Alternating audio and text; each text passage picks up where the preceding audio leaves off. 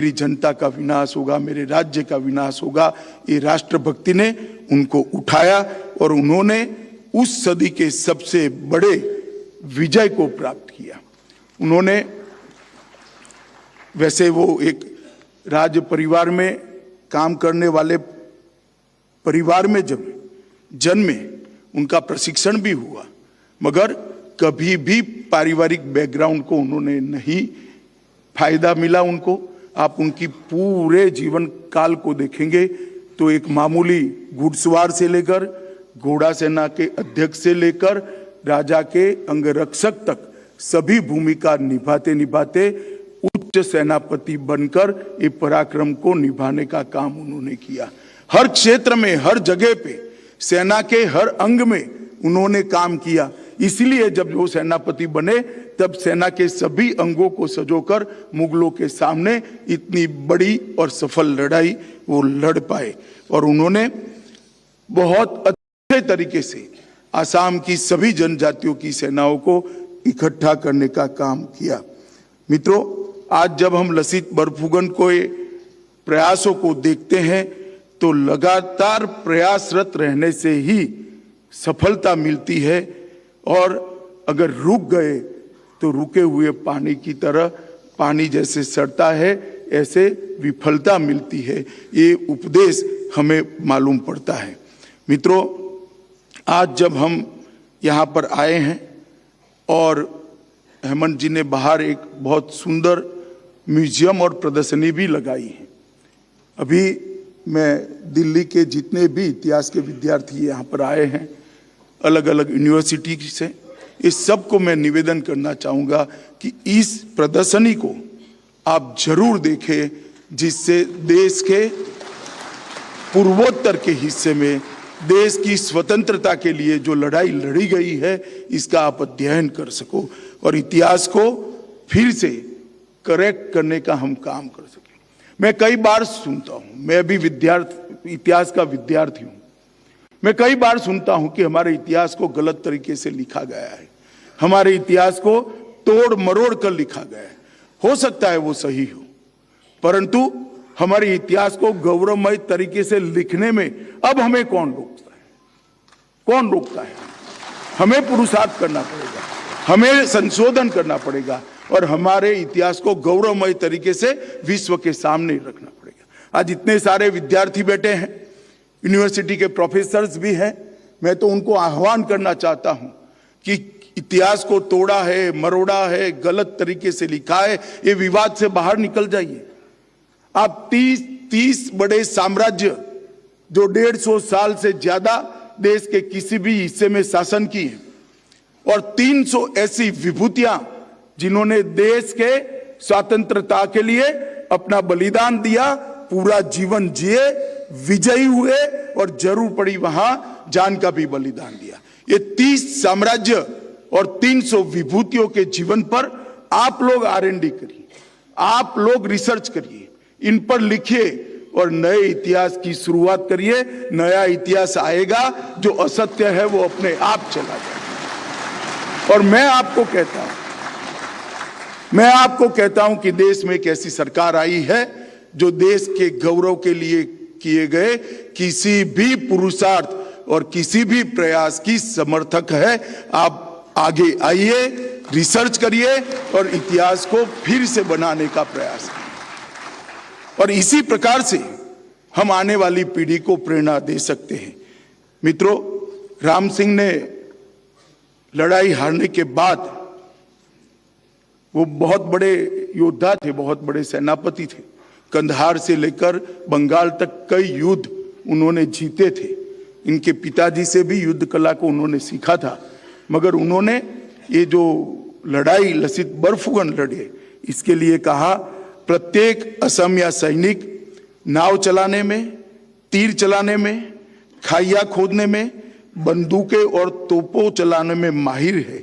मैंने भारत के किसी भी हिस्से में बहुमुखी प्रतिभा वाले सैनिकों के बने हुए इतने बड़े सैन्य को नहीं देखा। और ऐसे सैन्य की निर्मित तभी हो सकती है जब सेनापति सजग होता है। लसीत को वीर लसित को बरफुकन बनाने के बाद सेनापति बनाने के ऊर्जा लगा दी। उनको मालूम था कि अगर आसाम पर हमला करना है तो ब्रह्मपुत्र के माध्यम से ही होगा और लड़ाई होगी वो नौसेना मजबूत करनी पड़ेगी। और इसलिए नौसैनिकों ने उस जमाने की समय में लड़ने के लिए जितनी भी विधाएं थी, सभी विधाएं सैन्य के छोटे से छोटे सैनिक को उसको पारंगत बनाकर, इसका एक्सपर्ट बनाकर पूरे सैन्य को एक अभेद बनाने का काम किया था। और ऐसा देशभक्ति कहीं भी नहीं मिलता है। इनका जीवन का जिन्होंने अभ्यास किया है, कई ऐसी घटनाएं मिलेगी, परंतु मैं एक ही घटना कहना चाहता हूं कि उन्होंने, लसित ने अपने मामा को किले की किलेबंदी के निर्माण की जिम्मेदारी दी थी जब मुगलों का हमला आने वाला था तब, क्योंकि जब उनको खंडनी भेजना बंद कर दिया।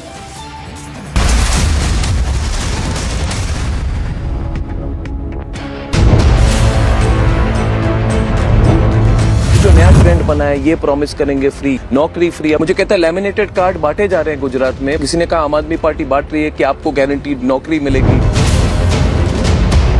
जो कार्ड बांट रहे हैं, उन्होंने वादे इतने दिए हैं। गुजरात का बजट है 2,42,000 करोड़ और 3,72,000 करोड़ के वादे अब तक हो चुके हैं। और ये कह रहे हैं हम फ्री ऑफ कॉस्ट पढ़ाएंगे। गुजरात में 1960 से प्राथमिक शिक्षा फ्री है। वोट देते वक्त सब लोग अपना माइंड भी अप्लाई करते हैं, ट्रैक रिकॉर्ड भी देखते हैं और विश्वसनीयता भी देखते हैं।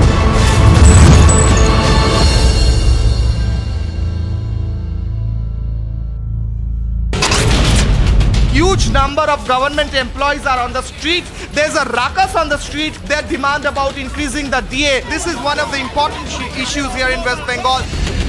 A gruesome murder case of Shraddha. In fact, a video has now surfaced where the video is from those days when Shraddha was studying BMM. Two blasts went off near bus stops in Jerusalem, injuring at least 14 people in what police said were suspected attacks by Palestinians.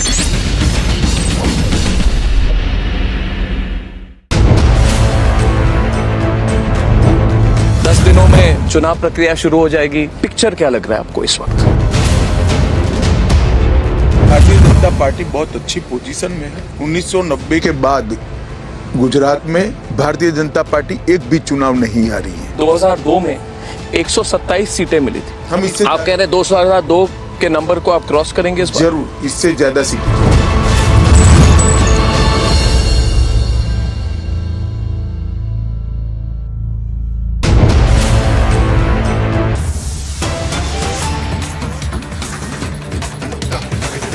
देखा है कि यहाँ के दूतावास, अमेरिकी दूतावास ने comment किया कि वो स्टेप्स ले रहे हैं ताकि ये कम हो जाए, और हमें आशा ही करते हैं कि कम हो जाए इस दौरान जो आप कह रहे 1000 दिन या कुछ। मैं इसको एग्जैक्ट डिटेल्स नहीं है मेरे पास, मैंने सिर्फ मीडिया रिपोर्ट्स देखी। Okay, next round. Sorry, related to this, या yes please, without the microphone I can't hear you. Reza from Hindustan Times. You said it has been raised with Qatar. When you say raised with Qatar, are you talking about extradition? Just that clarification. Zakir Naik. Okay. No, as I said, the issue of Zakir Naik being wanted has been raised. Extradition is a very legal terminology, and I would not like to use it loosely, and I didn't use it specific to that. Yeah, we'll start that. Yeah, go ahead. So I have one. Sorry, microphone. Okay, yeah. I had one clarification from the previous one where you spoke about the issue of the 8 naval officers being pursued. I just had a specific question. Did Vice President Dhankar raise the issue of these 8 naval officers with his interlocutors when he was in Doha? During this visit? For this particular visit for the FIFA World Cup or not? Because we didn't see it mentioned anywhere in the tweets or in the press release. The second question is on the meetings today with the Iranian Deputy Foreign Minister. Has India proposed restarting oil imports from Iran at this point? Okay, I saw. No, Pranay, I'll come back to you. Yeah. You didn't have a question. Now you have a question. Okay, fair enough. The Secretary East, he's in South America and he's had a visit in Venezuela. So just is energy security on top of the agenda of his visit? Did he talk to the Venezuelan side for the money which is already stuck there and getting it back, as well as starting imports from there? Money. Okay, you didn't introduce yourself? So my name no, is Huma. I know you, Huma, but for the record. Okay. Somebody else had a talkie, please, go ahead.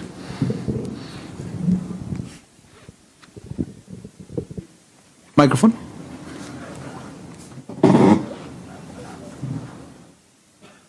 Sorry, go ahead. Okay, Hussain from Yamuri. This is regarding the crypto human trafficking and the fake job scam that has lured people to Myanmar and Cambodia. So I just want to know that what is the latest number of the Indians that has.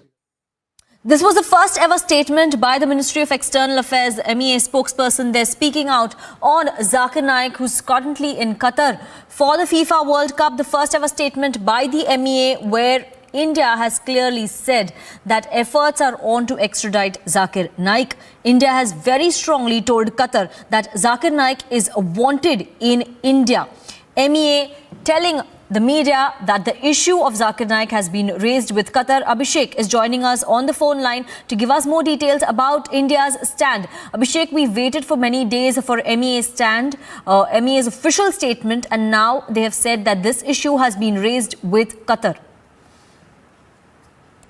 During the weekly briefing that the Ministry of External Affairs does, and the spokesperson Arundam Bakchi there taking questions on Zakir Naik presence in Qatar, and he mentioned that India has in fact raised it with Qatari officials about why Zakir Naik, when he's wanted in India, is there. Obviously, it seems that a response is awaited, given the fact that Bakchi did not mention whether the Qataris have come back on the issue which has been raised to an official demarche. What is important is that an extradition process for Zakir Naik has been put in place, which has been on with Malaysia, in fact, and given the fact that Zakir Naik has taken Malaysian citizenship, that process will continue there. And in the meanwhile, if he has landed up in Qatar, what kind of legal arrangements are there, we'll have to find out. But a very short reply coming in from the MEA spokesperson, where he has said that we have raised the issue of Zakir Naik with Qatar, given the fact that he is wanted in India, and then we'll update and then when a response comes, perhaps. Yes, thank you very much, Abhishek, for joining us as India officially takes a stand on Zakir Naik's presence at the FIFA World Cup in Qatar.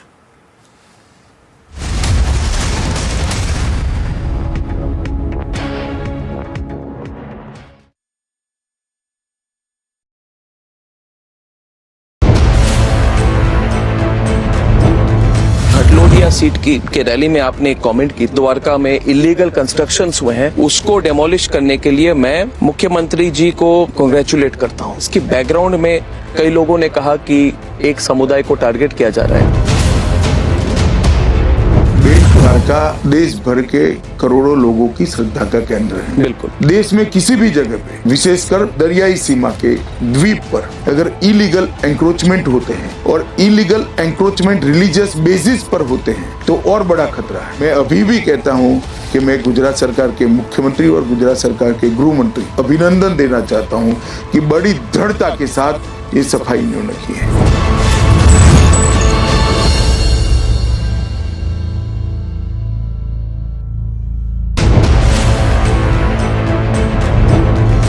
सुरक्षा के मुद्दे पर एक सवाल मेरा ये है कि जो आपने आइडियोलॉजी की बात कही और आप गृह मंत्री है देश के, क्या आपको लगता है कि ये जो आईसिस आइडियोलॉजी वाले लोग हैं, जिहादी आइडियोलॉजी वाले लोग हैं, इस पर और क्या किया जा सकता है, इसको बिल्कुल इस प्रॉब्लम को एलिमिनेट करने के लिए?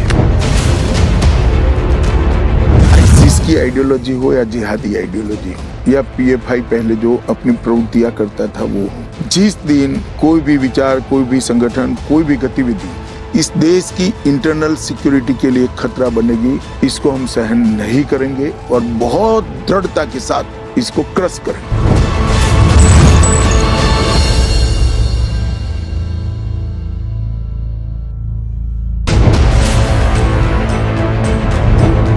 जो नया ट्रेंड बना है, ये प्रॉमिस करेंगे फ्री नौकरी, फ्री। मुझे कहता है लैमिनेटेड कार्ड बांटे जा रहे हैं गुजरात में। किसी ने कहा आम आदमी पार्टी बांट रही है कि आपको गारंटीड नौकरी मिलेगी। तो कार्ड बांट रहे हैं। उन्होंने वादे इतने दिए हैं। गुजरात का बजट है 2,42,000 करोड़ और 3,72,000 करोड़ के वादे अब तक हो चुके हैं। और ये कह रहे हैं हम फ्री ऑफ कॉस्ट पढ़ाएंगे। गुजरात में 1960 से प्राथमिक शिक्षा फ्री है। वोट देते वक्त सब लोग अपना माइंड भी अप्लाई करते हैं, ट्रैक रिकॉर्ड भी देखते हैं और विश्वसनीयता भी देखते हैं।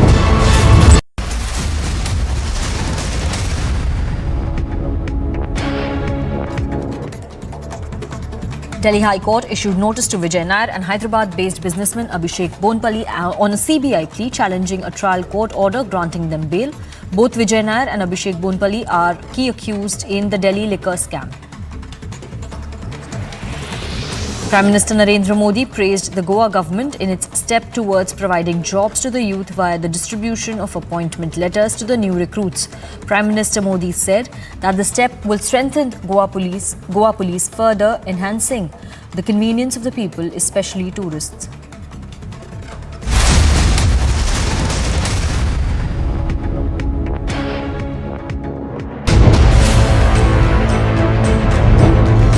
इंटरनेशनल कॉन्फ्रेंस में कहा नो मनी नो टेरर वाली बात आपने कही, तो इस पर जितने हमारे दर्शक है और राष्ट्रीय स्तर पर दर्शक है वो जानना चाहते हैं कि इस पर और क्या किया जा सकता है। जहाँ तक देश की आंतरिक सुरक्षा और बाह्य सुरक्षा का सवाल है, किसी भी खतरे के लिए हमारी जीरो टॉलरेंस की नीति बरकरार रहेगी और दृढ़ता के साथ आगे बढ़ेगी। और भारत सरकार की सारी एजेंसियां बड़ी मुस्तैदी के साथ भारत की आंतरिक सुरक्षा को मजबूत करने के लिए पैनी नजर रखकर सजग हैं।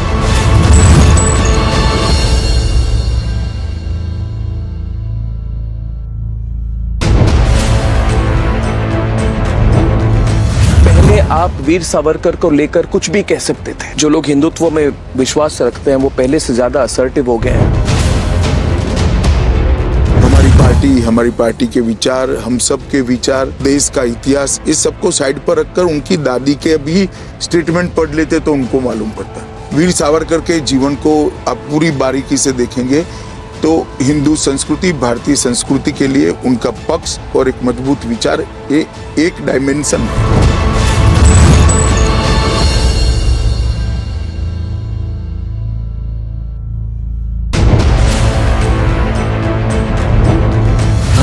सीट के रैली में आपने एक कमेंट की, द्वारका में इलीगल कंस्ट्रक्शंस हुए हैं, उसको डेमोलिश करने के लिए मैं मुख्यमंत्री जी को कांग्रेचुलेट करता हूं। इसकी बैकग्राउंड में कई लोगों ने कहा कि एक समुदाय को टारगेट किया जा रहा है।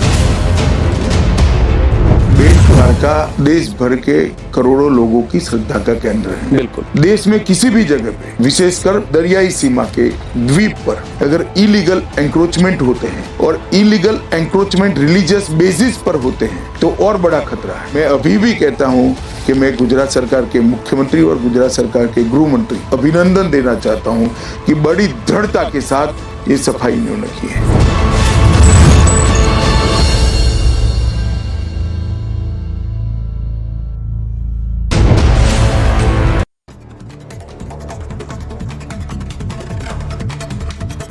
Lieutenant General Asim Munir has been appointed as the new Chief of Army Staff of Pakistan, ending weeks of speculation and political tussle in the country. General Bajwa is slated to retire next week after a 3-year extension.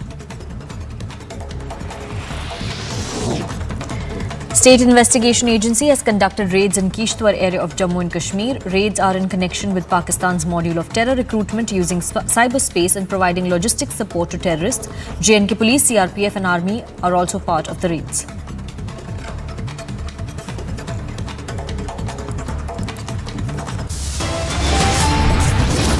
And after the break, we'll get you details about the new diktat by the Jama Masjid blocking women's entry without a male chaperone.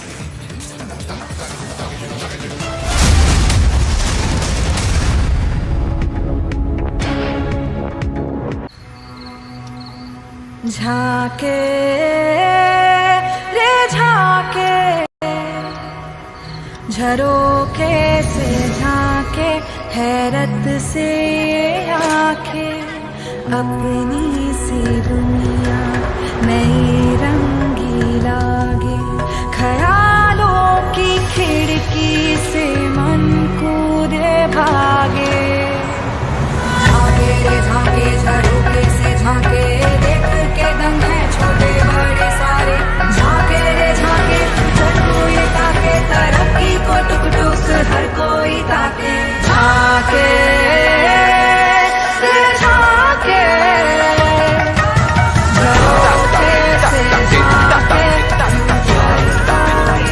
Imagineering brighter futures with smarter steels. ArcelorMittal Nippon Steel India. Smarter steels, brighter futures. Kejriwal ji ने इस बार Hindu card play करने की कोशिश की। कोई किसी भी card को प्ले करे, भारत की जनता और विशेषकर गुजरात की जनता इतनी भोली भाली नहीं है कि एक दो टोचकों से या एक दो स्टेटमेंट से किसी और बह जाए। अरे भारतीय जनसंघ से लेकर भारतीय जनता पार्टी तक हमने कहा था कि हम 370 धारा को जब भी हमें मौका मिलेगा हटाएंगे। एक देश में दो निशान, दो प्रधान, दो विधान नहीं चल सकते और हमने हटाकर दिखाया।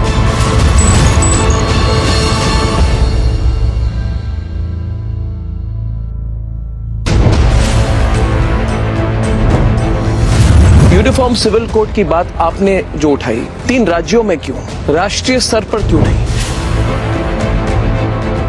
हमने कहा था कि हम इस देश में कॉमन सिविल कोड की पैरवी करेंगे और अगर हम पावर में आते हैं तो इसको लाएंगे। 1950 में कहा था और आज कॉमन सिविल कोड के लिए भारत के 3 राज्यों ने इनिशिएटिव लिया है। एक चर्चा बहस छिड़ी है और कुछ ही समय में 3 राज्यों में common civil temple, and one of the radical organizations has now released a post stating that they had association with Sharik and this particular temple was also on their target where they had to plant this. Right now I am inside the premises and you can see that there are hundreds of devotees who have come out in large numbers. So we can see the devotees who are queuing up in line to get a darshan of the Lord Manjunatha here, and therefore this is also a time when the Sabarimala opens where they go on to get a glimpse of the Jyoti. So before going to Sabarimala, it is considered quite auspicious by the devotees to come to Kadri Manjunatha temple, take the blessings of the Lord here and then proceed then go ahead and proceed with the other visit as well. But apart from this, we can also see that on any weekend over here at the Kadri Manjunatha temple, because of the Laksha Deepotsava festival as well, we can see a huge number of devotees who will be present. This is just the first part of the temple, right on the right side of what you are going on and looking at it,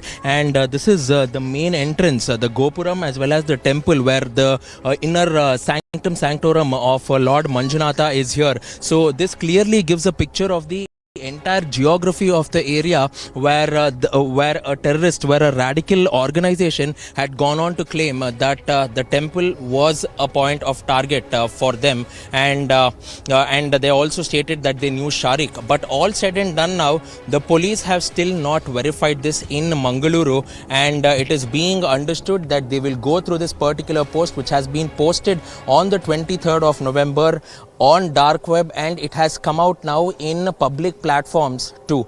So now the point of question is, did this particular organization have any connections with Sharik, and if they did, how was it that a connection was established between Sharik and this organization, and what more sinister roles they had to play? With video journalist Bhagat, Prajwal Prasad reporting for Republic, Mangaluru.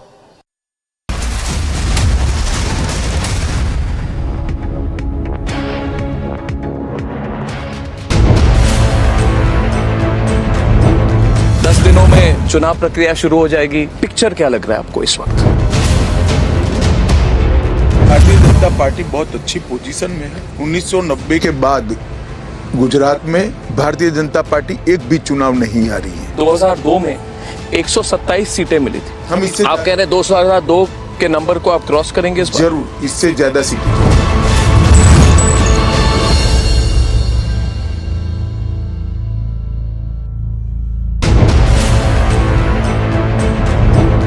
Media circles में बातचीत चल रही है आम आदमी party को लेकर, क्या आम आदमी पार्टी एक फैक्टर है इस बार?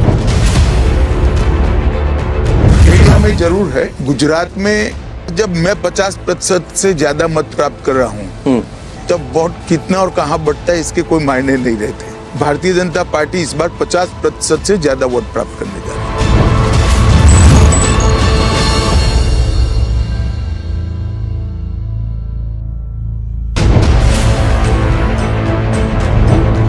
कांग्रेस का प्रभाव कम हो रहा है, कांग्रेस की इंपैक्ट कम हो रही है, और वो जो वैक्यूम है वो कौन उसको फिल करेंगे? भारतीय जनता पार्टी भी फील कर सकती है। हर बार जनता ऑल्टरनेटिव नहीं ढूंढती है।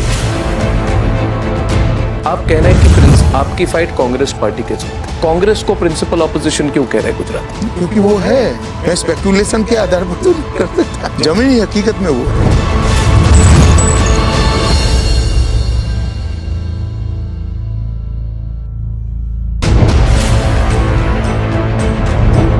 केजरीवाल जी ने इस बार हिंदू कार्ड प्ले करने की कोशिश की।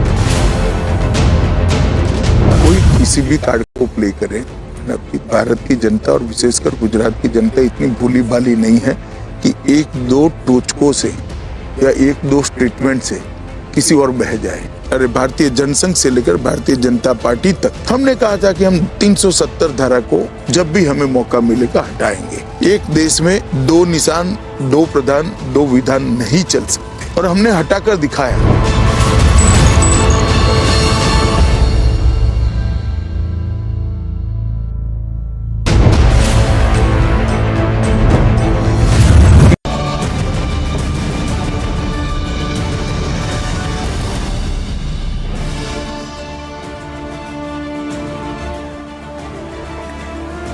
Hello and welcome. You're watching a special broadcast of This is Exclusive from the Vigyan Bhavan in the national capital. You must be wondering as to why from the Vigyan Bhavan. Remember, today the country is now paying tribute to a forgotten hero, the Ahom general who ensured that the Mughal invaders could not take large part of Ahom. Tonight we are going to remember the contribution that has been made by Lachit Borphukan on this very edition of This is Exclusive. But up first, these are the headlines we're tracking for you at this hour.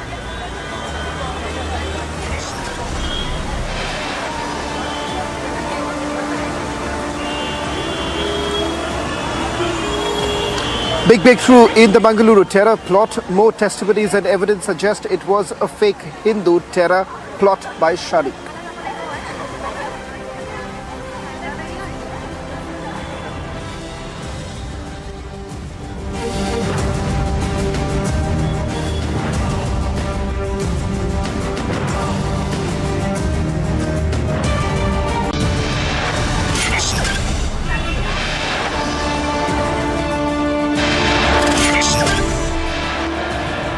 Big breakthrough in the Mangaluru terror plot. More testimonies and evidence suggest it was the fake Hindu terror plot by Shraddha.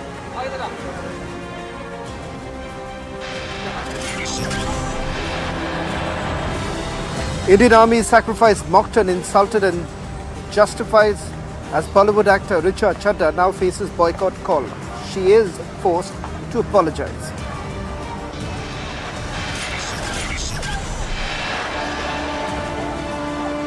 Patriarchal and sexist diktat by Jama Masjid, single woman's right to pray now blocked.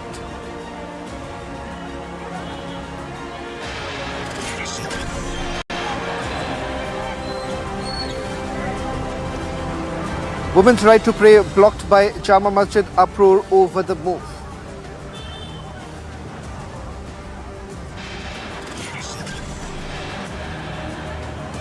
On 400th birth anniversary of General, India pays tribute to hero Lachit Borphukan.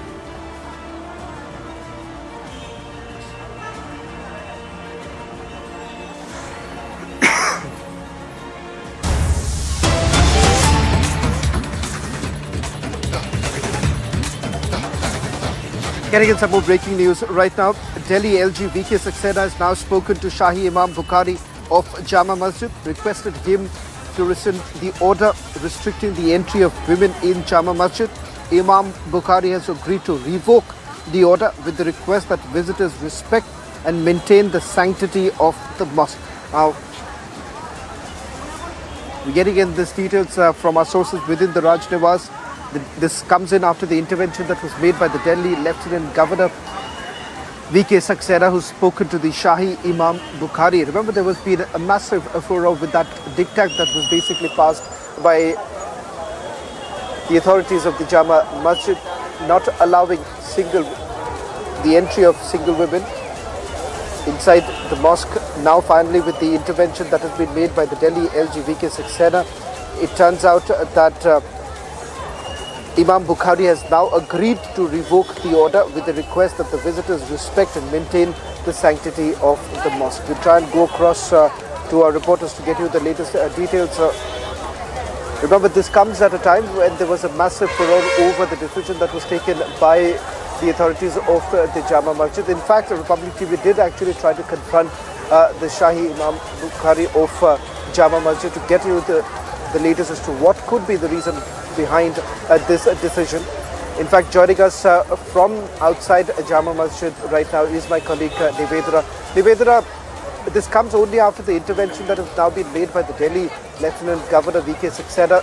What more are you picking up in terms of the reactions now coming in? Because it turns out that they were quite adamant with the decision that was essentially taken. Right, Shravan. In fact, earlier when I had spoken to Salman Qureshi as well about the fact that this notice was put out and what was the thought process behind putting it out, they came up with very vague points. Number one, they stated that the reason why they had put this notice out, which has ruled out single women as well as women coming in particular groups, was the fact that they have said that it's because they were shooting TikTok videos which they found to be objectionable within the premises.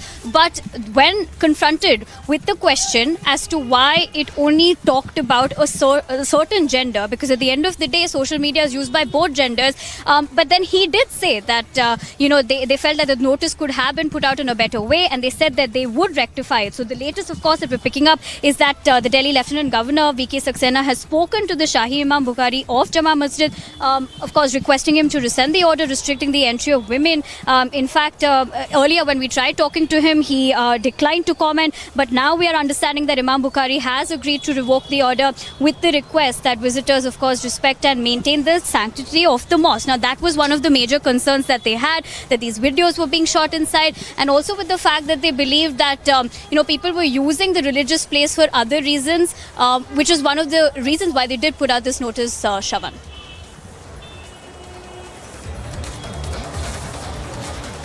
Well, thank you very much, Nivedra, for getting us the latest details.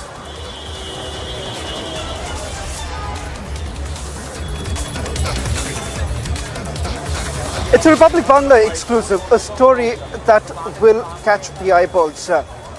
Two Islamist terrorists belonging to the JMB made a dramatic escape on Sunday when they were being brought to the court. Remember, both of them were essentially accused of killing a US blogger who was critical of Islam.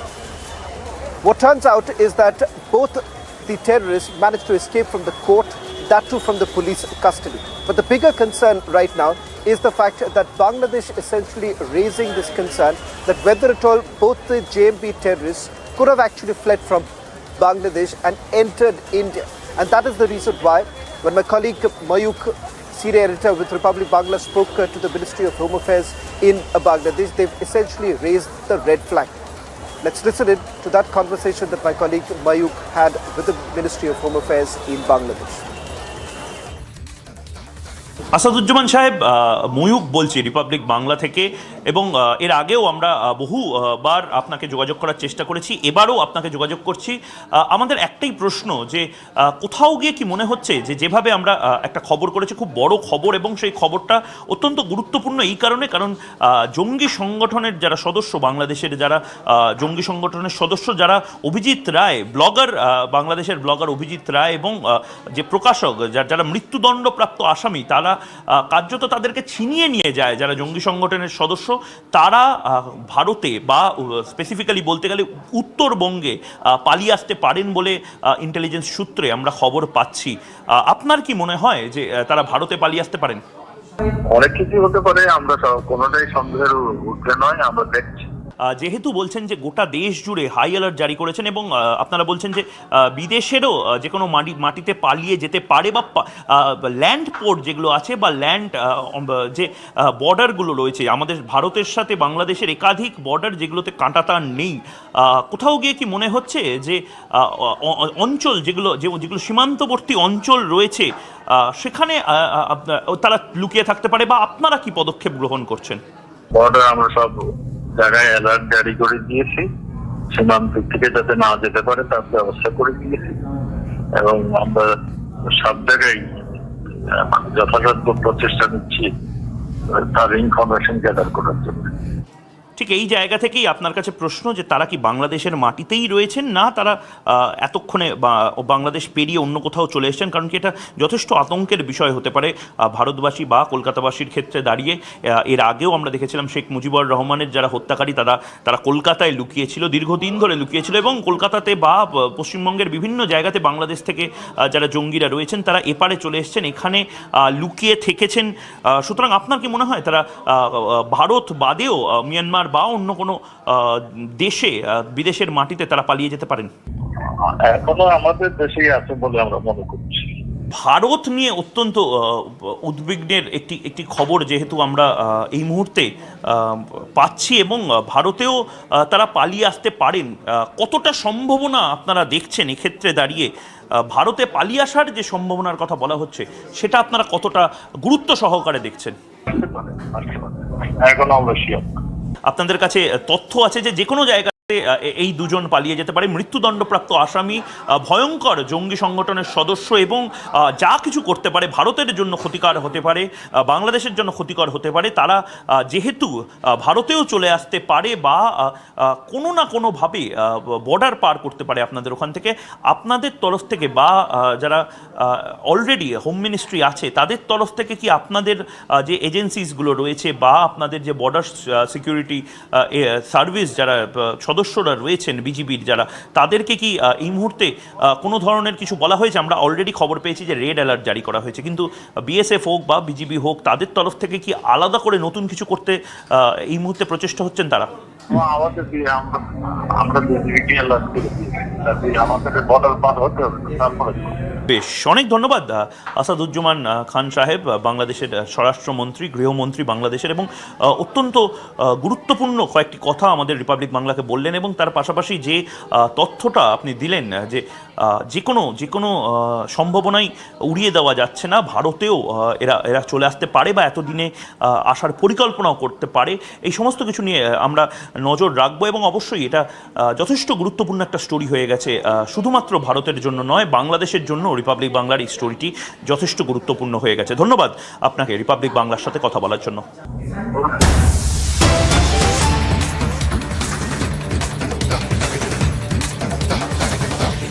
Well, getting into some more breaking news right now, BSF top sources have essentially indicated that yes, there is an input that was generated just about a few days ago, particularly on 20th November, suspecting that about 3 terrorists, suspected individuals, could actually infiltrate through the Bengal border. In fact, we're given to understand that this is a C category alert that has been issued, particularly around the North Bengal frontiers. What we are picking up at this point in time, whether it is directly linked to the fact that these terrorists, JMP terrorists who have been active across the border, could actually infiltrate, and whether at all these are the same people who fled from the court premises is something that we'll have to wait and watch. But it does appear right now, Mayuk, that the BSF is certainly on high alert.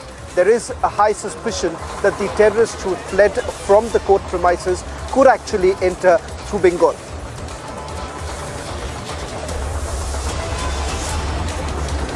Well, yes, Shavan, it's a really critical situation for Bangla, Bengal right now, because of the fact that these two terrorists, they are not the first of its kind.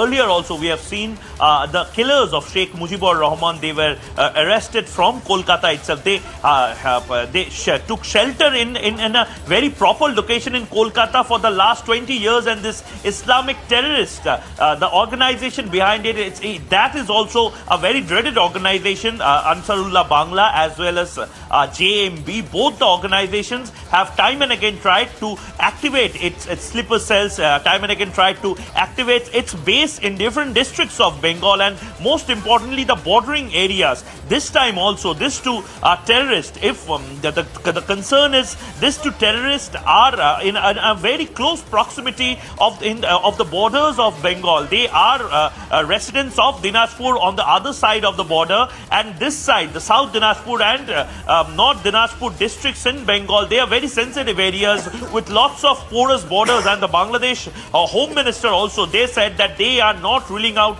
any of the possibilities. They are not ruling out that these two terrorists who are accused of, who are actually charged, and they will be sentenced to death if they are caught.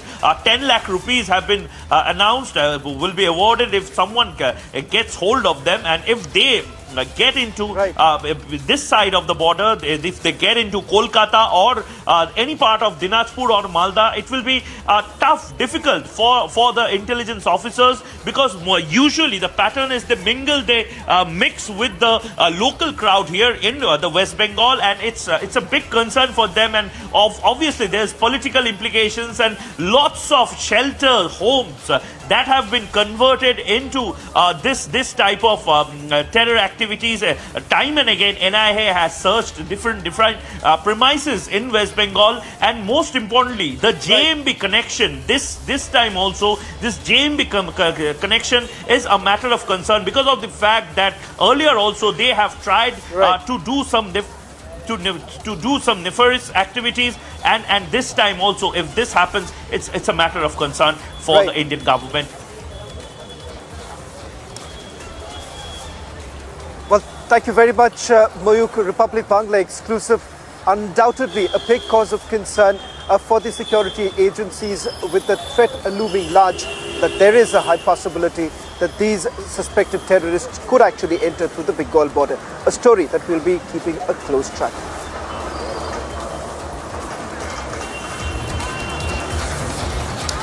Shall we focus now to the other story that we have been tracking very closely over the last few days? We've seen that there is a nefarious design in the Bengaluru blast. There was an attempt that was basically made by one of the main accused, Sharik, to give it that Hindu narrative. Just about a few days ago, we showed you that WhatsApp picture of Sharik, which was basically clicked just outside Isha Foundation. It turns out that he had visited there, clicked certain photographs. For the first time, we're getting you the eyewitness.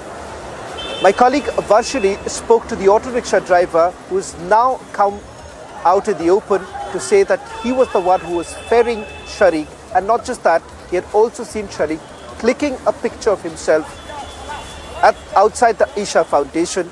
This very picture was then utilized by Sharik as his WhatsApp display picture. Take a look at this exclusive interview done by my colleague Varshini. நீங்கள் வந்து ஷாரிக்கை வந்து 24ஆம் தேதி தீபாவளி அன்னைக்கு ஈஷா ஃபவுண்டேஷனில் பார்த்ததா நீங்கள் சொல்கிறீங்க இல்லையா? இது உங்களுக்கு எந்த அளவுக்கு ஞாபகம் இருக்குது? நீங்கள் பார்க்கும்போது அவர் என்ன பண்ணிட்டு இருந்தார்? உள்ளே இருந்தாரா, வெளியில் இருந்தாரா? அதை பற்றி கொஞ்சம் டீட்டெயில்ஸ் சொல்லுங்கள். அதாவது வந்துங்க, நான் வந்து ஒரு என்னோடய பாட்டி, நான் கூட்டு போன பாட்டியை போய் இறக்கி விட்டு போட்டு அவங்க உள்ள சாமி கும்பிட போயிட்டாங்க. நான் வந்து சாப்பிட்றக்கா பசிக்குது அப்படின்றக்காக அந்த ஆதியோகி பார்த்தாலும் சின்ன கேண்டீன் இருக்குது, அதுக்காக சாப்பிட்லான்ட்டு வரும்போது இவங்க வந்து குல்லா போட்டுட்டு, சந்தன கலர் குல்லா போட்டுட்டு, பூ போட்டு, டிசைன் போட்டு குல்லா போட்டுட்டு செல்ஃபி எடுத்துகிட்டே இருந்தாங்க. ஆதியோகி பார்த்து கவரேஜ் பண்ணிவிட்டு, நான் அந்த இடத்துக்கு நான் வந்துட்டேன், செல்ஃபி எடுக்கிறேன் பாரு அப்படின்னு எடுத்துகிட்டே இருக்கிறாரு.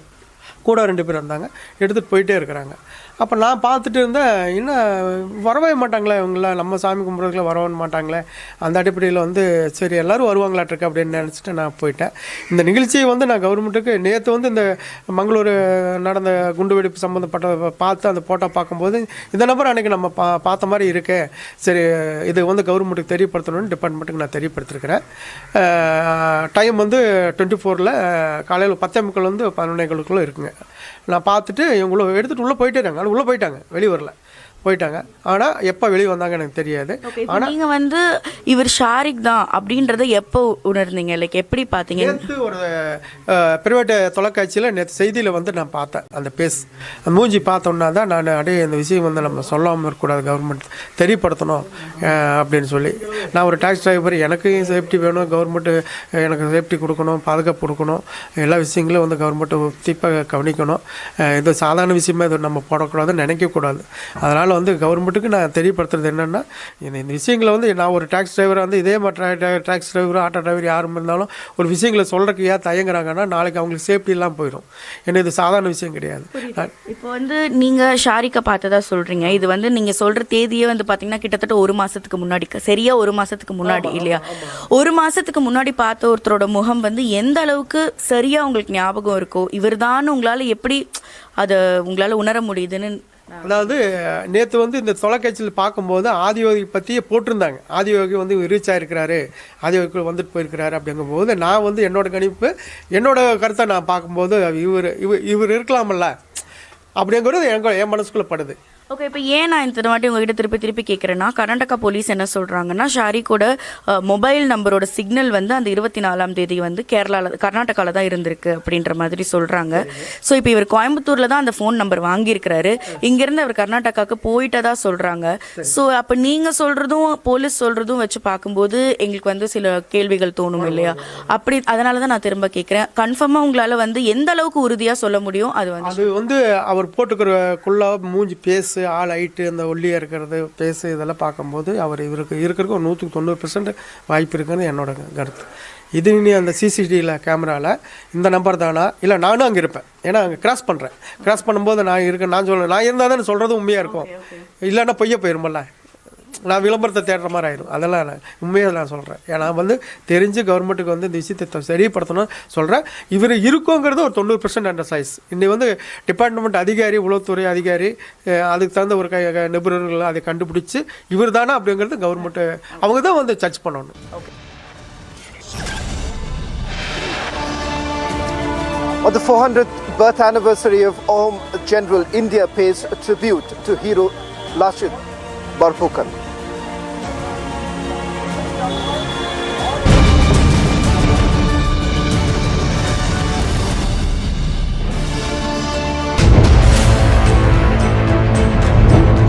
जो नया ट्रेंड बना है, ये प्रॉमिस करेंगे फ्री नौकरी, फ्री। मुझे कहता है लैमिनेटेड कार्ड बांटे जा रहे हैं गुजरात में। किसी ने कहा आम आदमी पार्टी बांट रही है कि आपको गारंटीड नौकरी मिलेगी। जो कार्ड बांट रहे हैं, उन्होंने वादे इतने दिए हैं। गुजरात का बजट है 2,42,000 करोड़ और 3,72,000 करोड़ के वादे अब तक हो चुके हैं। और ये कह रहे हैं हम फ्री ऑफ कॉस्ट पढ़ाएंगे। गुजरात में 1960 से प्राथमिक शिक्षा फ्री है। वोट देते वक्त सब लोग अपना माइंड भी अप्लाई करते हैं, ट्रैक रिकॉर्ड भी देखते हैं और विश्वसनीयता भी देखते हैं।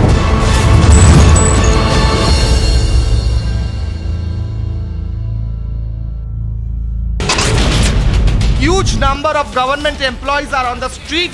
There's a ruckus on the street. Their demand about increasing the DA. This is one of the important issues here in West Bengal. A gruesome murder case of Shraddha. In fact, a video has now surfaced where the video is from those days when Shraddha was studying BMM. 2 blasts went off near bus stops in Jerusalem, injuring at least 14 people in what police said were suspected attacks by Palestinians.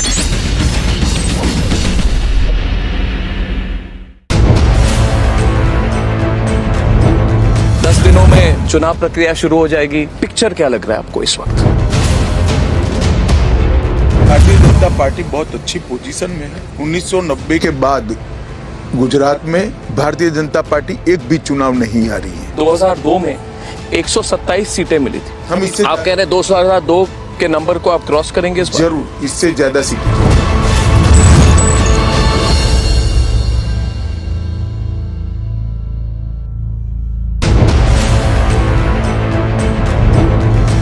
Circles में बातचीत चल रही है आम आदमी party को लेकर।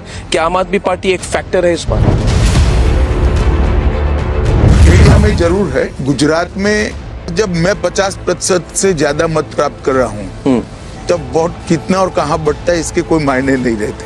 Bharatiya Janata party इस बार 50% से ज्यादा वोट प्राप्त करने जा रही है।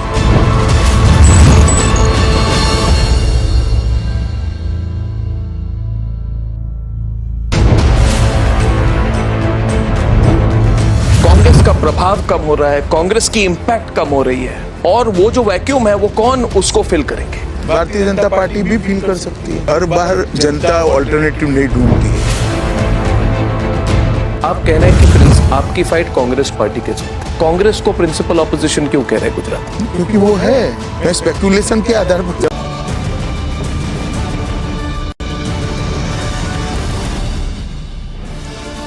Gentlemen, for the longest time, we haven't really given the credit that our warriors deserved. Lachit Borphukan is one such hero of India that finally India is now paying tribute to. On the 400th birth anniversary of Lachit Borphukan, the valor of this warrior is now for the entire country to witness. we leave you behind the story of Lachit Borphukan, the greatest ever warrior of the Ahom kingdom. मातृभूमि की करने रक्षा उठा एक महायोद्धा, ब्रह्मपुत्र सी प्राचीन विरासत का वंशज, भारतवर्ष के अमर शूरवीरों में एक, दास्तान एक अमर विरासत की।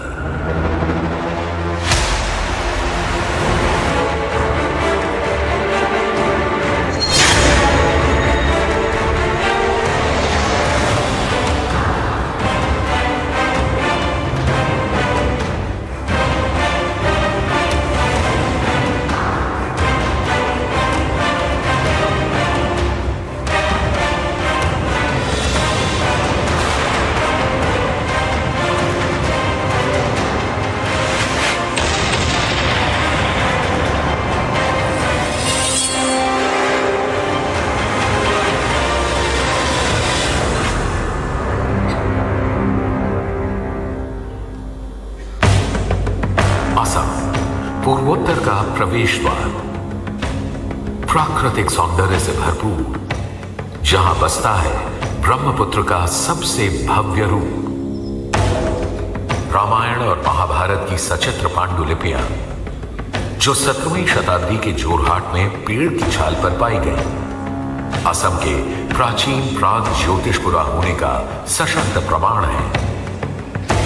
It is difficult to depict physically this kingdom of Patriotism. Patriotism was the ancient land. People of different races lived there. Assam कभी महान कामरूप का गढ़ था, जिसकी ख्याति गिलगित तक फैली हुई थी। कामरूप के पतन के साथ शुरुआत हुई एक नए युग की। 1228 शूरवीर राजकुमार सुकफा ने ब्रह्मपुत्र की घाटियों में प्रवेश किया, अहोम वंश की स्थापना के लिए। Ahom is the root of the word Assam. Ahom साम्राज्य निचले असम तक फैला हुआ था। आज का गुवाहाटी और ऊपरी असम इसका केंद्र था। स्वर्गदेव का वास गढ़गांव में था।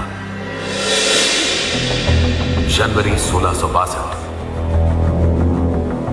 मीर जुमला ने 42,000 मुगल सैनिकों और 328 युद्धपोतों की नौसेना के साथ ब्रह्मपुत्र घाटी पर आक्रमण कर निचले असम को कब्जे में ले लिया। This led to a 9-month-long tortuous standoff. जनवरी 1663 अहोम राजा स्वर्गदेव जयध्वज सिंहा ने अपनी सुरक्षा के लिए नामरू पहाड़ियों का रुख किया। तब राज्य के मंत्रियों ने घिलाझारी घाट में एक समझौता किया। एक काला दिन जो सदा के लिए असम के स्मृति पटल पर अंकित हो गया, जिसने 400 साल पुराने राजवंश की जड़ें हिलाकर रख दी।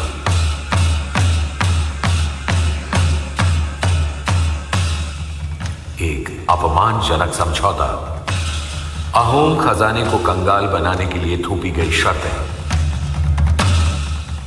लेकिन वो यही नहीं रुके। राजा की इकलौती संतान, उनकी बेटी को मुगल सम्राट के हरम में शामिल होना पड़ा। एक ऐसा अपमान जिसे स्वर्गदेव सह ना पाए।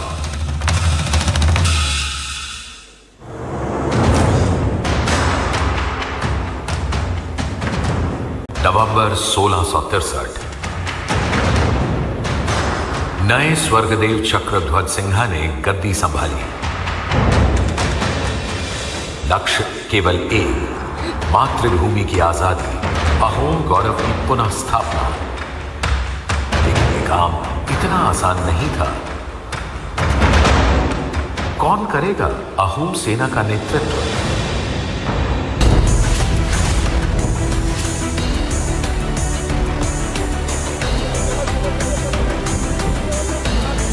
एज ए सिटीजन भारतीय होने के नाते किसी को हक नहीं बनता है कि हमारे सिक्योरिटी फोर्सेस को मॉक करें, उनका मजाक उड़ाएं, उनके बारे में अपशब्द कहें।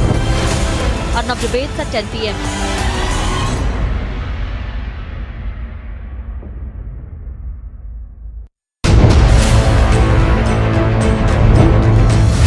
सीट के रैली में आपने एक कमेंट की, द्वारका में इलीगल कंस्ट्रक्शंस हुए हैं, उसको डेमोलिश करने के लिए मैं मुख्यमंत्री जी को कांग्रेचुलेट करता हूं। इसकी बैकग्राउंड में कई लोगों ने कहा कि एक समुदाय को टारगेट किया जा रहा है। द्वारका देश भर के करोड़ों लोगों की श्रद्धा का केंद्र है। बिल्कुल। देश में किसी भी जगह पे, विशेषकर दरियाई सीमा के द्वीप पर अगर इलीगल एंक्रोचमेंट होते हैं और इलीगल एंक्रोचमेंट रिलीजियस बेसिस पर होते हैं तो और बड़ा खतरा है। मैं अभी भी कहता हूं कि मैं गुजरात सरकार के मुख्यमंत्री और गुजरात सरकार के गृह मंत्री अभिनंदन देना चाहता हूं कि बड़ी दृढ़ता के साथ ये सफाई इन्होंने की है।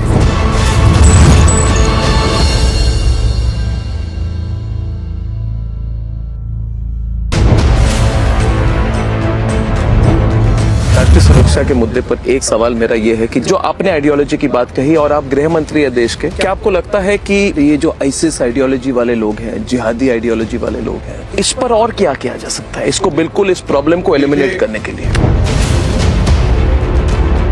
आईसिस की आइडियोलॉजी हो या जिहादी आइडियोलॉजी हो या पीएफआई पहले जो अपनी प्रवृत्तियां करता था वो हो, जिस दिन कोई भी विचार, कोई भी संगठन, कोई भी गतिविधि इस देश की इंटरनल सिक्योरिटी के लिए खतरा बनेगी, इसको हम सहन नहीं करेंगे और बहुत दृढ़ता के साथ इसको क्रश करेंगे।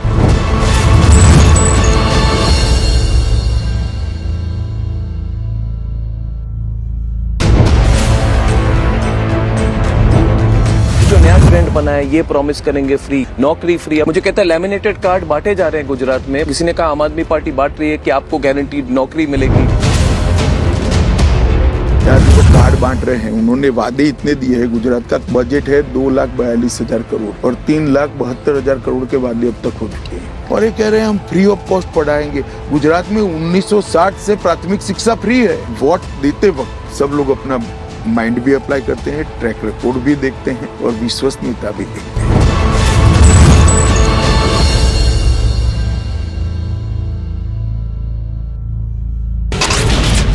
Huge number of government employees are on the street. There's a ruckus on the street. Their demand about increasing the DA. This is one of the important issues here in West Bengal.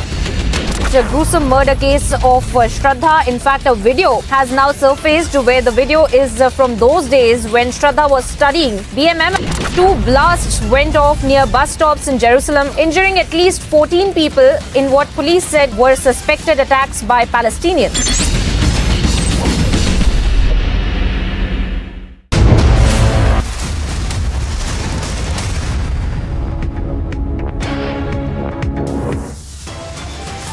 Actor Richa Chadda mocks the Galwan heroes, forced to apologize as she now faces an FIR.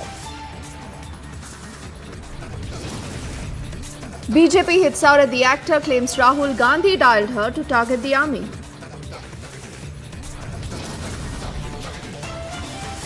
Jama Masjid first bans the entry of women without a male inside their campus after the big debate and the intervention of the LG. They are forced to take the order back.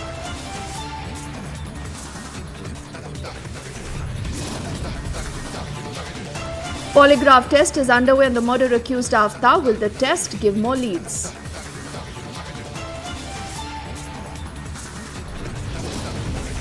The Delhi police now search for Shraddha's phone in a creek near Mumbai. Did Aftab try to destroy the evidence?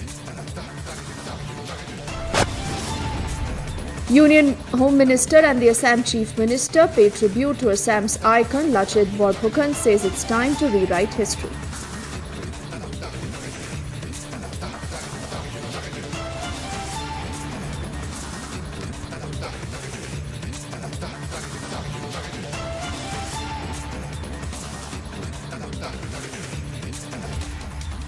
A very good evening and thank you for staying with us here on Republic. Let's begin this edition of the news with this important development in the Shraddha murder case. Even as the police, remember, is trying to tie a lot of loose ends, there's a lot of politics that continues. And this is following the letter that Republic brought to you just about yesterday. In the November of 2020, where Shraddha had reached out to the police and said that she fears she's going to be chopped into pieces by Aftab. What did the police do? The answer is absolutely nothing. Now, the former Chief Minister of Maharashtra, Uddhav Thackeray, was earlier questioned on the police inaction. Listen in to what he said.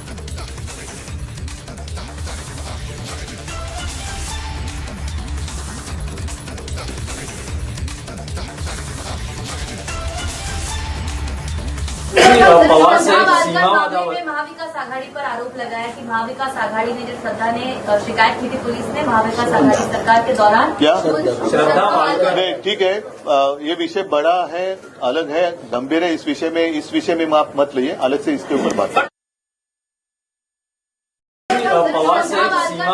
Mahavikas Aghadi पर आरोप लगाया कि महाविकास आघाड़ी ने जो श्रद्धा ने शिकायत की थी पुलिस ने महाविकास आघाड़ी सरकार के दौरान क्या नहीं, ठीक है, ये विषय बड़ा है, अलग है, गंभीर है। इस विषय में आप मत लिए, अलग से इसके ऊपर बात। Let's get Alisha, who has more details into that story. So, Alisha, Uddhav Thackeray has been forced to respond. He does say that, it's a big issue. But the point is, why was there no action? Well, that is a question that was asked to Uddhav Thackeray, who was the Chief Minister, when Shraddha Walkar has written a letter to Tulunj police station, and there was a straight question that was asked to Uddhav Thackeray during his press conference, clearly mentioning that it is an allegation on Mahavikas Aghadi. The letter that was given, a very serious complaint letter that was given to police, but there was no action initiated. On this, Uddhav Thackeray has refused to answer, very clearly mentioning that it is something a big issue, but we will talk about it later, and no answer was given on the same question that was asked. So it clearly shows that Uddhav Thackeray was trying to run from the question that was asked, because importantly we saw that letter that was given to Uddhav Thackeray, which to the police station, which clearly mentioned that where Shraddha Walkar has been complaining against and saying that it was Aftab who want to cut her into the pieces, but there was no police action that was taken and initiated at that point of time. So here was the former Chief Minister of Maharashtra, and during his reign where this complaint was given, but there was no action initiated, and here comes the former Chief Minister Uddhav Thackeray, when question was asked about that there are the allegations against Mahavikas Aghadi over the letter that was written by Shraddha Walkar. But what Uddhav Thackeray says, he's clearly mentioned that yes, it is a big issue, but we will speak about it later. Alisha, when you have a Neta who actually does only say that yes, I do realize it's a big issue, but he doesn't want to say anything, what does this tell us? Because point number one is the fact that Shraddha could have been alive. Shraddha could have been saved had anyone acted, whether it's the administration, the state, the police, the investigating officer. But nobody. The police is giving itself a clean sheet saying that, listen, Shraddha took her case back. And the then Chief Minister of the Aghadi government now says, I understand it's a big issue, but we'll speak about this later. Well, certainly, and this is something has also been mentioned by Maharashtra Deputy Chief Minister and Home Minister Devendra Fadnavis, that police should have initiated at that point of time, and if they would have done that, Shraddha would have been alive. So this is where now the government that is led by Eknath Shinde and Devendra Fadnavis has clearly mentioned that now there is going to be an action that is going to be initiated against those police officials who did not act at that point of time when there was a serious complaint that was given by Shraddha. But yes, of course, we heard Uddhav Thackeray, who was the Chief Minister of Maharashtra at that point of time when Shraddha Walkar has given the letter in 2020. But no action was taken, the letter wasn't taken into the consideration. So here when he was asked by the same question, he refused to comment whether the fact is saying that the letter, this matter is big. We will speak about it later. All right, why exactly we don't know, but Alisha, let's do one thing. Why don't you stay with us? Let's again, for the benefit of our viewers who are just tuning in, play out the very first response from Uddhav Thackeray. Now, why is this response important? Because it was the Uddhav Thackeray-led Aghadi government when Shraddha actually had approached the cops. She wrote about everything that was happening with her explicitly. But what did the cops do? Absolutely nothing. And this is what Uddhav Thackeray says today.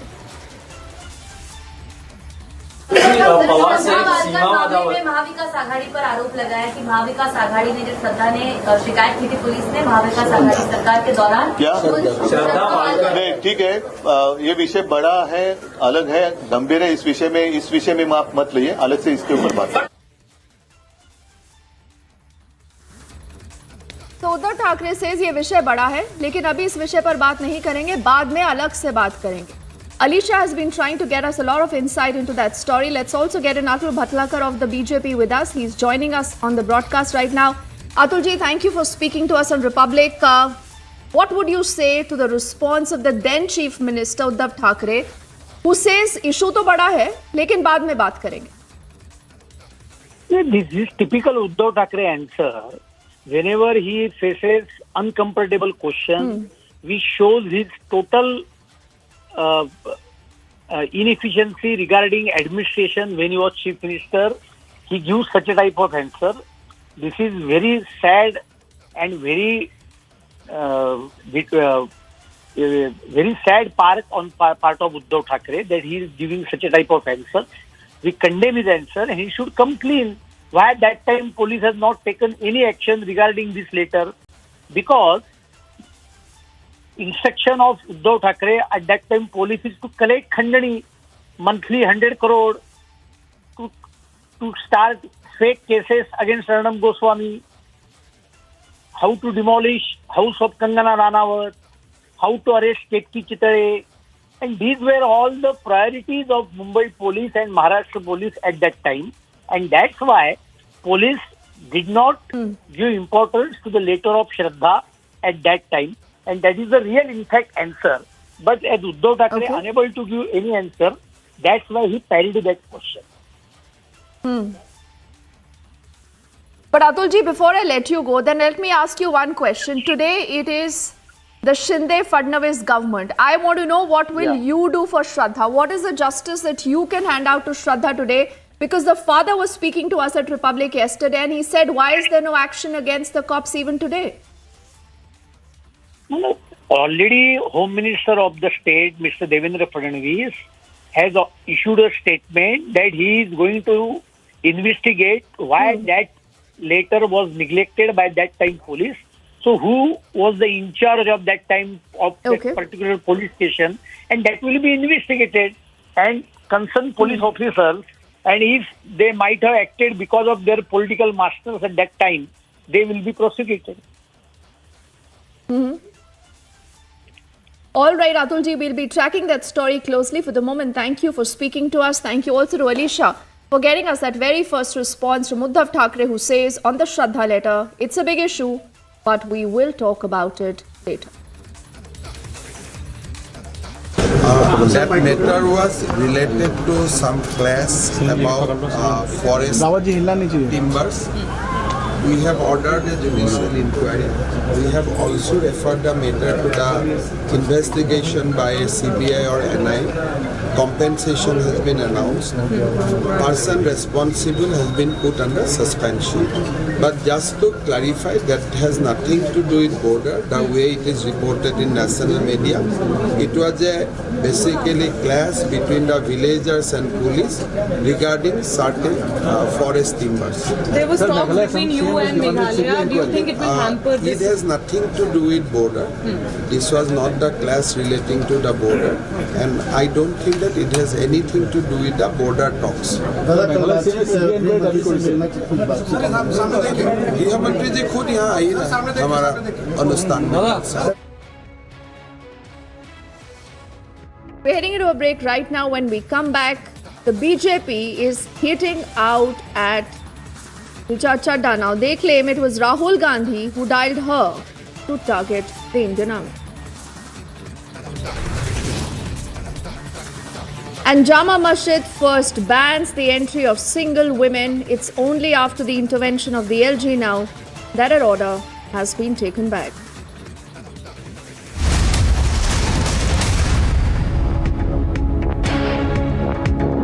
आग को फैलने से रोकना मुश्किल है पर नामुमकिन नहीं. अब फायरवॉल टेक्नोलॉजी के साथ सेंचुरी प्लाइड क्लब प्राइम आग से बचाए.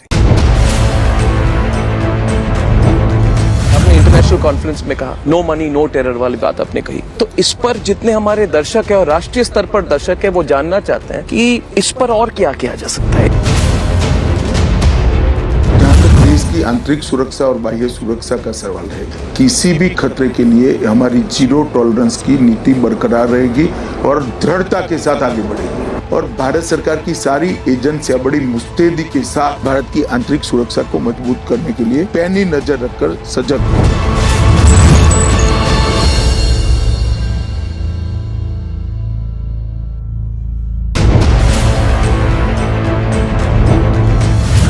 आप वीर सावरकर को लेकर कुछ भी कह सकते थे। जो लोग हिंदुत्व में विश्वास रखते हैं वो पहले से ज्यादा असर्टिव हो गए हैं। हमारी पार्टी के विचार, हम सब के विचार, देश का इतिहास, इस सबको साइड पर रखकर उनकी दादी के भी स्टेटमेंट पढ़ लेते तो उनको मालूम पड़ता। वीर सावरकर के जीवन को आप पूरी बारीकी से देखेंगे तो हिंदू संस्कृति, भारतीय संस्कृति के लिए उनका पक्ष और एक मजबूत विचार एक डायमेंशन है।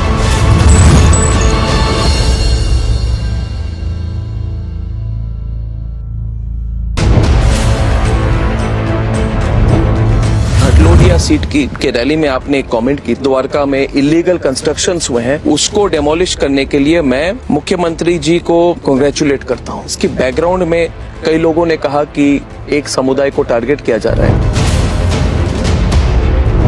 द्वारका देश भर के करोड़ों लोगों की श्रद्धा का केंद्र है। बिल्कुल। देश में किसी भी जगह पे, विशेषकर दरियाई सीमा के द्वीप पर अगर इलीगल एंक्रोचमेंट होते हैं और इलीगल एंक्रोचमेंट रिलीजियस बेसिस पर होते हैं तो और बड़ा खतरा है। मैं अभी भी कहता हूं कि मैं गुजरात सरकार के मुख्यमंत्री और गुजरात सरकार के गृह मंत्री अभिनंदन देना चाहता हूं कि बड़ी दृढ़ता के साथ ये सफाई इन्होंने की है।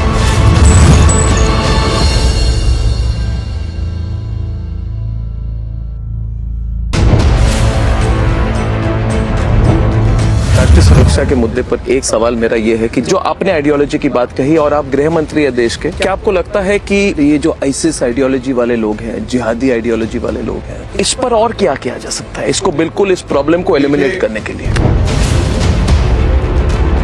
आईसिस की आइडियोलॉजी हो या जिहादी आइडियोलॉजी हो या पीएफआई पहले जो अपनी प्रवृत्तियां करता था, वो जिस दिन कोई भी विचार, कोई भी संगठन, कोई भी गतिविधि इस देश की इंटरनल सिक्योरिटी के लिए खतरा बनेगी, इसको हम सहन नहीं करेंगे और बहुत दृढ़ता के साथ इसको क्रश करेंगे।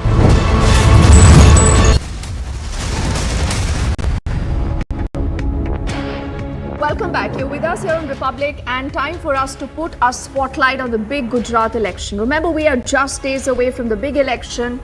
Whether it's the BJP, the Congress or the AAP, everyone believes they have a stake. But what about Asaduddin Owaisi?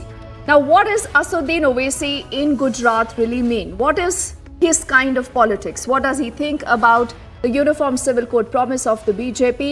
And is he really a vote katua as the Congress claims and helping the BJP? Priyanka, in fact, caught up with Asaduddin Owaisi, and this is an exclusive interview she's got for us. अभी हमने एक interview किया है, अर्नब गोस्वामी ने अमित शाह के साथ में एक इंटरव्यू किया है जिसमें यूसीसी के ऊपर बहुत बड़ी डिबेट हुई है और उन्होंने, यूनियन मिनिस्टर ने खुद से कहा है कि ये स्टेट लेवल पे जो इम्प्लीमेंटेशन करने की प्रोसेस है उसको करना जरूरी है क्योंकि एक डिबेट जरूर होनी चाहिए यूसीसी की। देखिए, एक बात सुनिए, Hindu marriage act central act है, क्या कोई स्टेट की सरकार उस पर पार्लियामेंट के सेंट्रल एक्ट पे बना सकती है कानून? नहीं बना सकती है, नहीं बना सकती है ना। अगर आप कोई रिलीजियस का कानून आपको नहीं चाहिए तो आप स्पेशल मैरिज एक्ट ले लीजिए, आपको सहूलत है। जुवेनाइल जस्टिस एक्ट है, इंडियन सक्सेशन एक्ट है। तो भाजपा अपनी नाकामियों को और कमजोरियों को छुपाने के लिए इस तरह की बात करती है। अच्छा, अब यूसीसी की बात वो करते हैं हिमाचल में, क्या वहां पर कोई एग्रीकल्चर लैंड खरीद सकता? चलिए, अमित शाह साहब को लैंड खरीद लो, बोलिए एग्रीकल्चर की, उनको नहीं खरीद सकते। सेक्शन 118 टेनेंसी एक्ट है वहां पर। आप गुजरात में यूसीसी की बात करते हैं, तो भैया ये बताइए कि ये Hindu undivided tax family rebate में मुसलमान और ईसाइयों को क्यों नहीं मिलता? कि राइट टू इक्वालिटी का वायलेशन नहीं है संविधान के आर्टिकल? तो सर, ये बात ऐसी हुई ना कि आपने कहा कि एक इस पे डायलॉग होना चाहिए, यू आर डिसमिसिंग इट। नहीं, देखिए, यूनिफॉर्म सिविल कोड जब राम जेठमलानी का मेमोरियल लेक्चर हुआ था, मुझे जेठमलानी साहब के काबिल एडवोकेट जो सीनियर लॉयर है महेश साहब ने फोन करके दावत दी थी, जिसका आपने अपने चैनल में लाइव टेलीकास्ट किया था।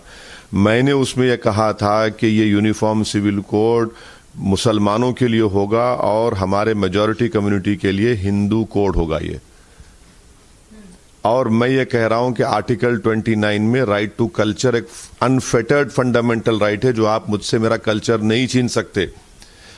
चौथी बात यह है कि भारत के संविधान में डायरेक्टिव प्रिंसिपल्स में आर्टिकल 39 भी अगर मैं गलत ना कहूं, उसमें एक और आर्टिकल है जो कहता है कि सब भारत में सबकी दौलत इक्वल होनी चाहिए। कहाँ इक्वल है? और दूसरी बात, उसमें कहा गया कि शराबबंदी होनी चाहिए। आप चलिए शराबबंदी करिए। महाराष्ट्र में, दिल्ली में, आपके जहां जहां बीजेपी की सरकार है वहां पर कम से कम फ्राइडे सैटरडे बंद कर दीजिए पब्स को, अल्कोहल मत बेचिए। क्या करेंगे? डायरेक्टिव प्रिंसिपल वो नहीं है। बट सर, ये एक फियर साइकोसिस की भी बात होती है, क्योंकि अमित शाह जी ने कहा कि खाली इस पे एक डायलॉग होना चाहिए। क्या इस पे बात होनी चाहिए? आप इसको कंप्लीटली डिसमिस करें तो क्या आपकी नुआंसेस, क्या दिक्कत है इसके साथ में, जो बीजेपी का जो सुझाव है कि किस तरह से यूसीसी? बिल्कुल डिसमिस करते हैं, इसकी जरूरत ही नहीं है। जब BS चौहान लॉ कमीशन के चेयरमैन थे, उनकी रिपोर्ट पढ़नी चाहिए अमित शाह साहब को। उन्होंने कहा कि हमको देश में यूनिफॉर्म सिविल कोड की ना डिजायरेबिलिटी है ना उसकी जरूरत है। आप क्यों लेके आना चाह रहे हैं भाई? आप अच्छा, आप गोवा में लाएंगे? आपको मालूम गोवा में अगर कोई हिंदू महिला और उनके शौहर को 25 साल के बाद शादी के 25 साल की उम्र के बाद अगर कोई बेटा नहीं होता दूसरी शादी कर सकता है। उसको क्या करेंगे आप? क्या करेंगे बताइए आप? गुजरात में आप धर्म परिवर्तन कोई नहीं कर सकते जब तक सरकार से परमिशन ना ले। आप डिस्टर्ब्ड एरियाज एक्ट को नहीं हटाते, आप यूनिफॉर्म सिविल कोड की बात करते हैं। आप बिल्किस बानो को आप कहते हैं जेंडर जस्टिस के लिए यूनिफॉर्म सिविल कोड, तो फिर बिल्किस बानो जेंडर जस्टिस नहीं है। उसको रेप करने वालों को, उसकी बेटी हत्या करने वालों को मोदी सरकार, अमित शाह छोड़ देते हैं। ये क्या है बताइए?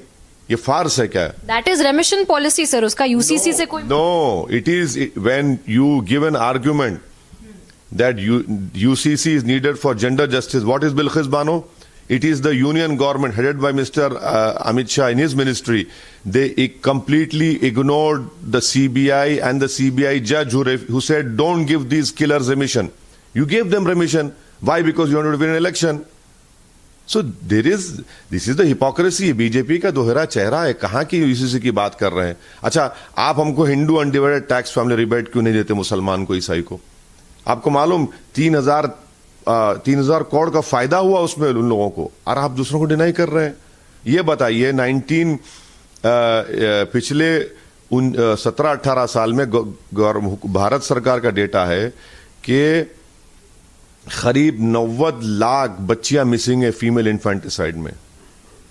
कैसा मिसिंग हुए? हमने कानून बनाया ना, चाइल्ड मैरिजेस का हमने कानून बनाया, चाइल्ड मैरिज होती है। ये सब चीजें हैं।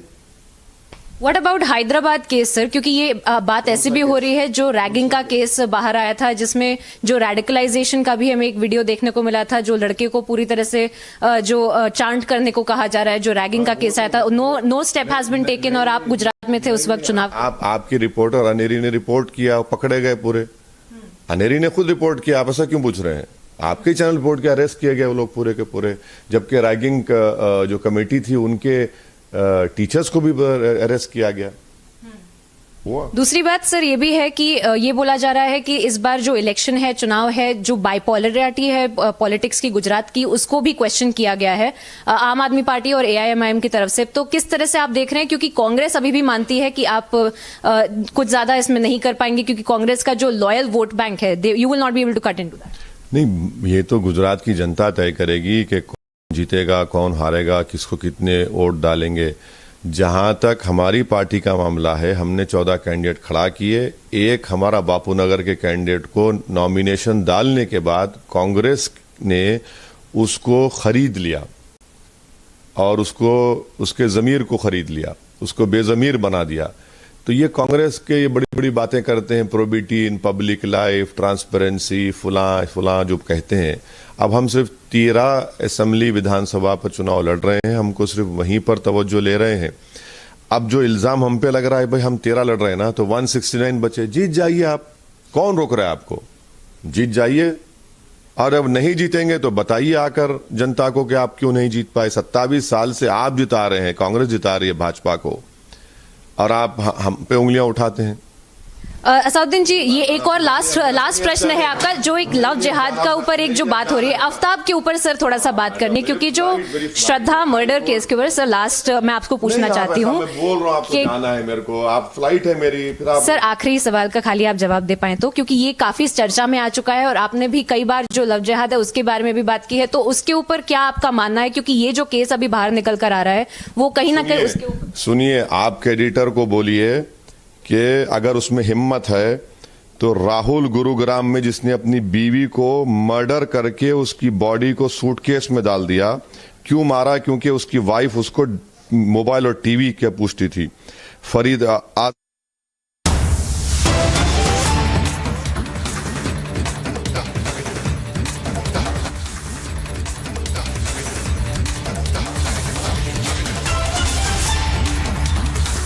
Let's break this important bit of information now coming in. Officially, the Mangaluru blast case now has been handed over to the NIA. Do remember, for the last few days, the Karnataka government had indicated that they would request the NIA now to take over the entire case, as it's important also to read the entire case along with its linkages that have come forward so far vis-a-vis the blast in Coimbatore, something that already is being investigated now by the NIA. And Prajwal, officially now we know that the NIA will be probing the Mangaluru blast. This official statement from the office of the Home Minister of Karnataka, Aragag Danendra, where he has stated that this particular case has had many twists and turns, and it also has connections with several other states as well. And so they presume that it is wise as well as apt to hand over the case to NIA. Yes, NIA has been a part of the preliminary investigations as well, along with the Karnataka police, and the Karnataka police were with them, and there was also a joint operation which was also conducted by the IB and also by NIA and the Karnataka State Police. But now the NIA will assume the overall charge of this particular case, even as we get to understand that Sharik is going on and battling for his life. He's also pointed out, stating that the Karnataka police will be assisting the NIA in whatever help that they needing, and all the reports as well as the documents and material seized will be handed over to the NIA by the Kankanadi police station, which is in Mangaluru. And also now, as the case has already been booked under the UAPA, it is right and it is apt for the NIA to be taking over this particular case, and to also join dots along with the neighboring states of Tamil Nadu and Kerala as well. Okay. All right, Prajwal, breaking that big story for the moment. Thank you.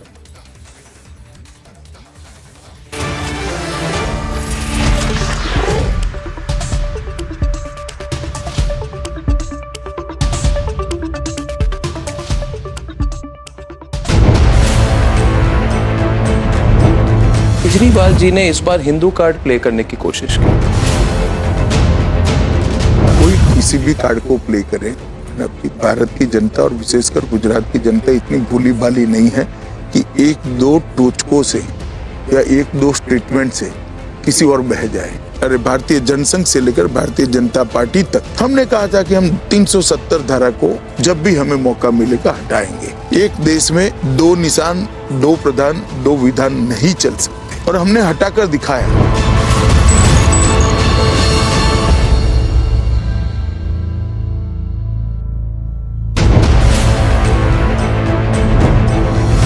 Uniform civil code की बात आपने जो उठाई, 3 राज्यों में क्यों, राष्ट्रीय स्तर पर क्यों नहीं? हमने कहा था कि हम इस देश में कॉमन सिविल कोड की पैरवी करेंगे, और अगर हम पावर में आते हैं तो इसको लाएंगे। 1950 में कहा था, और आज कॉमन सिविल कोड के लिए भारत के 3 राज्यों ने इनिशिएटिव लिया है। एक चर्चा बहस छिड़ी है, तो कुछ ही समय में 3 राज्यों में कॉमन सिविल कोड आपको दिखाई पड़ेगा।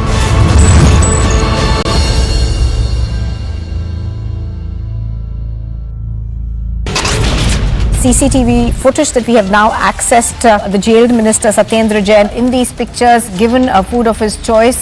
In the application he had said that he's not been given food. The national capital Delhi was once again rocked by a brutal murder. Keshav, who is just 25 years of age, was a drug addict, has murdered 4 of his family members. According to the information that has been provided by police PRO, that it was a mass shooting that happened in a Virginia Walmart, and according to the information that it's multiple people have been reported dead.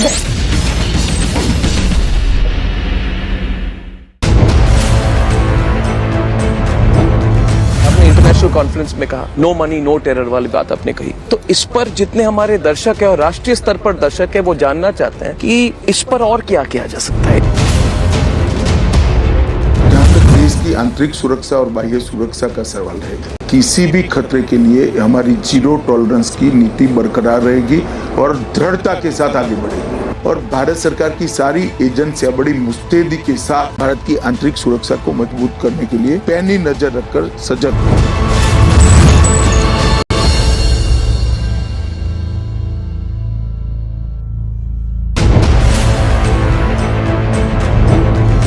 पहले आप वीर सावरकर को लेकर कुछ भी कह सकते थे, जो लोग हिंदुत्व में विश्वास रखते हैं वो पहले से ज्यादा असर्टिव हो गए हैं। Is there a new Bajwa doctrine in town? The outgoing Pakistan Army chief says that not the Pakistan Army that lost the 1971 war, but the political leadership. Is he expecting that civilians should be fighting Pakistan Army's war because it's been failing in all that it does? All that and more on 8 p.m. Burning Question tonight.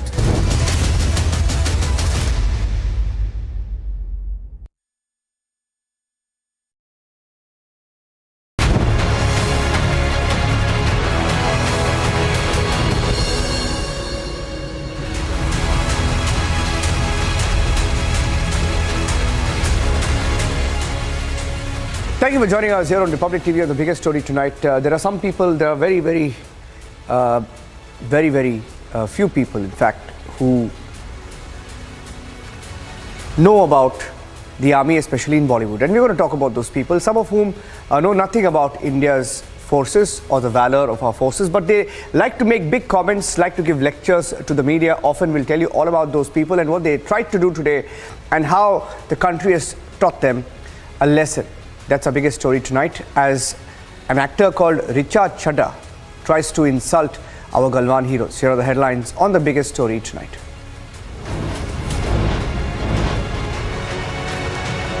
Film actor, her name is Richa Chadha, tries to mock the army with a Galwan insult. She's been taught a lesson.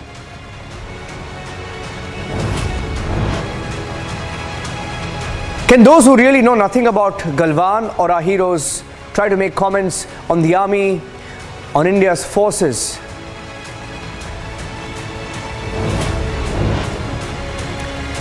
NIA has officially taken over the Mangaluru blast case. We'll look into bomber Sharik and the larger plot.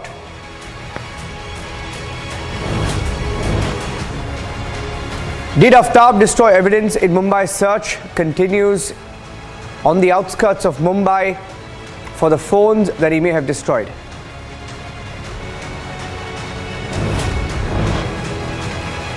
Have wanted Bangladeshi terrorists entered India? Sources in Bangladesh claim that the killers of the US Bangladeshi bloggers have escaped from custody and they may have entered India, if not planning to enter India. 400th birth anniversary of Assam's icon, hero Lachit Borphukan. The nation pays tribute.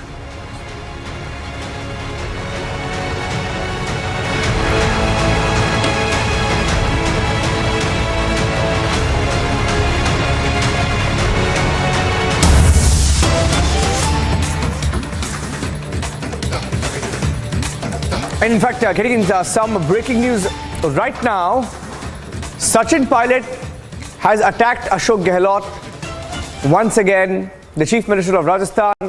Getting it back, Sachin Pilot has just hit out at Ashok Gehlot, saying that his comments to the media are completely unnecessary.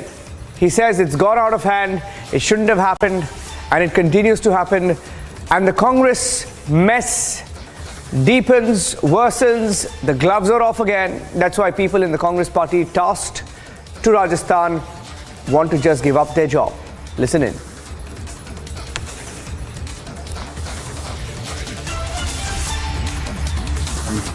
Mr. Ashok Gehlot's statement. I think Ashokji is someone who has vast experience. He's been on many positions in the party and in the government, and today also he is the Chief Minister of Rajasthan.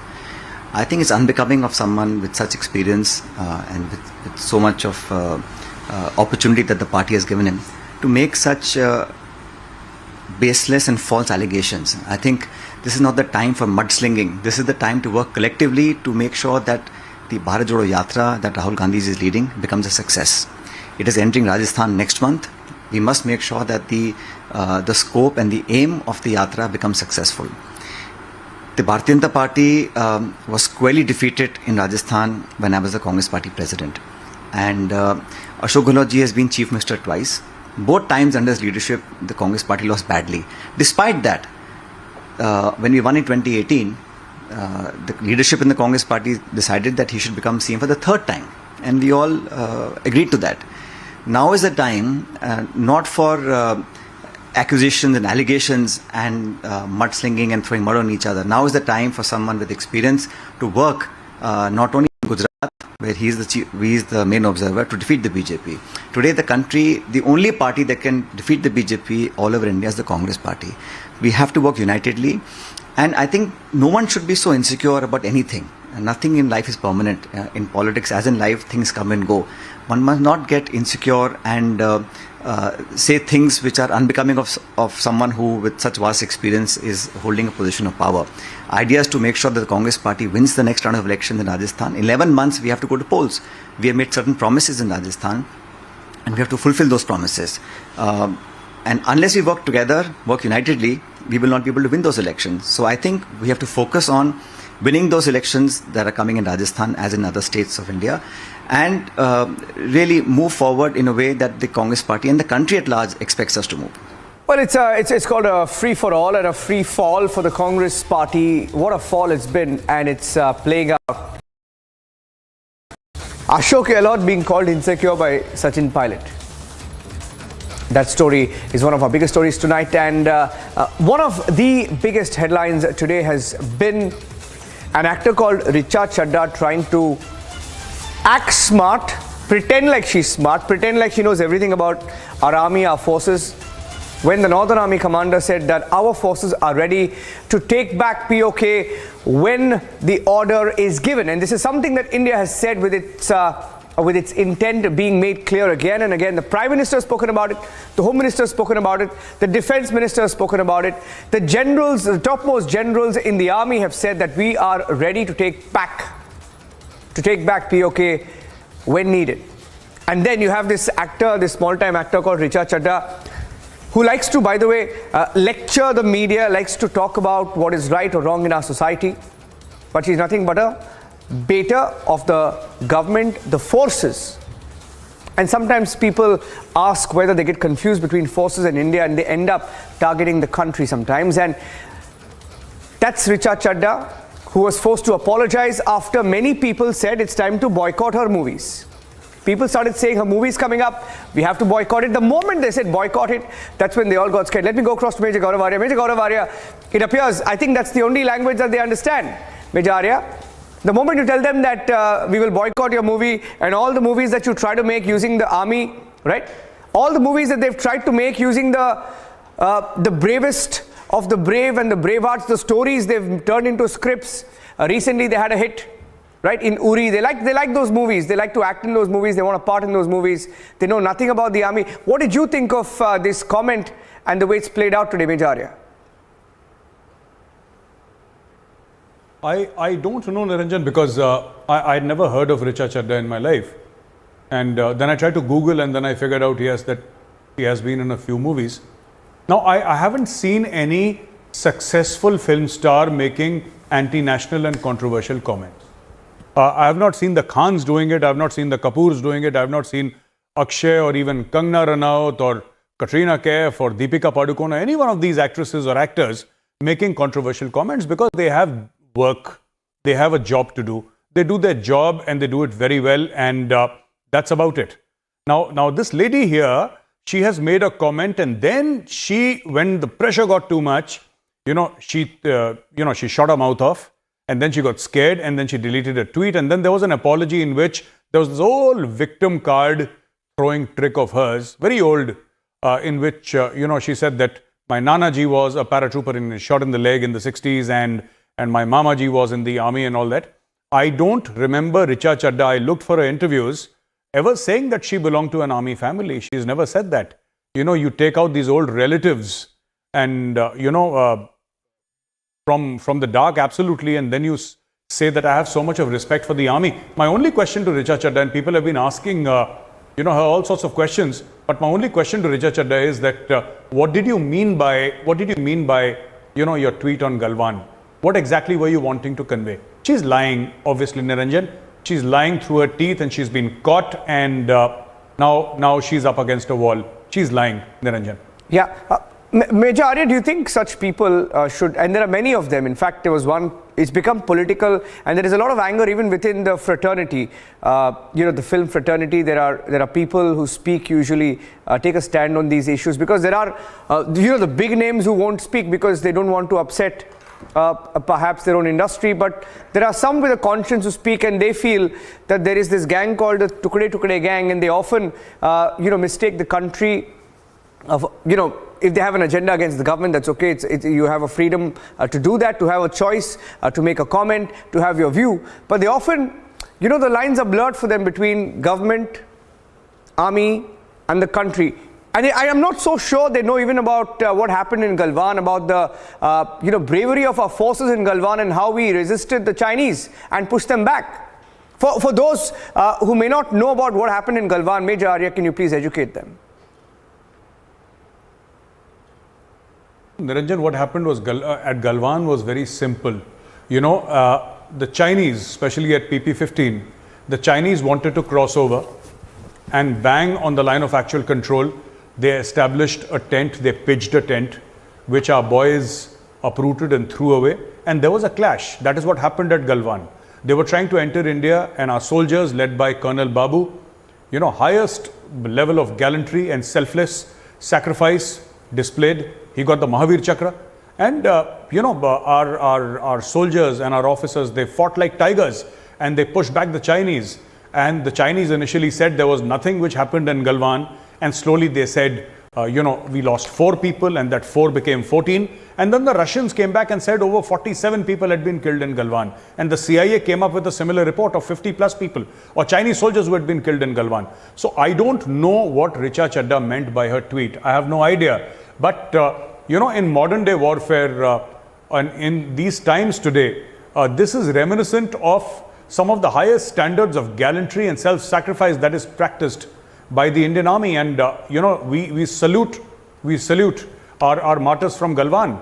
And I don't know what this actress wanted to say when she said that, hi Galwan, or whatever she said. I read that tweet. And, she was trying to mock the Indian Army. Why should she do that? I think, because there are no films with this lady coming out, there are no web series, or maybe some small inconsequential things which nobody knows about. And in all probability, this is something that many people from the film industry resort to. I'm not saying all, but many people resort to, say something like that which gets you publicity. I had never heard of Richa Chadda, but today I know her name. And there'll be crores of people like me in this country who had no clue who Richa Chadda was. Today everybody knows her. And I think this is exactly what the lady wanted. She wanted this, Niranjan. And one last question, why do they do that? Because, do you feel it was deliberate? One, do you think it was deliberate? And secondly, there are a few people, and they are a subset who many refer to as the Tukde Tukde gang, right? And they're the same people who speak about their connections in the army, etc. But when it comes to the army, they never think twice before attacking the army. Now, do you think there is also a larger plan at play? Because you also had the Pakistan. Ironically, the Pakistani army also reacted to the same comment that she was reacting to. The Northern Army commander had said that we are ready. When tasked with the POK mission, we will carry it out, and we are ready for it, right? And the Pakistani army also reacts today to this story, and then you have this comment. Something similar that we saw even during Balakot. You remember that, Major Arya? You were in the studios back then. Yeah. So, Niranjan, I'll tell you two things. First of all, there is nothing new that the Northern Army commander said. General Dwivedi simply said that there was this 1994, Parliament, this thing, we have those 1994, it was decided by the parliament that entire Gilgit-Baltistan and POK belongs to India and we'll make efforts to take it back. And that is all he said. And when they asked him specifically, he said, yes, but that is whenever the government gives the orders, we'll move. What else is a professional soldier supposed to say, Niranjan? He's a professional soldier. General Dwivedi is a very respected name in the army. And he's known for his calm, his poise and his understanding of the national security apparatus of this country. Now, how was General Dwivedi supposed to respond? Let's say a reporter asks him, sir, what will happen? Quoting the Raksha Mantri, what will happen? What is he supposed to say? No, we'll not do it. Is this what the Northern Army commander is supposed to say? Any professional worth his salt will say that, yes, we'll wait for the orders from the government and when the orders come, we'll execute those orders. That is all that he said. And he quoted the 1994 resolution. That's it. There was nothing else. So this Twitter handle turned it about as if India is going to war with Pakistan. And this lady Richa Chadda, obviously, she got all very excited and must have been, because this, you see, she could have checked. No media house covered this. In the sense that there were no articles written that, oh, India is going to war or something like that. No media house published, long articles saying that, the Northern Army commander says that we'll go to war or something like that. It was just stated that this was the question asked and to this he said this. That's it. That's about it. There's nothing else to it. But Richa Chadda saw an opportunity, right? And maybe a PR firm guided her. But she's saying, I apologize, it was unintentional. How do you unintentionally tweet? I don't know. Is she a child? It was not, she typed Galwan, and I'm guessing she typed it herself. So how is that unintentional? She's lying. Now she's uncomfortable. She has done it. People have the screenshot of that tweet. It's gone massively viral. And Richa Chadda, by insulting her own army and insulting the sacrifices of the martyrs at Galwan, has, pretty much got what she wanted. She wanted fame. She wanted people to recognize her name, because otherwise she's going to be one other starlet from Bollywood who nobody knows.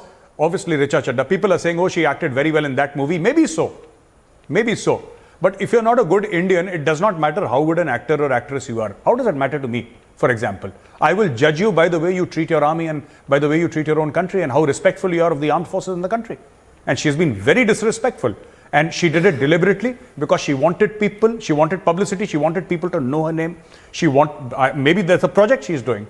Maybe there's a film or maybe there's a web series which is about to be released for which she wanted that kind of controversy and she got it. And army is a low-hanging fruit because the Indian army will never respond, Niranjan, they'll never respond. Anybody says anything, people call the army chief Sadak Ka Gunda, nobody responds. They said surgical strikes, nobody responded. People said in Balakot, a couple of crows and trees were downed and, crows were killed. Nobody responded. They know that the Indian army will not respond. They know the Navy and the Air Force will not respond. And this is what they take advantage of, Well, absolutely. So this is what has happened pretty much. Yeah, well, absolutely. But it's also important for us to show them the mirror sometimes. And if we hadn't shown them the mirror, I'm not so sure that the apology would have come today. Major Arya, thank you for joining us on the biggest story tonight. In fact, here are some of the responses coming in. The BJP saying that the Tukde gang is at work, adding that maybe Rahul Gandhi has already dialed Richa Chadda to join his Bharat Chodo Yatra.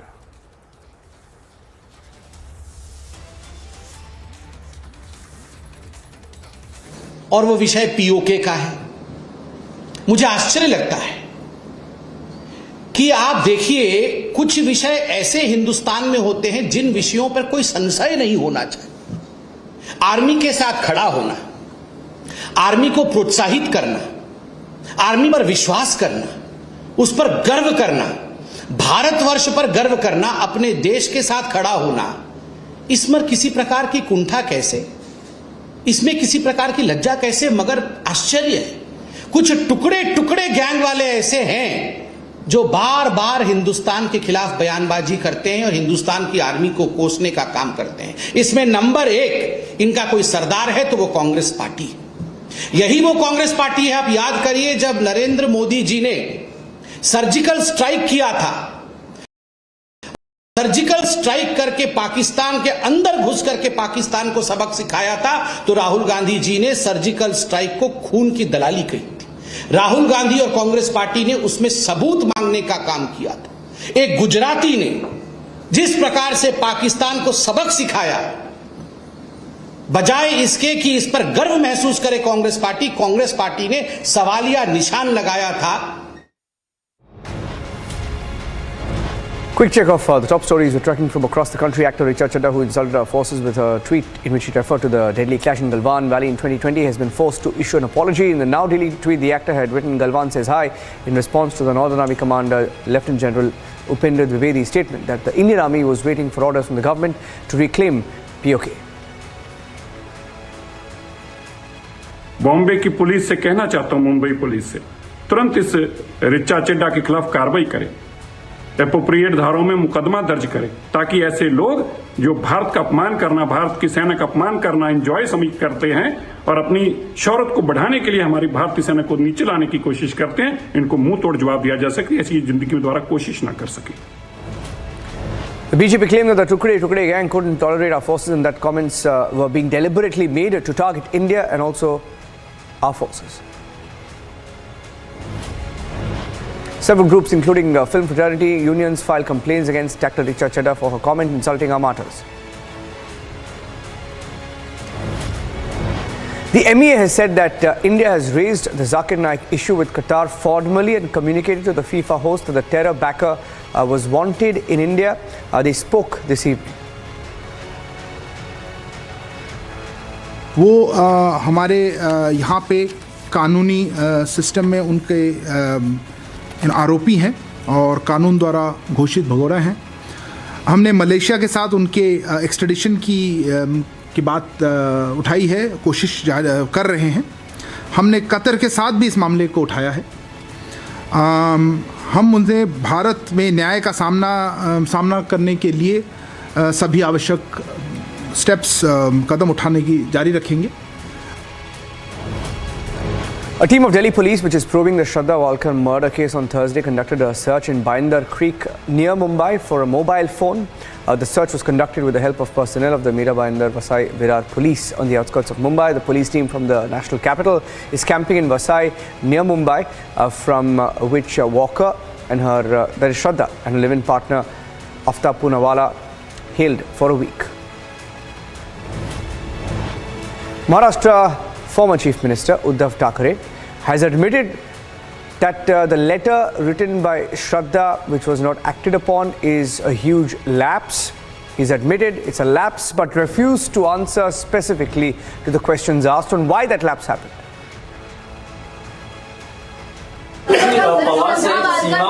Mahavikas Aghadi पर आरोप लगाया कि महाविकास आघाड़ी ने जब श्रद्धा ने शिकायत की थी पुलिस ने महाविकास आघाड़ी सरकार के दौरान क्या श्रद्धा ठीक है, ये विषय बड़ा है, अलग है, गंभीर है। इस विषय में आप मत लइए, अलग से इसके ऊपर बात।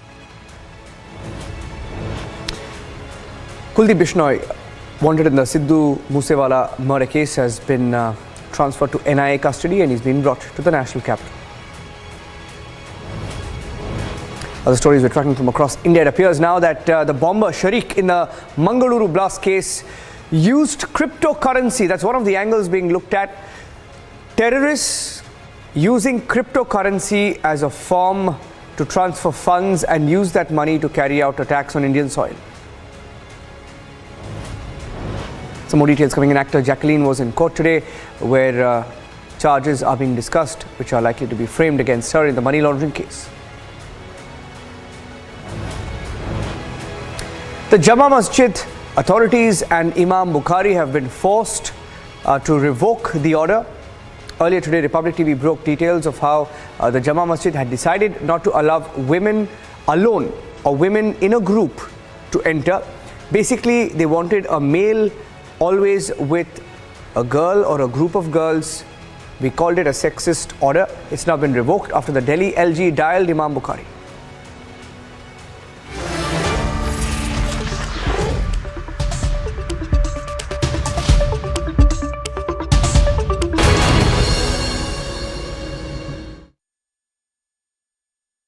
आग को फैलने से रोकना मुश्किल है पर नामुमकिन नहीं। अब फायरवॉल टेक्नोलॉजी के साथ सेंचुरी प्लाई क्लब प्राइम आग से बचाए।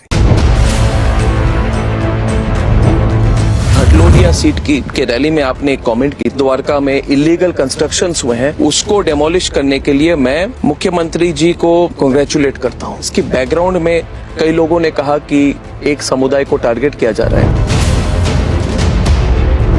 द्वारका देश भर के करोड़ों लोगों की श्रद्धा का केंद्र है। बिल्कुल। देश में किसी भी जगह पे, विशेषकर दरियाई सीमा के द्वीप पर अगर इलीगल एंक्रोचमेंट होते हैं और इलीगल एंक्रोचमेंट रिलीजियस बेसिस पर होते हैं तो और बड़ा खतरा है। मैं अभी भी कहता हूं कि मैं गुजरात सरकार के मुख्यमंत्री और गुजरात सरकार के गृह मंत्री अभिनंदन देना चाहता हूं कि बड़ी दृढ़ता के साथ ये सफाई इन्होंने की है।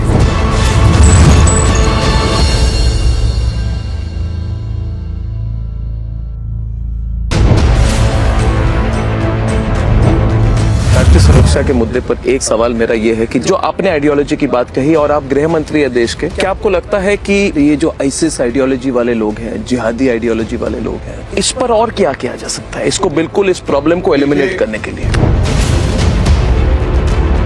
आईसिस की आइडियोलॉजी हो या जिहादी आइडियोलॉजी हो या पीएफआई पहले जो अपनी प्रवृत्तियां करता था वो हो, जिस दिन कोई भी विचार, कोई भी संगठन, कोई भी गतिविधि इस देश की इंटरनल सिक्योरिटी के लिए खतरा बनेगी, इसको हम सहन नहीं करेंगे और बहुत दृढ़ता के साथ इसको क्रश करेंगे।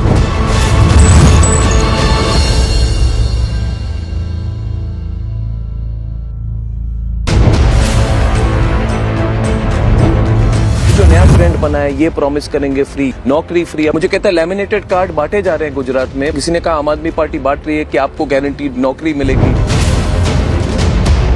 जो कार्ड बांट रहे हैं उन्होंने वादे इतने दिए हैं। गुजरात का बजट है 2,42,000 करोड़ और 3,72,000 करोड़ के वादे अब तक हो चुके हैं और ये कह रहे हैं हम फ्री ऑफ कॉस्ट पढ़ाएंगे।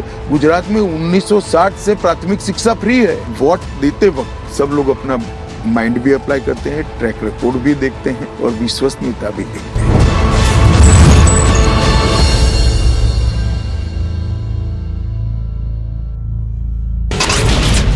Huge number of government employees are on the street.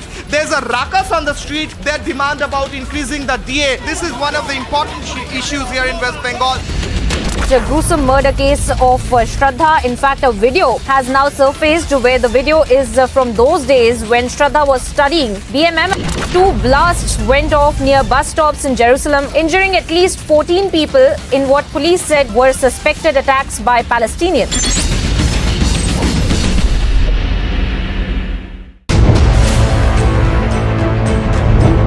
10 दिनों में चुनाव प्रक्रिया शुरू हो जाएगी। पिक्चर क्या लग रहा है आपको इस वक्त?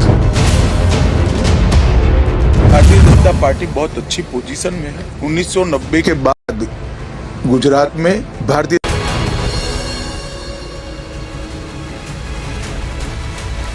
Ladies and gentlemen, having announcement that at 9 p.m. tonight on the debate with Arnab Goswami, we have a super exclusive an investigation that we have done on a very, very big story from Punjab tonight at 9 p.m.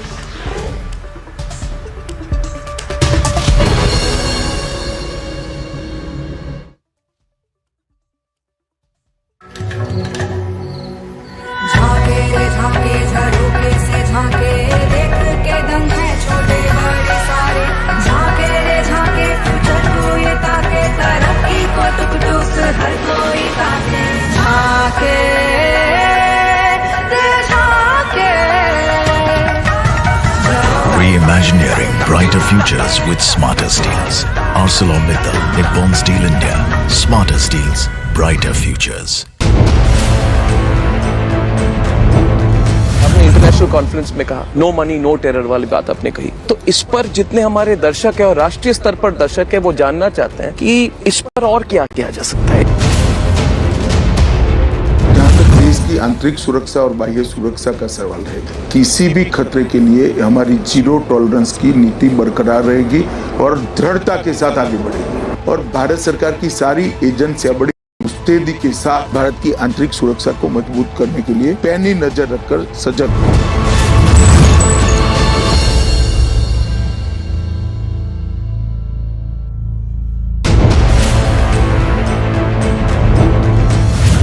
आप वीर सावरकर को लेकर कुछ भी कह सकते थे। जो लोग हिंदुत्व में विश्वास रखते हैं वो पहले से ज्यादा असर्टिव हो गए हैं।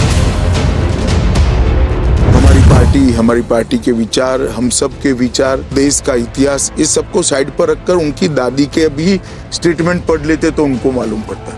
वीर सावरकर के जीवन को आप पूरी बारीकी से देखेंगे तो हिंदू संस्कृति, भारतीय संस्कृति के लिए उनका पक्ष और एक मजबूत विचार ये एक डायमेंशन है।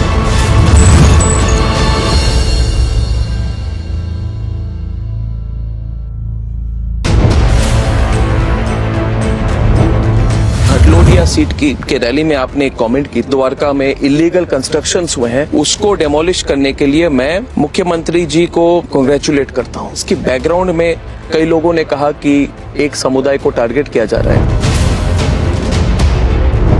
द्वारका देश भर के करोड़ों लोगों की श्रद्धा का केंद्र है। बिल्कुल, देश में किसी भी जगह पे, विशेषकर दरियाई सीमा के द्वीप पर अगर इलीगल एंक्रोचमेंट होते हैं और इलीगल एंक्रोचमेंट रिलीजियस बेसिस पर होते हैं तो और बड़ा खतरा है। मैं अभी भी कहता हूं कि मैं गुजरात सरकार के मुख्यमंत्री और गुजरात सरकार के गृह मंत्री अभिनंदन देना चाहता हूं कि बड़ी दृढ़ता के साथ ये सफाई इन्होंने की है।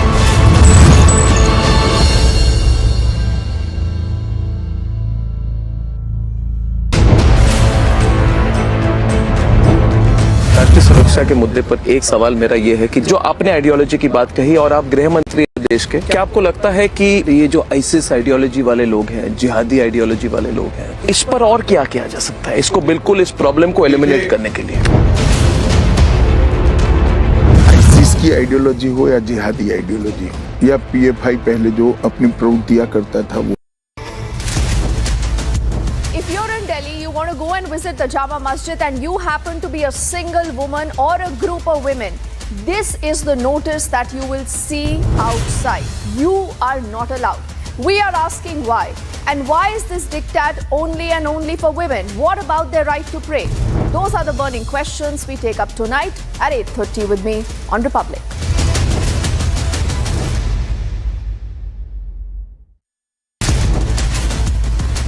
Is there a new Bajwa doctrine in town? The outgoing Pakistan Army chief says that not the Pakistan Army that lost the 1971 war, but the political leadership. Is he expecting that civilians should be fighting Pakistan Army's war because it's been failing in all that it does? All that and more on 8 p.m. Burning Question tonight.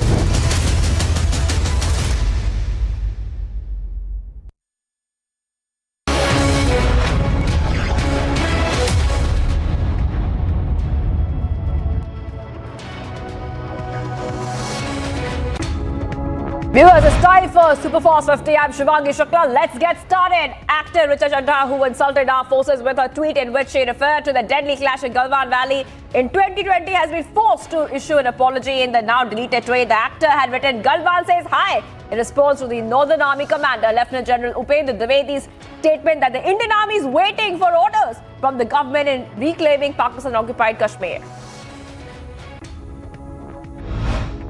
Bombay की police से कहना चाहता हूं, Mumbai police से तुरंत इस रिचा चड्ढा के खिलाफ कार्रवाई करें, एप्रोप्रिएट धाराओं में मुकदमा दर्ज करें, ताकि ऐसे लोग जो भारत का अपमान करना, भारत की सेना का अपमान करना एंजॉय करते हैं और अपनी शौहरत को बढ़ाने के लिए हमारी भारतीय सेना को नीचे लाने की कोशिश करते हैं, इनको मुंह तोड़ जवाब दिया जा सके, ऐसी जिंदगी में दोबारा कोशिश ना कर सके।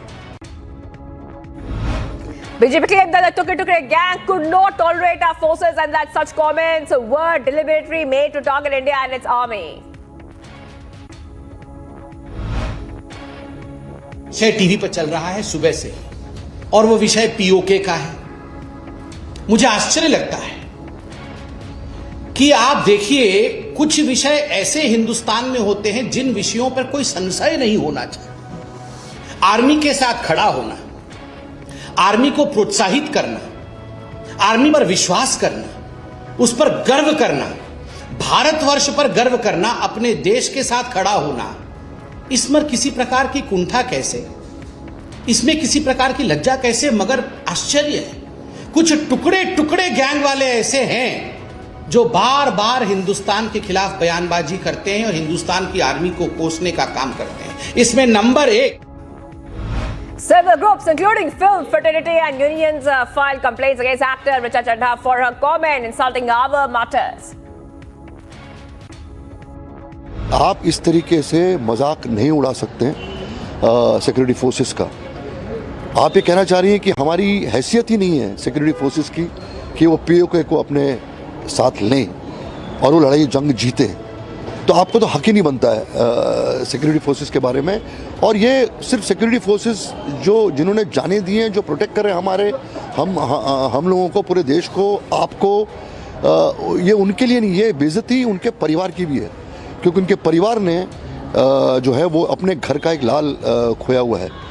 तो मैं और अपील भी करता हूँ हमारी फिल्म इंडस्ट्री से, टेलीविज़न इंडस्ट्री से, कि पब्लिक प्लेटफॉर्म पे कम से कम आकर ये भद्दे मजाक को कंडेम करें, ताकि लोग हम पर उंगली ना उठाएं और उनका जो रोष है हमारी इंडस्ट्री के खिलाफ वो जस्टिफाई ना हो पाए। Ministry of External Affairs has said that India has raised a Zakir Naik issue with Qatar formally and communicated to the FIFA host that the terror backup was wanted in India. वो हमारे यहाँ पे कानूनी system में उनके आरोपी हैं और कानून द्वारा घोषित भगोड़ा हैं। हमने मलेशिया के साथ उनके एक्सट्रेडिशन की बात उठाई है, कोशिश कर रहे हैं। हमने कतर के साथ भी इस मामले को उठाया है। हम उन्हें भारत में न्याय का सामना करने के लिए सभी आवश्यक स्टेप्स कदम उठाने की जारी रखेंगे। Team of Delhi police, which is probing the Shraddha murder case on Thursday, conducted a search in Bhayendra Creek near Mumbai for a mobile phone. The search was conducted with the help of personnel of the Vasai Virar police, and the police team from the national capital is camping in Vasai area near Mumbai, from which Shraddha and her live-in partner had allegedly murdered Shraddha. In fact, Aftab Poonawala hails from that area. Former CM Maharashtra Uddhav Thackeray was questioned by Maharashtra police in action on Shraddha letter. He says it's a big issue and we will speak about it later. मामले में महाविकास आघाड़ी पर आरोप लगाया कि महाविकास आघाड़ी ने जब श्रद्धा ने शिकायत की थी पुलिस ने महाविकास आघाड़ी सरकार के दौरान, क्या नहीं, ठीक है, ये विषय बड़ा है, अलग है, गंभीर है। इस विषय में आप मत लइए, अलग से इसके ऊपर बात। Delhi court today granted 10-day police custody of Lawrence Bishnoi to the National Investigation Agency in connection with the Sidhu Moosewala murder case. The agency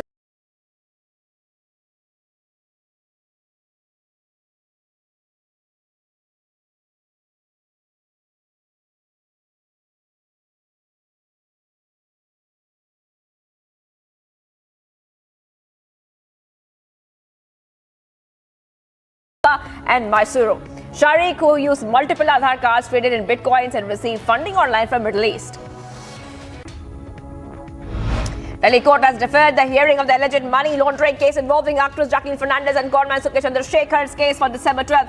Actress had appeared at the Patriarchial House Court today in the morning hours for a hearing in the 200 crore money laundering case involving conman Sukesh Chandrasekhar.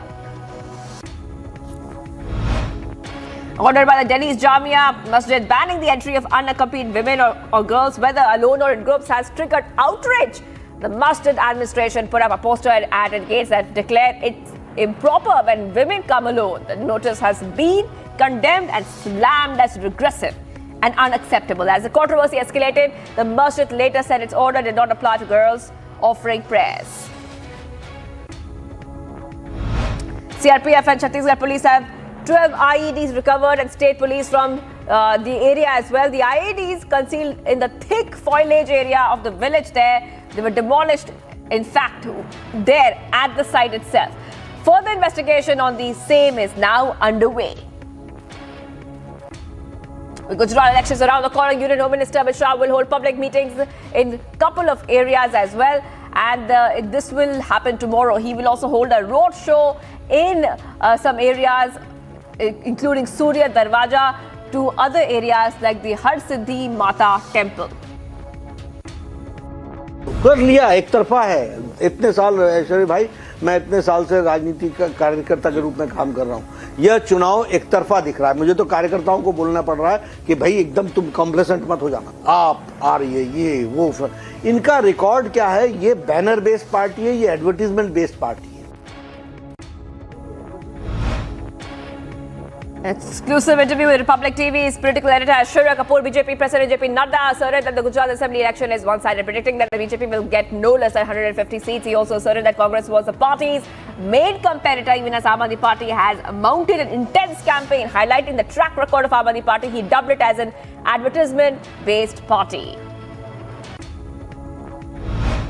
BJP MP Dr. K. Lakshman met state governor there and gave a representation demanding inclusion of 26 communities in the backward class list of Telangana. He further said that there are around 26 OBC castes in Telangana who have migrated from Andhra Pradesh and have been living here for 50 to 100 years. Since the new state was formed, these castes were removed from the backward class lists.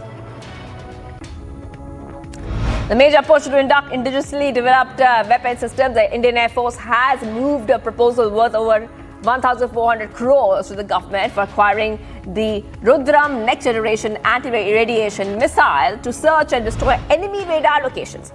According to defense officials, a proposal for the acquisition of the advanced missiles developed by the Defense Research and Development Organization is with the Defense Ministry, and a high-level meeting would be taking a call on it. Ministry of Agriculture and Farmers Welfare and Ministry of External Affairs to co-host a special millet lunch for High Commissioners, ambassadors to India and New Delhi as well today. Union Agriculture and Farmer Welfare Minister Narendra Singh Tomar and the External Affairs Minister Dr. S. Jaishankar to share vision for successful celebration of IYOM 2023 in New Delhi. Former Karnataka Chief Minister and Janata Dal secular JDS leader H.D. Kumaraswamy stated that his party is open to electing a Muslim leader as a state chief minister if his party comes to power in the upcoming 2023 assembly elections. He further adds that Muslims are also an integral part of the society. They are also Kannadiga. Assam government has requested the central government for CBI probe into firing incident in the area along with the Assam-Meghalaya border. CBI probe demand comes a day after 6 people were killed in the firing incident. Pakistan government has chosen Lieutenant General Asim Munir as the new Pakistan Army chief. This comes after General Bajwa has described Pakistan's 1971 defeat as a political, not military failure. Speaking at an event, Bajwa has said that he wanted to correct the facts surrounding the war, that it ended in Pakistan's defeat and led to the birth of Bangladesh. Watch this video for the speech.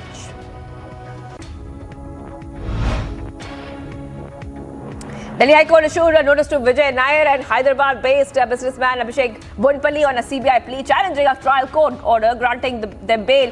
Both Vijay Nair and Abhishek Bonpalli are key accused in the Delhi liquor scam controversy.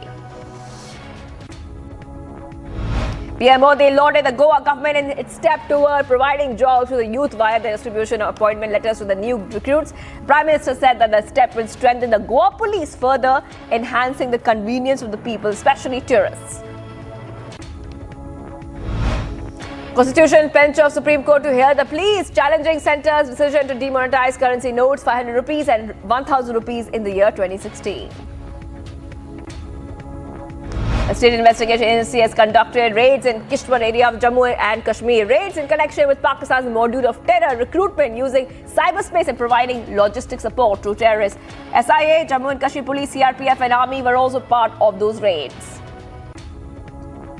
Telangana Minister Malla Reddy booked for snatching laptop, mobile phone and other evidences from the income tax officer. On Tuesday, income tax officials had conducted raids at various locations, including the residence of State Minister Malla Reddy as well. Incident of firing upon a woman was reported there in the police station area of Rajasthan's Jaipur. The victim has been admitted to a hospital and her condition is stable. According to Rajasthan police, a complaint has been filed against her in-laws. It has come to the knowledge that her relatives were unhappy with the marriage. A huge package was dropped in Samba sector of Jammu and Kashmir via drone from Pakistan. The consignment found in the Swanka area of Vijaypur. Security personnel rushed to the spot and recovered IED pistols and 9 packets of cash. Fugitive diamond merchant Nirav Modi has filed an application in the High Court in London seeking permission to appeal against his extradition order in the Supreme Court. 51-year-old diamond heir lost an appeal on mental health ground earlier this month when a 2-judge High Court bench ruled that his risk of suicide was not such that it would be either unjust or oppressive to extradite him to India to face charges of fraud and money laundering in the estimated $2 billion Punjab National Bank scam. High Court of Gujarat has pulled up Gujarat government. The court has stated that the government needs to do a thorough check of all bridges, to do a survey on the condition of bridges. They also are to submit the fitness certification for the bridges, and the procedure for maintenance will also be filed before the High Court. Union Home Minister Amit Shah to address the plenary session of the 400th birth anniversary celebrations of Lachit Borphukan at the Withdrawn Bhavan around 3:30 p.m. The backdrop of the current Russia-Ukraine crisis, UN Security Council members have appealed to Russia to stop attacking Ukraine after Moscow recently unleashed a new missile onslaught on Ukraine's battered energy grid, robbing cities of power and some of water and public transport too.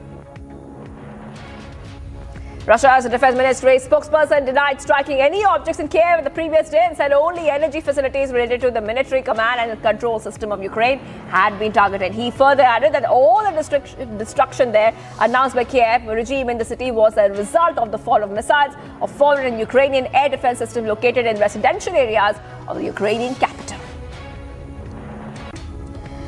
Ukrainian President Volodymyr Zelensky has said that Russia's permanent UN Security Council seat was effectively empty, as no one in the world wants to hear Russian lies, having urged the body to reform the veto power. The president has further told Ukrainians that up to 11 regions of the country had been plunged into complete darkness.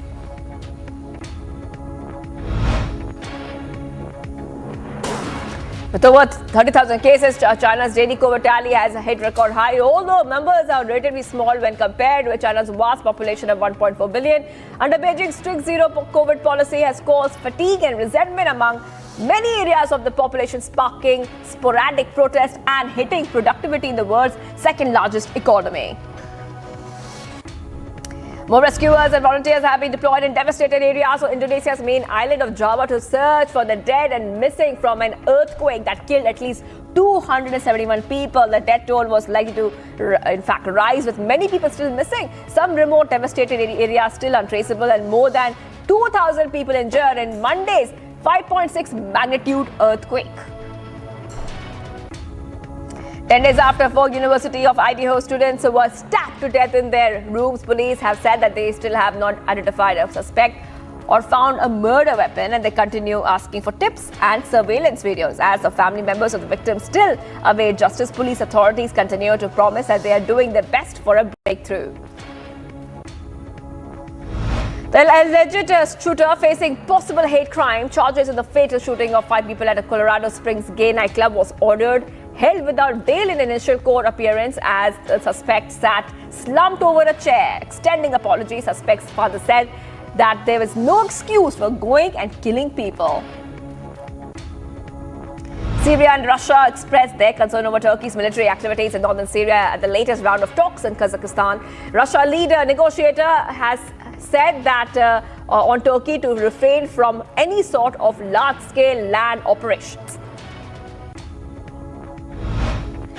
Chicago Police Superintendent David Brown says 2 people died in a multi-vehicle crash and 16 more were injured, including 7 children. He said that a Dodge Charger was traveling at a very high rate of speed, going in the wrong direction when it entered an intersection. It hit 7 other cars, stopped and caught on fire. The 2 people in that car died.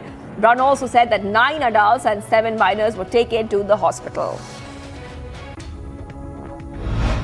Energy Affairs Council has convened in Brussels to look into energy package proposals, including divisive static gas price cap and renewable energy projects.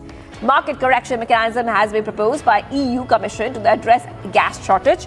Much of the EU's 27 countries came to the table with critical positions on the Commission's cap proposal. Today we will have another Energy Council with very important discussions on ensuring EU's efforts to ensure security of supply and address high gas prices. And I sincerely hope that member states will reach on political agreement on joint gas purchases, on stronger solidarity and faster permitting, and also alternative LNG benchmark. Tottenham Hotspur's Song Heung-min is spearheading the attack for South Korea in their opening World Cup match against Uruguay, while the South American side started with Manchester United's Facundo Pellistri in a three-man front line. Senegal head coach has said that his side are up against a brick wall heading into their must-win World Cup Group A match against host Qatar on Friday. Senegal cannot afford any more slip-ups after they suffered an opening 2-0 defeat to the Netherlands. Netherlands trained a day before they face Ecuador in the second World Group A match at the Khalifa International Stadium in Qatar. Louis van Gaal's side began the tournament with a 2-0 victory over Africa Cup of Nations holder Senegal. Germany's players covered their mouth for the team photo before their opening World Cup match to protest against FIFA following the governing body's clampdown on the One Love armband. The Germany team lined up traditional formation before its game against Japan, and all 11 players covered their mouth with their right hand in a coordinated gesture. Denmark assistant coach backed Germany's protest against FIFA's clampdown on the One Love armband, but urged his team to focus on the Group D match against France. Denmark trained in the Doha heat 2 days before ahead of the facing France in the second Group D match at the World Cup. France beat Australia 4-1 in the other Group D match on Tuesday. In its aim to make football truly global and to develop it everywhere, FIFA has financially supported the renovation of the National Technical Centre in Cameroon via its Forward program, including an artificial pitch which has been filtered and fitted out for Cameroon's women's and the men's team as well.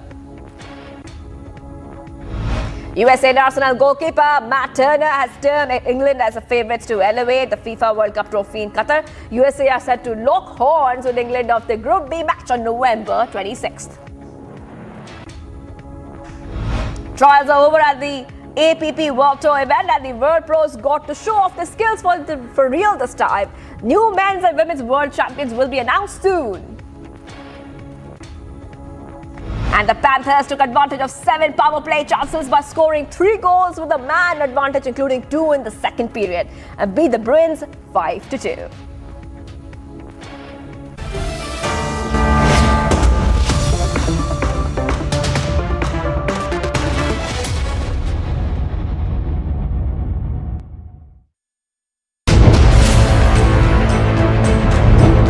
Kejriwal ji ने इस बार Hindu card play करने की कोशिश की। कोई किसी भी card को प्ले करे, भारत की जनता और विशेषकर गुजरात की जनता इतनी भोली भाली नहीं है कि 1-2 टोचकों से या 1-2 स्टेटमेंट से किसी और बह जाए। अरे भारतीय जनसंघ से लेकर भारतीय जनता पार्टी तक हमने कहा था कि हम 370 धारा को जब भी हमें मौका मिलेगा हटाएंगे। एक देश में 2 निशान, 2 प्रधान, 2 विधान नहीं चल सकते, और हमने हटाकर दिखाया।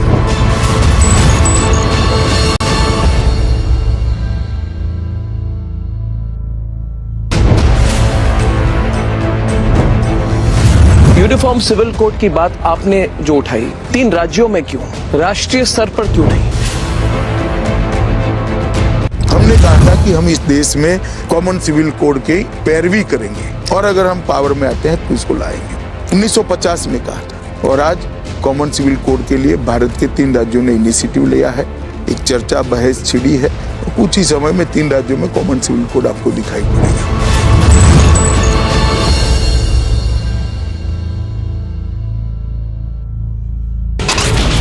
CCTV footage that we have now accessed the jailed minister Satyendra Jain. In these pictures, given food of his choice. In the application, he had said that he's not been given food.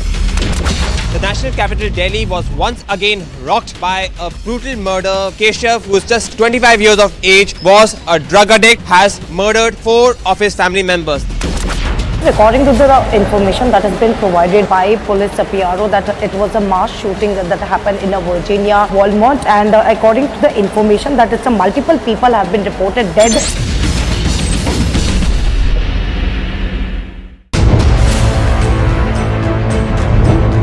आपने international conference में कहा, no money no terror वाली बात आपने कही। तो इस पर जितने हमारे दर्शक है और राष्ट्रीय स्तर पर दर्शक है वो जानना चाहते हैं कि इस पर और क्या किया जा सकता है।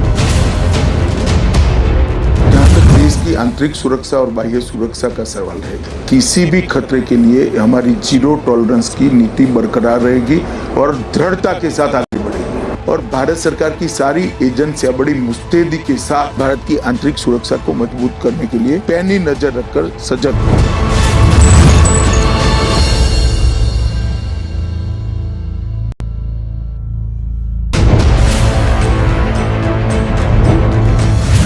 आप वीर सावरकर को लेकर कुछ भी कह सकते थे। जो लोग हिंदुत्व में विश्वास रखते हैं वो पहले से ज्यादा असर्टिव हो गए हैं।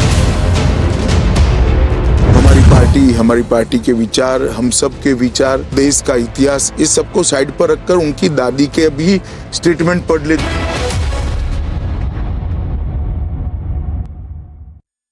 National Investigation Agency has taken the custody of Lawrence Bishnoi in the case that was registered by the agency with regards to gangster and their nexus that is operating and targeting the high-profile personalities in Punjab and other parts of the country.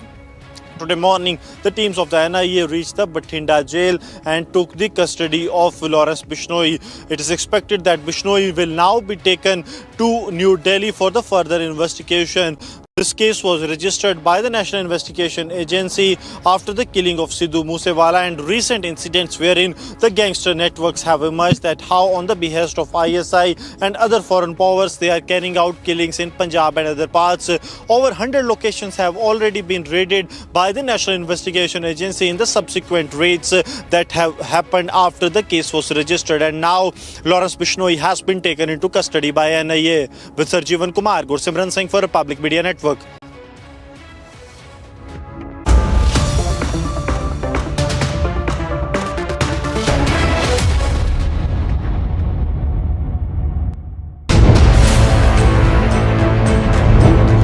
दिनों में चुनाव प्रक्रिया शुरू हो जाएगी। Picture क्या लग रहा है आपको इस वक्त? भारतीय जनता पार्टी बहुत अच्छी पोजीशन में है। 1990 के बाद गुजरात में भारतीय जनता पार्टी एक भी चुनाव नहीं हारी है। 2002 में 127 सीटें मिली थी। हम इससे आप कह रहे हैं 2002 के नंबर को आप क्रॉस करेंगे इस बार? जरूर, इससे ज्यादा सीटें।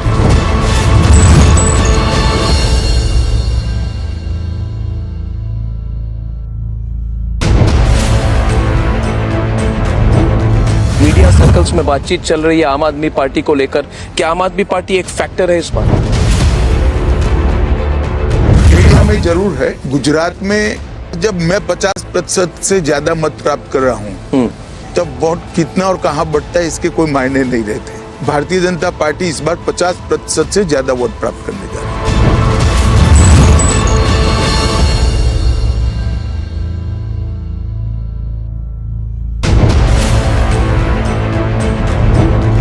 कांग्रेस का प्रभाव कम हो रहा है, कांग्रेस की इंपैक्ट कम हो रही है, और वो जो वैक्यूम है वो कौन उसको फिल करेंगे? भारतीय जनता पार्टी भी फील कर सकती है। हर बार जनता ऑल्टरनेटिव नहीं ढूंढती है। आप कह रहे हैं कि आपकी फाइट कांग्रेस पार्टी के साथ। कांग्रेस को प्रिंसिपल ऑपोजिशन क्यों कह रहे हैं गुजरात? क्योंकि वो है, मैं स्पेकुलेशन के आधार पर तो नहीं कर सकता। जमीनी हकीकत में वो है।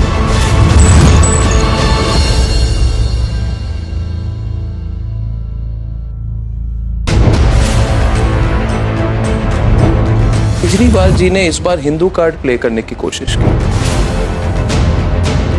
कोई किसी भी कार्ड को प्ले करे, भारत की जनता और विशेषकर गुजरात की जनता इतनी भूली भाली नहीं है कि एक दो टोचकों से या एक दो स्टेटमेंट से किसी और बह जाए। अरे भारतीय जनसंघ से लेकर भारतीय जनता पार्टी तक हमने कहा था कि हम 370 धारा को जब भी हमें मौका मिलेगा हटाएंगे। एक देश में दो निशान, दो प्रधान, दो विधान नहीं चल सकते, और हमने हटाकर दिखाया।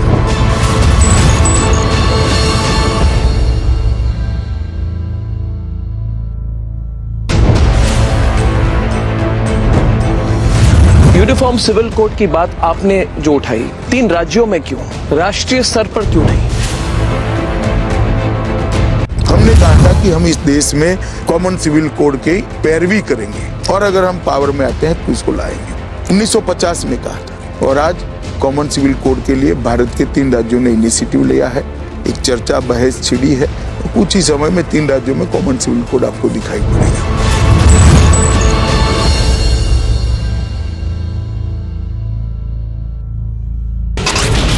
CCTV footage that we have now accessed the jailed minister Satyendra Jain in these pictures given a Republic Mega exclusive on the Amritpal threat.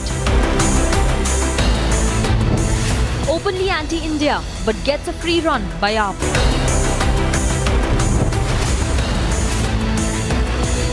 Why is AAP giving a free run to Amritpal? Arnab debates at 9 p.m.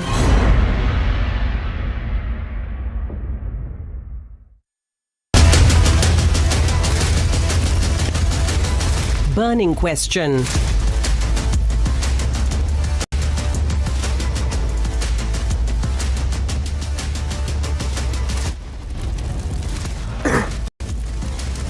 Actor Richa Chadda mocks Galwan heroes, forced to apologize as she faces police complaints. कुछ टुकड़े टुकड़े gang वाले ऐसे हैं जो बार बार हिंदुस्तान के खिलाफ बयानबाजी करते हैं और हिंदुस्तान की आर्मी को कोसने का काम करते हैं।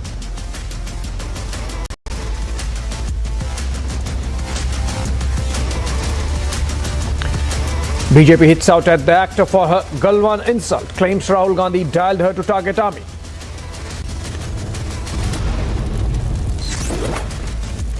Jama Masjid bans entry to women without a male chaperone, later withdraws the diktat. However, this triggers debate on right to pray.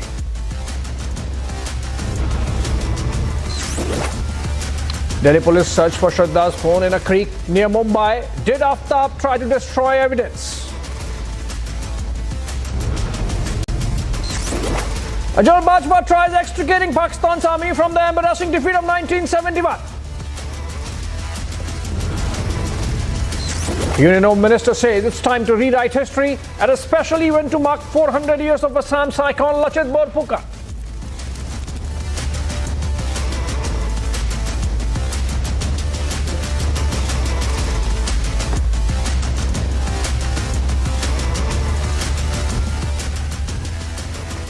Well, good evening, friends. Amid the circus of Pakistan choosing its next army chief, incumbent General Qamar Javed Bajwa threw a googly in his farewell address, making a claim that Pakistan army did not lose the 1971 war.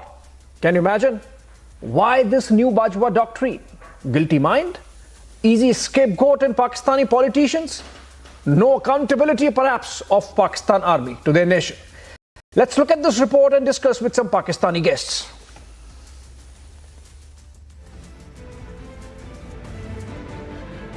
December 16th, 1971, Indian Army brought the Pakistanis on its knees.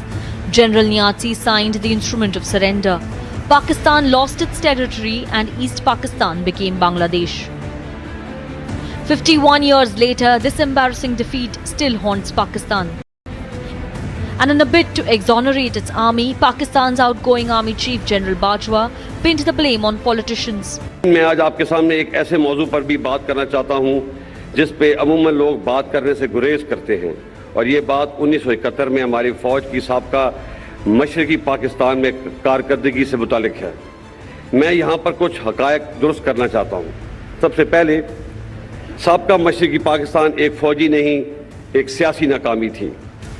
लड़ने वाले फौजों की तादाद 92,000 नहीं, सिर्फ 34,000 थी। बाकी लोग मुख्तलिफ गवर्नमेंट के डिपार्टमेंट्स में थे और इन 34,000 लोगों का मुकाबला 2.5 lakh Indian army, 2 lakh trend मुक्ति बैनी अगेंस्ट दीज हैवी ऑड्स हमारी फौज बहुत बहादुरी से लड़ी और बेमिसाल कुर्बानियां पेश की, जिसका इतराफ़ खुद Indian army chief field marshal Manek Shah ने भी किया है। इन बहादुर गाजियों और शहीदों की कुर्बानियों का आज तक कौम ने इतराफ़ नहीं किया, जो कि एक बहुत बड़ी ज़्यादती है। In the last few days, General Bajwa has been surrounded by controversies, including the exponential rise in his family wealth in the last few years. And just a day after his statement on 1971 war, Pakistan's government has named his successor. Pakistan has appointed former top spy Lieutenant General Asim Munir as the new army chief. It is not a secret that in Pakistan, military wields a considerable power over the legislature. So can General Bajwa really scapegoat the politicians? Especially when the face of defeat for Pakistan has been the army. Bureau Report, Republic TV.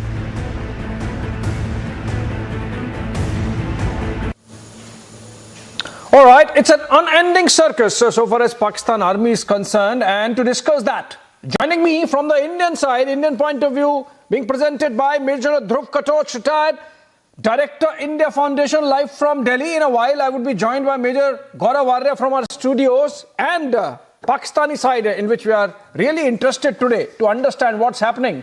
Hamid Khan, Strategic Affairs Expert, live from London. Also, Adnan Kassar, Foreign Affairs and Defense Expert, live from Islamabad. If I could begin with you, Mr. Kassar. Your army chief, the outgoing army chief, puts the entire onus on the civilian leadership for the defeat of 1971. Why do you keep an army then? If the entire responsibility is of the civilian leadership, why spend so much money on the army just to lose war after war? Adnan? Thank you very much, Abhishek, for having me at your show. It's a privilege. And good evening to all your viewers. So first of all, I wish to correct you that this is not a circus going on in Pakistan. This is an unfortunate evolution of democracy. So we are facing unprecedented times presently, and the army chief's speech or address was part of it. So first of all, you must understand what he said and why did he say so after 50 years. So this is basically all wars are political wars. You must understand the military does not take up a war by itself. So it is always to defend the political integrity and the territorial sovereignty of a country. So that is why the 1971 war was also a political war. And it has a historical perspective. If you allow me, I will go back in the history of Pakistan and I will narrate you the events which took place, which led to the 1971 war. Yeah, okay. So, I will allow Major Gaurav Arya a quick rebuttal and then I'll go to Hamid Khan because, the focus is on Pakistan. I would want my Pakistani guests to really speak their mind and we'll try to understand through them what's happening in Pakistan. But Major Gaurav Arya, we have Adnan Kassar saying that all wars are political wars at the end of the day. And it's an unfortunate evolution of democracy that's happening. And that is why General Bajwa should be allowed to get away by scapegoating the political leadership of Pakistan then and now. See, their own Homadur Commission report says that that is not the case. I don't know what Adnan Kassar is talking about.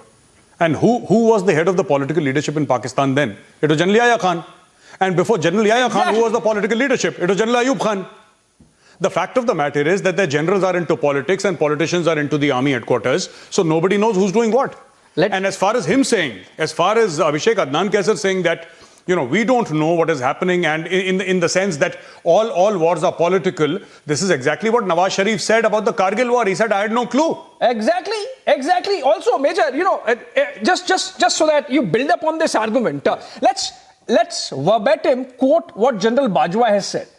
He has said, because he seems to be debunking this thesis which is being pushed by Adnan Kassar, and I'll want Hamid Khan to join us on that.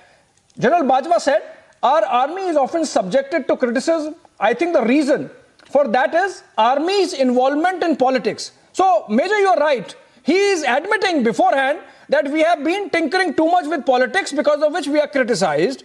And that is why in February, the army decided to not interfere in politics.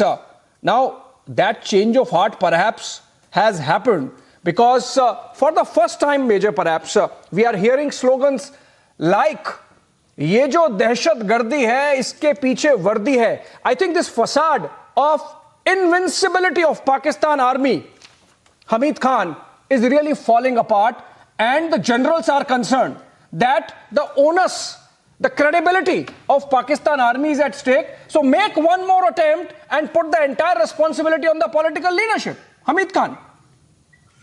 Thank you very much. I have to agree with Major Gaurav Arya that there is no doubt that at that time all the leader, the government was under a dictatorship of Ayub Khan, followed by then with Yahya Khan. So I mean there was a army dictatorship involved there. But as far as there are two very facts told by General Bajwa. One is that this is true that there was only 35,000 army was actively taking part in that resistance in East Pakistan, and the rest of the persons who were arrested, they were the war prisoners. But actually, I want to bring the facts. I think Major Gaurav Arya will agree that they were the civil officers and other people who were working from West Pakistan to East Pakistan. So the number of 90,000 prisoners has to be clarified, that what were they actually war prisoners or what were the other people. That is a factual thing which needs to be rectified. There is no doubt. Secondly, about the political failure of East Pakistan, I would say that every failure has a political impact. So it is due to a political failure, whether it was Mujibur Rahman and Bhutto's failure or conspiracy by the Indira Gandhi, which has been admitted by the Narendra Modi as well. Prime Minister Modi has admitted that we are the one who divided Pakistan. Pakistan's been victim of a conspiracy by Indians. Let me correct you, Hamid Khan. I gave you opening comments, but let me correct you on two counts. I have come prepared. So let me just quote you. Some facts. Which counter General Bajwa also, by the way. I wish he was a little more prepared in his farewell speech, but I am correcting facts, sir. Major, listen to it. Now, this is from 3 defense-related journals, and I'm quoting the papers. A Lost Opportunity, analysis of 1971 by Lieutenant Colonel Muqtad Ahmad Jilani. This is a Pakistani source. This article appeared in defensejournal.com in January 2003. Again, Azhar, Masood and Malik, 3 authors, Conflict and Development, a case study of the crisis of 1971, International Journal of Research and Innovation in Social Sciences, appeared in 2018. Then Mainsprings of Indian and Pakistani Foreign Policy by S.M. Burke, I believe Shahid Burke, Pakistani author. This appeared in 2012. All 3 sources claim that Pakistan surrendered 93,000 soldiers, of which anything between 65,000 to 81,000 were uniformed soldiers. General Katoch, if I could get you in this, on this. Can you fix the disturbance, at please? This point, I think it is the other way around. This absolutely unprepared comment by General Bajwa that only 34,000 were soldiers, the Indian army was huge, and that is why we surrendered. I think someone has to call the bluff of General Bajwa on that. And it helps the Pakistani guests. No. Thank you. One more. Actually, just wait a minute. We'll get back to you. You're very right. When you look into the figures which have been given out, they have been very well documented. I myself was a young officer that time, and we were guarding the prisoner of war camps. Now, I will agree that all 93,000 people who were captured were not the people who were fighting the war. There were some civilian elements in that. But to say that only 34,000 uniformed personnel were there, I think is very grossly off the mark. That is one. The larger point which needs to be understood here is, why did the people of Bangladesh actually go against the Pakistan army? That was the fundamental point. And the fundamental point, there are 2 issues which come up here. Yeah. One is the statement which was given by President Yahya Khan, the former chief, prior to the launch of Operation Searchlight.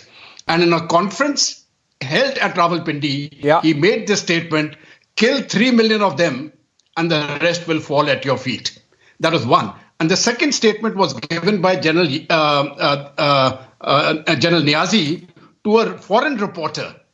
And when that foreign reporter asked him why about the rapes, etc., which are taking place in now Bangladesh, he told her, you don't expect my men to fight here and then go to sex back to West Pakistan. That was the exact statement he made. Now, you see, when an army actually treads that path, it loses credibility in its fighting ability. Now, that was the real reason why they surrendered. It was not a question of a one-to-one arms with the Indian army. That, of course, was a very important factor. But the larger factor was they had lost. You mentioned Operation Searchlight leading to the death of hundreds and thousands of Bengalis. And remember, those Bengalis were Pakistani citizens when they were killed. Major Arya, if I can get you on that, apart from Operation Searchlight, there was also Operation Changes Khan, for example. The preemptive Pakistani airstrikes on about 11 Indian air bases, which made India launch the military campaign. So this mention by Hamid Khan that, Indira Gandhi carried out some conspiracy. Arey Baba, Indira Gandhi, whatever she did, Pakistan army, do they have a strategic mind? And in fact, you are admitting that the Pakistan army miscalculated, misfired, and hence got defeated. Major Arya. See, Abhishek, I'll tell you, this whole thing about conspiracy in Pakistan, sajish, conspiracy, every incompetence, is laid at the feet of conspiracy. So when you say conspiracy, it means कि हमारी जिम्मेदारी नहीं. There was a conspiracy. There was some shatir guy with some brain working behind the scenes. And he's saying this was admitted by Prime Minister Modi. This is in the textbooks, bhai. India created Mukti Bahini. There is nothing to admit. We are proud of it. Yeah. We are proud of it. That's because Pakistani citizens were getting killed, Bengalis were getting killed, hundreds and thousands women were getting raped. It was a humanitarian intervention. Not only, you see, what General Katot said was absolutely correct. But there was another general, I think it was Tikka Khan or Yahya Khan, I forget which. He said in Urdu कि हम इनकी नस्लें बदल देंगे. And a Bengali officer took a gun, he went to the toilet and he shot himself in the head. I'm sure my Pakistani guests will bear me out. They said हमारी नस्लें बदल देंगे. He said it in a gathering of army officers. This guy took out a service revolver or service pistol, whatever it was, and he committed suicide there. So what I'm trying to say is that there was no conspiracy. We created the Mukti Bahini. The Indian Army created the Mukti Bahini. The Research and Analysis Wing created the Mukti Bahini. We marched into Dhaka and along with our Bengali brothers, it was a joint operation between Mukti Bahini, Mukti Jodha and the Indian Armed Forces, and we created Bangladesh out of East Pakistan. Okay, Sir, there is no conspiracy. Yeah. There is no conspiracy. हम तो मुंह पे बोल रहे हैं. Adnan Kaisar, forget about India. Let's focus on what's happening in Pakistan. Are you really willing to agree with General Bajwa on this? That Pakistani politicians, because you mentioned in your opening comments that this is an unfortunate evolution of democracy. May I ask why it remains unfortunate evolution after 75 years of independence or birth of Pakistan for that matter? Do you really even introspect that it is because of your soft corner for these comments coming in from General Bajwa that the evolution of democracy in Pakistan remains unfortunate? Every story. Your side of the story, my side of the story, and the truth. Then you gave references to a couple of books or reference. So I quote this Sarmila Bose Dead Reckoning. Every myth has been decamped and has been rubbished by this scholarship because she has told that there had been a victim and villain perspective which was created deliberately. So this conspiracy theory is a valid argument because if you go back in the history, you would see Major, our Pakistani guests are not willing to let go of the subterfuge of conspiracy. They are not willing to let go of the subterfuge of conspiracy. Major, how do you respond to that? I mean, for God's sake, I have no stakes in Pakistan. Adnan Kaisar and Hamid Khan, you guys have stakes in Pakistan, irrespective of whether Hamid Khan is in London. The future of Pakistan depends on how honest you are at this very critical juncture. At one level, Adnan, at one level, I think General Bajwa was honest. At one level, General Bajwa was honest. He said Pakistan army has been, as Major would tell you, that generally what happens is countries have an army. In the case of Pakistan, the army has a country. So in that sense, Major, right? In that sense, I think General Bajwa was being honest, Major, that we have been tinkering with politics. Let's stop it. What we are trying to understand is Pakistan had been one of the 4 national security states in the world. Pakistan had been facing external aggression from India. Pakistan had been facing Adnan, I want to make a statement with your permission. The politicians are Adnan, I want to make a statement and I want to ask both you and Hamid Khan whether you agree with my statement or not. Go ahead, Major, go ahead. जैसे आवाम होते हैं उनके ऊपर वैसे हुक्मरान मसल्लत कर दिए जाते हैं. You're talking about multiple things. Let's go back to the academics of this discussion, and we have to see. Sir, I'm just asking you. I'm just asking you. Is it true or not? Westminster. Is it true or not? All your four coups have been bloodless, sir. The people welcomed the army. How can you say flawed democracy? You welcome the army. Yes, जब मुशर्रफ ने even now he's welcoming. Even now he's welcoming. He's protecting. He's shielding. He's being soft. Absolutely, Abhishek. When Pervez Musharraf threw out Nawaz Sharif, people were doing the bangla on the street and distributing sweets. इनका तो जब भी कोई फौजी हुक्मरान आके चढ़ जाता है सिविलियन गवर्नमेंट के ऊपर 111 ब्रिगेड आती है, these people dance on the street and celebrate. Let's listen to them. You know, they distribute sweets. Let's listen to Adnan, as I mentioned, Adnan one by one. First Adnan and then Hamid Khan. First Adnan and then Hamid Khan. We are concerned. We are a neighbor. We are a neighbor with a very disturbed neighborhood. Listen. Adnan, I will come to Adnan. Let's structure it. Adnan, I am speaking to you. Adnan, hold on. I am speaking to you. We are a neighbor. He was referring to the politicians of Pakistan. They were actually the wolves of this country. They literally broke apart this country. Now what is this? You are putting your own argument on its head. Adnan, you are putting your own argument on its head. Unfortunate, you said unfortunate evolution of democracy. Now you are saying your politicians are wolves. The ISI had Mr. Arya, this is comic. Had it not been Major Arya, this would be comic if this was tragic. Adnan, you are calling your own politicians wolves? They were part of the elite. Adnan, did you just call your politicians wolves? Their own, did you call your own politicians wolves?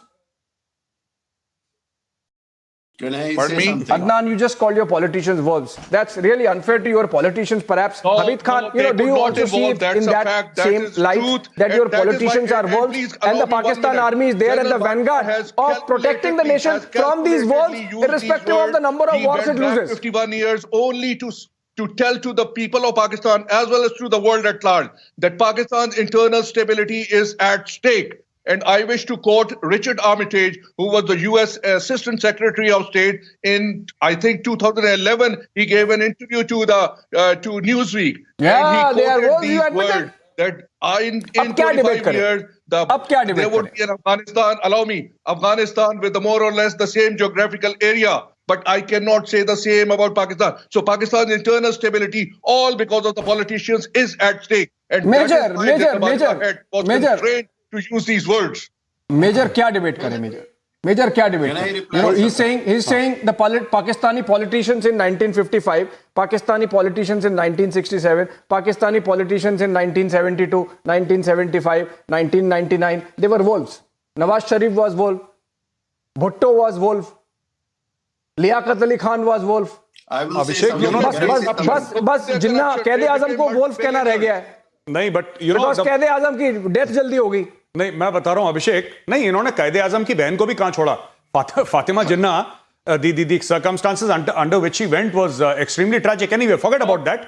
What I want to say is that who are these people that you are calling wolves? They are created by your army, sir. Oh yes, Nawaz Sharif. Imran Khan. Nawaz Sharif. Is Imran Khan a wolf? Who created Imran Khan? It was a 10-year project of the Pakistani army. General Bajwa midwifed Imran Khan becoming Prime Minister. Abhishek, Zulfikar Ali Bhutto was midwifed by Ayub Khan. Nawaz Sharif was midwifed by General Ziaul Haq. ये सारे के सारे GHQ Rawalpindi की पैदाइश है. All of them without exception. ये इसको तो ये शुजा पाशा ने पैदा करा Imran Khan. Let's listen into Hamid Khan on that. Hamid Khan, you are in London, you are at a safe distance from Pakistan, but still it's your country, Still it's your country. You should be worried. I agree with Adnan on the point that it's an unfortunate evolution of democracy. But then he's calling his own politicians wolves. Is he not inverting his own argument? If you can come on that, Hamid Khan. Used these words when he took over as the martial law administrator in March 1969. He said, "I cannot." Okay, Adnan, let Hamid Khan speak. He is speaking for your country. Word, not mine. Adnan Sahab, let me reply, please. Thank you. Okay, let Hamid Khan speak. Abhishek, there is two facts. One, unfortunately, democracy did not work properly in Pakistan for many reasons, including internal issues of our immature politicians and the mistakes done by the dictators as well. There is no doubt about it. Pakistan is going through a very significant phase at the moment where Pakistan is realizing its mistakes in political system, in our, in our systems where we implemented martial laws.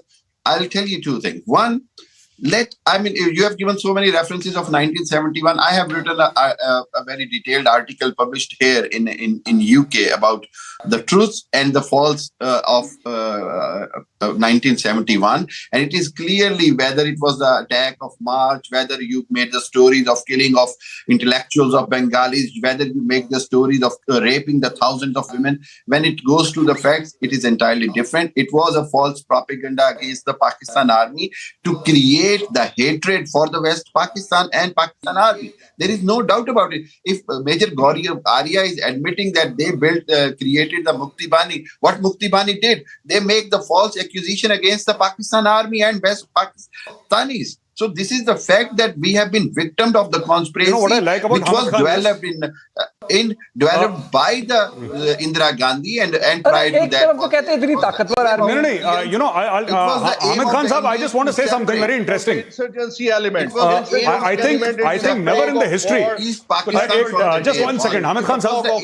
The same thing. Understood, sir. Understood. The same thing is happening. India is instigating a rebellion. Great, Abhishek. I just want to bring out a point. Very interesting point. That's an insurgency. Very interesting point, Abhishek. Go ahead. You know, Hamid Khan is the first person on Republic Media Network or on any channel who has quoted himself. Like you quoted 3 articles, Hamid Khan is quoting himself. He says, I quote my own article which I wrote and which was published in UK. Khan Sahab ऐसे कौन करता है? खुद को कौन quote करता है? No, I have to take this forward. With a reference, he quoted his own article and he said कि क्योंकि मैंने लिखा है ये सब झूठ था, इसलिए hence proved. I can send you the references of United Nations report by the British I have to get General Katoch for his last comments. Human rights organizations. I have given the references in it, and I have admitted what mistakes Pakistan Army did in it as well. I have discussed everything. Understood. I have to get last comments from General Katoch. General Katoch, you know. Right. General Katoch, yes, General Katoch, I have to, you know, just put some perspective. Adnan objected to my calling it a circus. In fact, I would call it an unending circus. How it happens? A summary starts from Rawalpindi, goes to the Prime Minister's house or Prime Minister's office. The Prime Minister's office sends a summary to the President's house. The President takes a chopper and flies down to Lahore. Major, he flies down to Lahore to confabulate with Imran Khan of PTI. Who's neither the Prime Minister nor an elected representative. Then in between, before the announcement, in fact, the Information Minister tweets the decision, then deletes it, then again retweets it. Then we have the Defense Minister, what's his name? Khwaja Asif. He is tweeting, questioning the credibility of the Pakistani president and hoping that he follows the constitution.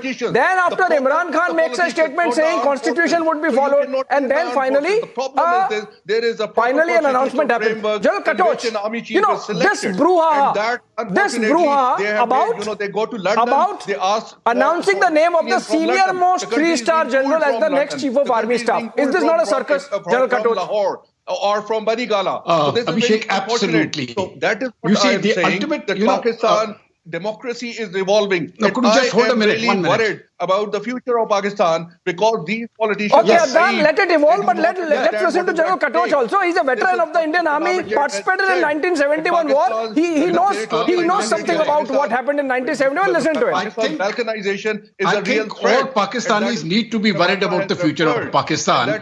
To that extent, I agree totally with my Pakistani guest. We need to be worried, not just Pakistanis. I feel the whole of South Asia needs to be worried because the way they have taken the country, I don't see them getting out of the situation. You see, every single action which has been taken has been done by the military along with the politicians. Now, once the problem is there, the economy is in a mess, terrorism is all around. And in this situation, there is no question of blame gaming. The problem really, Abhishek, is can Pakistan pull back from the brink? And my assessment is they are not in a position to pull back now, because if they stop terrorism which they have created on their soil, then those very same people whom they have created will get back to them. Their biggest problem today is, for the first time, there is a civilian leader, regardless of his performance, Imran Khan, who has challenged the army. And unfortunately or fortunately for the people of Pakistan, Imran Khan has the people behind him. Now, whether you like Imran Khan or you don't like him is not the point. The point is he has public support and he has challenged the army. And that is where the entire problem is today in Pakistan. Who is going to win this bout? Because the military doesn't want to let go. It's a country of 220 million.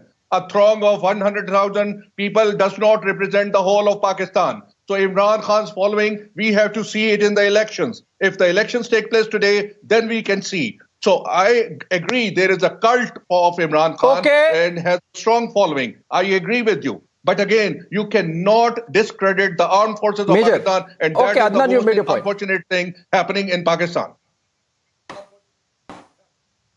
Adnan, you have made your point. I think I'll give the last word to Major. Major, this circus, and irrespective of Adnan's objections, I would continue to believe that this is a circus going on in Pakistan. And it's likely, Major, your last comments, it's likely that the Pakistan army is a little scared of the mass sentiment that's coming out against what was called as a very respected and untouchable establishment. And I think that those jitters are really coming out. Do you think so, Major? I'll sort of close this in a minute. Abhishek, the thing is that, yes, Imran Khan has a cult following, but I would tend to agree with Adnan in the sense that a lot of people who are supporting Imran Khan are now keeping quiet, and the next few days will tell.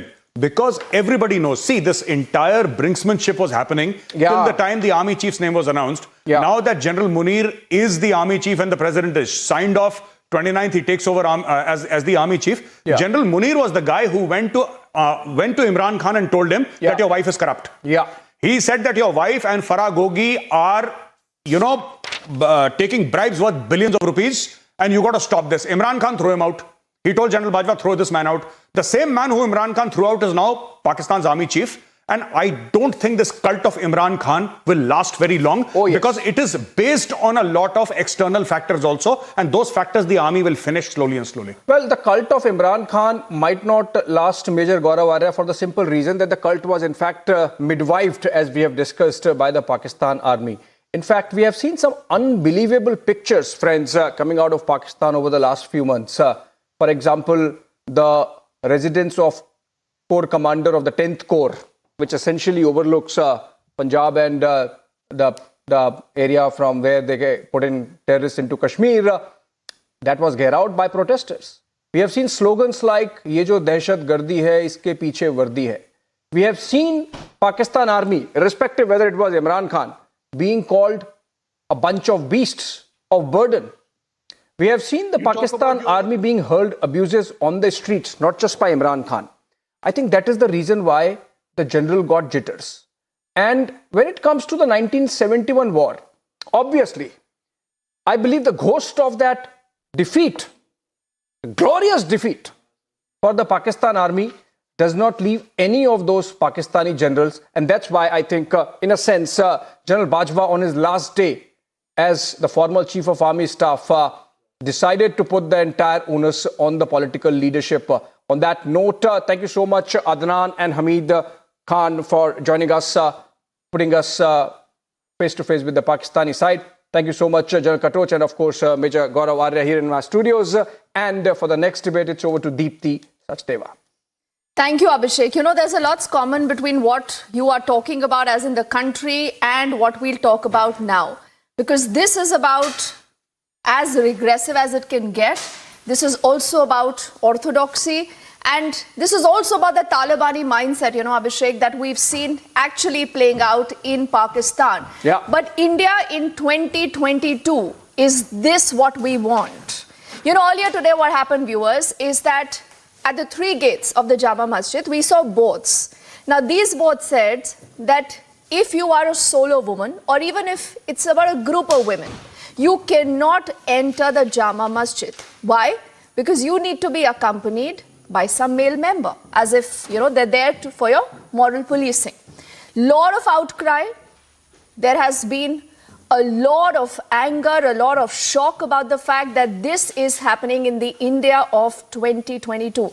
That's the notice up on your screens. And following this entire outcry, following the intervention also by the LG now, through sources, what we can actually tell you is that the Jama Masjid has been forced to take back this order. Though remember, we will have to wait and see when this board comes down. But the question that we'll ask on this edition of The Burning Question, what makes people believe that they can get away with this in the India of 2022? Who are these people who want to, take India back to that Talibani mindset? in 2022. Sit back and watch the developments today, one by one. The reactions that have come in and the justification, viewers, is even more bizarre. And then we debate. In this 21st century, the right to pray has been blocked for women. And this was by none other than the iconic Jama Masjid of Delhi. The administration of Jama Masjid put up controversial notices barring the entry of girls and women, whether alone or in groups. As the issue led to widespread outrage, Jama Masjid's Shahi Imam stepped in to explain that the order is not applicable to those coming to offer prayers. देखिए यहाँ पे जो लोग इबादत करने आ रहे हैं, चाहे लेडीज़ हो या कोई भी हो, उसके लिए कोई रोक नहीं। लेकिन अगर अकेली लड़की आती है और कहती है मैंने किसी को टाइम दिया है, मेरा बॉयफ्रेंड वेट कर रहा है, इस केस में उनको परमिशन नहीं दी जाएगी। The order, however, drew backlash. DCW chief to condemn this order and termed it a violation of women's right. आज जामा मस्जिद में शाही इमाम ने एक बोर्ड लगवाया है कि अब से महिलाओं की एंट्री जामा मस्जिद के अंदर पूरी तरीके से बैन है। तो मेरे हिसाब से सबसे पहले तो ये बहुत ही शर्मनाक और सीधे सीधे गैर संवैधानिक हरकत है। इन्हें क्या लगता है कि ये देश भारत नहीं है, ये देश ईरान है, कि इनका जब मन आएगा महिलाओं के खिलाफ भेदभाव करेंगे और कोई कुछ नहीं कहेगा। जितना हक एक पुरुष का इबादत करने का है, उतना ही हक एक महिला का भी इबादत करने का है। Later on, the Shahi Imam of Delhi's Jama Masjid agreed to revoke the order on entry of girls without families. The revocation comes with the condition that visitors should respect and maintain the sanctity of the place. Bureau Report, Republic TV. So who really are these people who always and always find a fault with women? You know, they don't like women who go out and work. They do not like women who have a voice, who speak. You know, Zeenat, we've seen that time and again. They even do not like women who want to go and pray. They do not want women to go out alone. But they want, you know, male members to act as a moral police. Because otherwise what they say, you know, Atikur Rahman, Majid Haidri and Dr. Lubna, as I say good evening to all of you, the justification, Majid, was even more bizarre. Because when we had a colleague who actually asked the PRO at the Jama Masjid, listen, why do you want such a ban on women? What's the problem? He said, because when they come inside, they come here, they treat this like a dating spot. They meet up, you know, men here. They click pictures. What's going on, Majid? What age are we living in? Well, exactly, Deepti, I'm a bit puzzled by the flip-flop of a Shahi Imam. He first gave an order, then he backtracked. Is it because of some deal? Was there any kind of deal with the Sangh Parivar with regard to Gujarat elections, Delhi municipal elections? We don't know that. Yes, Article 26 of the Indian Constitution. So, you know, 5 seconds into the debate, you get the Sangh Parivar. No, I said I don't know. Just 5 seconds into the debate and you get the Sangh Parivar. No, I'm coming to the point only. I'm coming to the point. See, firstly, Majid, you know, I don't even want to look like I'm amused because today we are outraged. Majid, first of all, you tell me that do you have a problem with women entering the Jama Masjid unless they are accompanied by a male member? Are you for such a ban? You're against this? First, make your stand clear. I'll make my stand clear that empowerment of women is subject to their security and safety, which unfortunately our government and our law is unable to ensure. What is this empowerment of women, safety, security? No, it's such a simple question, Majid. Majid, you're for the ban, you're against the ban.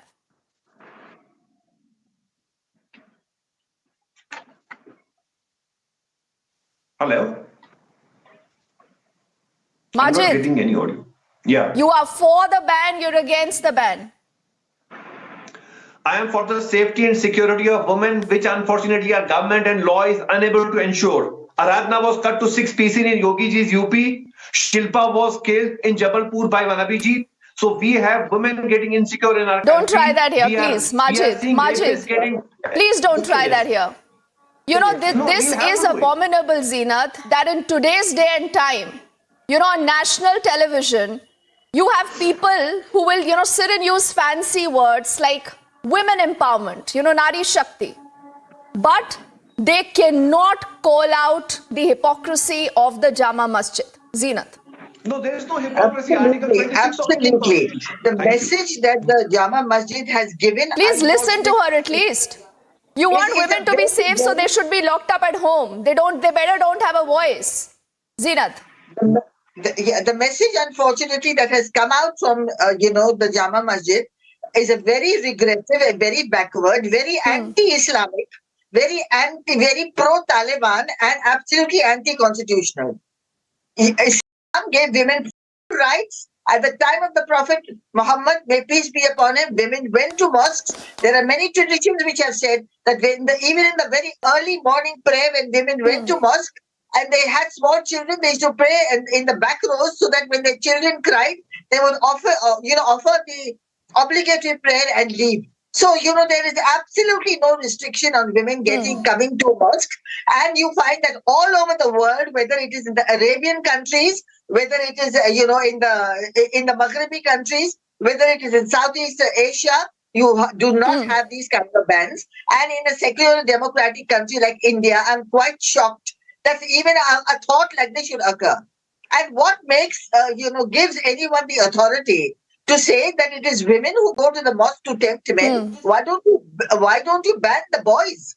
That's the point. Now what we are looking at, the rapes and the yes, that's the point, Majid. Majid, respond to what Zinat says, and then I'll get in Atikur Rahman and Lubna also. But Majid, why is the ban only on women? Are you saying that men do not use the mobile phone? Men do not know how to make a reel? Men do not know how to click selfies? No, I humbly said that empowerment is subject to safety and security, and then let's not forget Article 26 of the Indian Constitution, which guarantees every religious institution, be it Mandir, Masjid, Gurdwara, to have their own laws in their own institutions.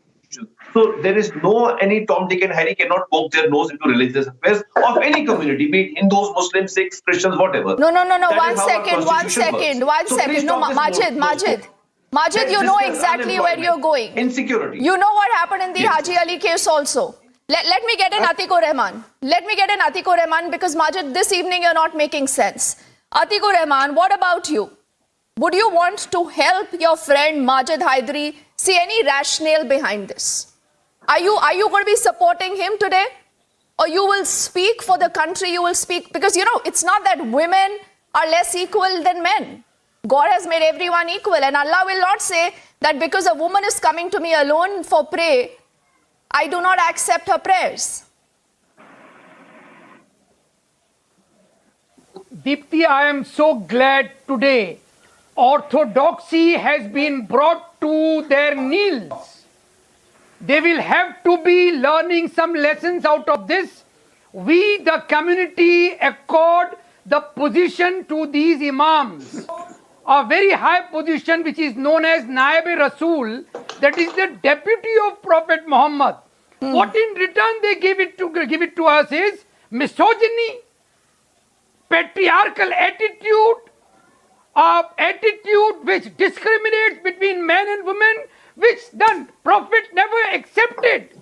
The Prophet always accorded equal position to men and women in the Muslim societies.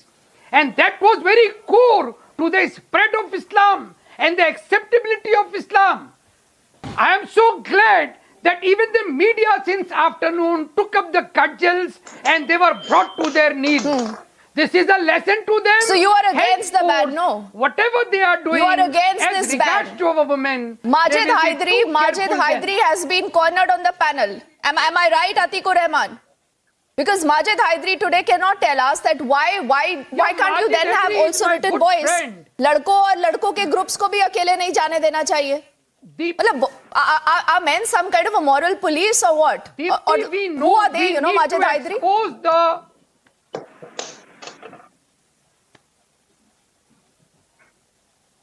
Atiq, is this for you or for me? Majid Hydari, that is for you. Because you're the only one who believes that women need to be locked up. Why? Because women have to be kept safe. Because that's the best way for women empowerment. My first concern is their safety and security, and any religious place, be it Mandir, Masjid, it cannot be a dating point. Please don't worry about us. Majid Hydari, please don't worry about us. Be worried about yourself.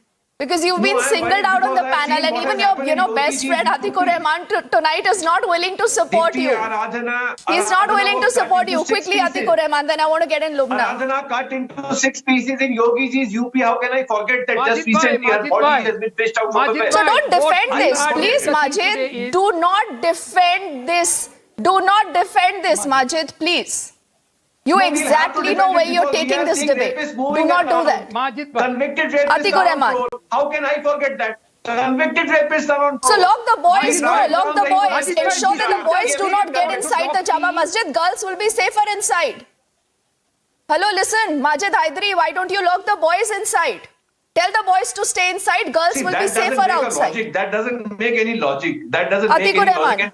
Muslims at least don't need any lectures. Wow, that does not make logic, but please ensure that women are locked up. I have to get in Lubna. Atikur Rahman, you have to forgive me, because I want to get in Lubna now here. Lubna has been listening to this. You know, Lubna, locking up boys is no logic, but locking up girls is the only logic. This is so amusing, actually. But as a student of Islam, actually, I would like to say that these people should apply usuli ijtihad. I mean, they are not aware of it, or the second thing is that most of the mullahs, most of the scholars, most of these kind of people who dictate to us, they are not aware of the rest of the world. They are not. They have read the Quran. Yes, they have read about Sharia, but they do not know anything apart from that. But to correctly interpret Islam in modern light, in 21st century, they have to be aware of both things. That is the first thing. And the second thing is that, see, these kind of Iranian kind of mentality or the Taliban kind of mentality, this cannot be tolerated at all. No one can tell me where to go, how to go, and with whom to go, and how to dress, whatever. No one has the right to tell me.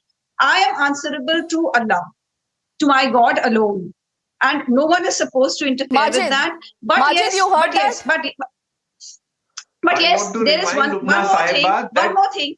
Just a minute, let me complete. One more thing. That I have been to lot of go on, please. Lubna, go on.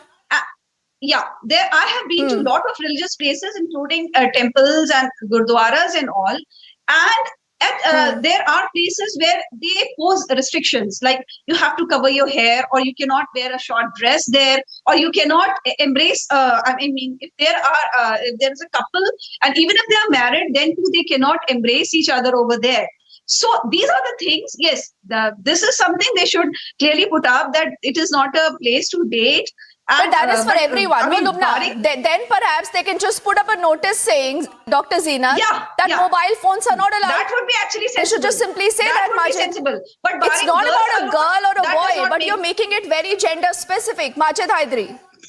Lubna Sahiba spoke about her freedom, that she doesn't need any lectures on what to wear and how to wear. But let me remind her that the Karnataka government, the BJP government, has been asking women not to wear hijab when they are in education institutions. And that is the start of the problem. If we have an issue in Iran, we have a similar issue in our country. And that is because of the Bhagwa mentality, not any Taliban mentality or any other mentality. We have the extremes from the seventh side of our country who are behind the problem. Majid, I'm a little worried for you, because you're swinging from a Jama Masjid, you're swinging from women being banned, you've gone to the hijab, you've traveled to Iran, you've visited the Taliban mindset. If what is your problem? Majid Hydari, what is your problem? Not single men or single women. Why just for women? No, where is the Saffron Brigade here? I don't understand, Majid. The onus is on you. The onus is on people like you, who believe that you are all above, these women. The movie had to be changed. That is how the religious sentiments work in the country. Are you embarrassed to talk about what the Jama Masjid was saying and doing today? Do you want to hear the kind of defense they've put out? Majid Hydari, are you embarrassed to speak about the Jama Masjid? They went on rampage.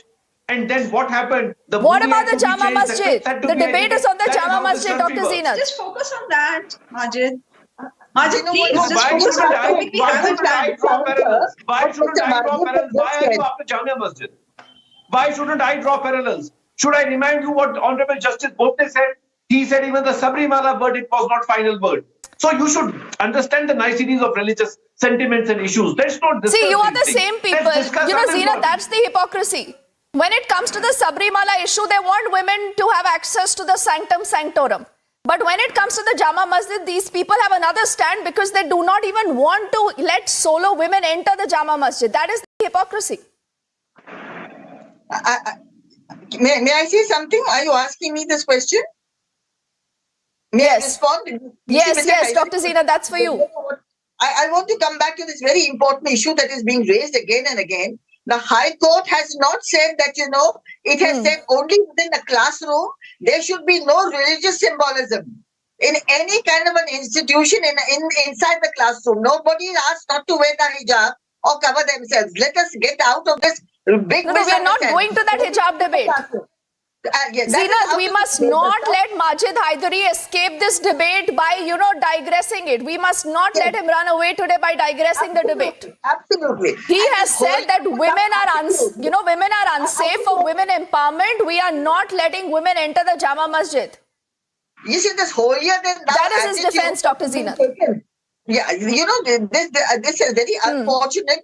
Holier than thou attitude, which is taken by these kind of men, are only showing their patriarchy and their misogynistic mindset to keep a woman here and there and wherever they want and use any kind of excuse to do that.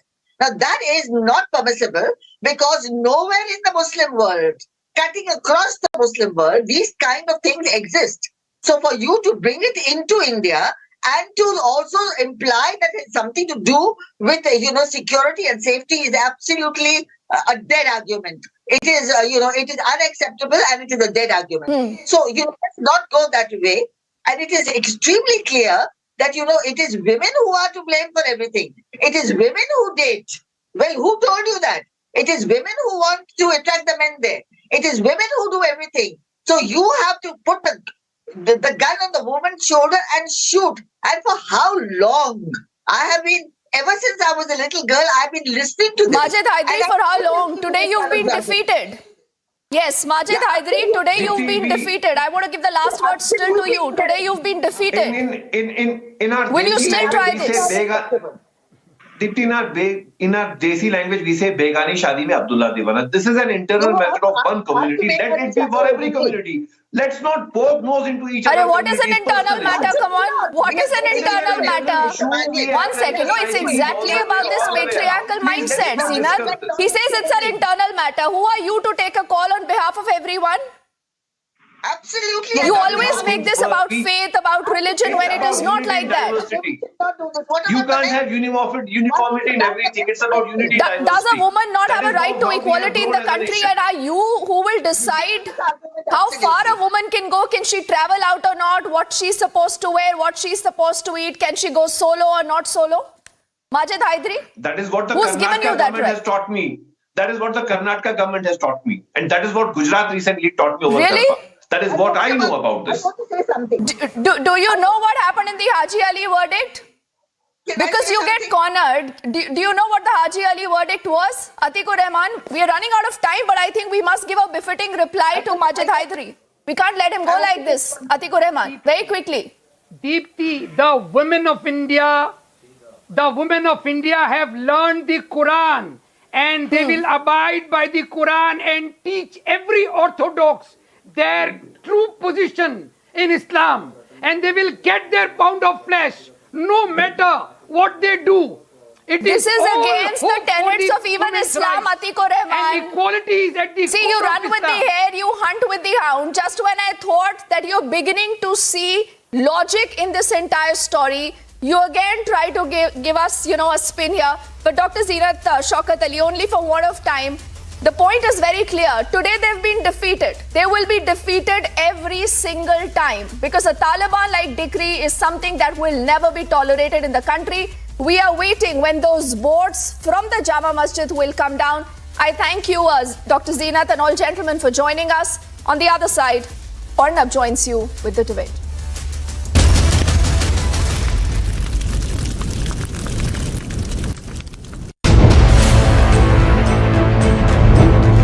जो नया trend बना है, ये promise करेंगे free नौकरी, free. मुझे कहता है लैमिनेटेड कार्ड बांटे जा रहे हैं गुजरात में। किसी ने कहा आम आदमी पार्टी बांट रही है कि आपको गारंटीड नौकरी मिलेगी।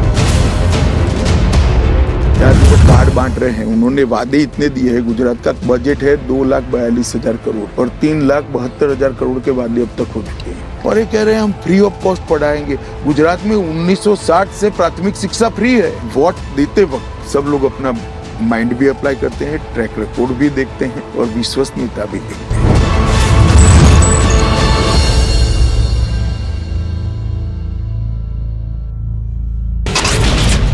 Huge number of government employees are on the street. There's a ruckus on the street. Their demand about increasing the DA. This is one of the important issues here in West Bengal. A gruesome murder case of Shraddha. In fact, a video has now surfaced where the video is from those days when Shraddha was studying BMM. 2 blasts went off near bus stops in Jerusalem, injuring at least 14 people in what police said were suspected attacks by Palestinians.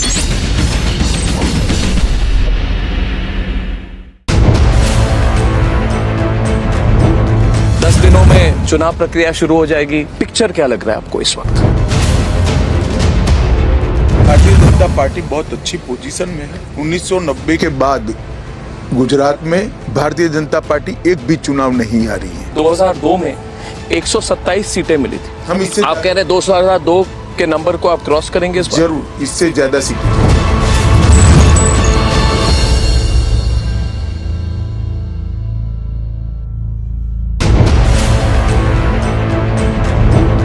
Media circles में बातचीत चल रही है आम आदमी party को लेकर। क्या आम आदमी पार्टी एक फैक्टर है इस बार? मीडिया में जरूर है। गुजरात में जब मैं 50% से ज्यादा मत प्राप्त कर रहा हूँ तब वोट कितना और कहाँ बढ़ता है इसके कोई मायने नहीं रहते। भारतीय जनता पार्टी इस बार 50% से ज्यादा वोट प्राप्त करने जा रही है।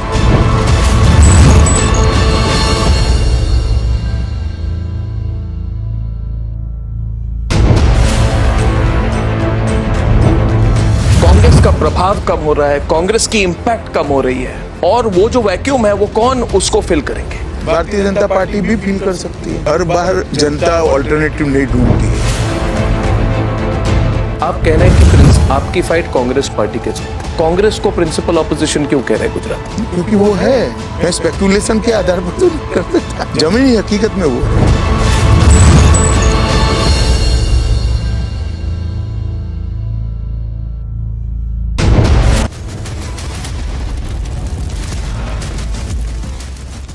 Actor Richa Chadha mocks the Galwan heroes, forced to apologize as she now faces police complaints.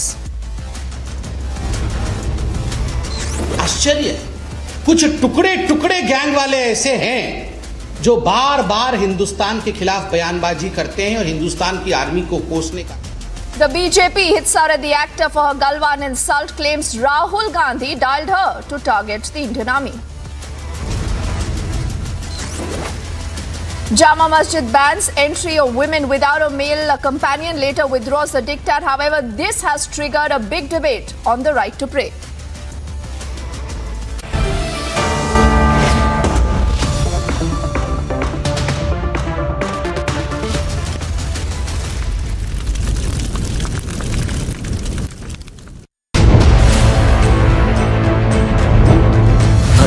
Seat की रैली में आपने एक कमेंट की, द्वारका में इलीगल कंस्ट्रक्शंस हुए हैं, उसको डेमोलिश करने के लिए मैं मुख्यमंत्री जी को कांग्रेचुलेट करता हूं। इसकी बैकग्राउंड में कई लोगों ने कहा कि एक समुदाय को टारगेट किया जा रहा है।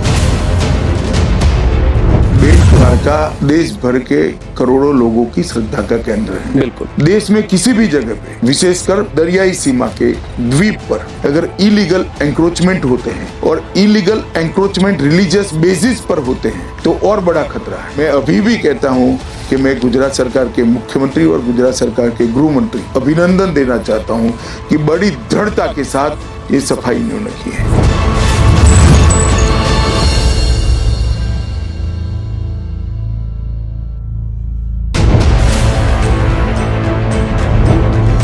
सुरक्षा के मुद्दे पर एक सवाल मेरा ये है कि जो आपने आइडियोलॉजी की बात कही और आप गृह मंत्री है देश के, क्या आपको लगता है कि ये जो आईसिस आइडियोलॉजी वाले लोग हैं, जिहादी आइडियोलॉजी वाले लोग हैं, इस पर और क्या किया जा सकता है इसको बिल्कुल इस प्रॉब्लम को एलिमिनेट करने के लिए? की आइडियोलॉजी हो या जिहादी आइडियोलॉजी हो या पीएफआई पहले जो अपनी प्रवृत्तियां करता था वो, जिस दिन कोई भी विचार, कोई भी संगठन, कोई भी गतिविधि इस देश की इंटरनल सिक्योरिटी के लिए खतरा बनेगी, इसको हम सहन नहीं करेंगे और बहुत दृढ़ता के साथ इसको क्रश करेंगे।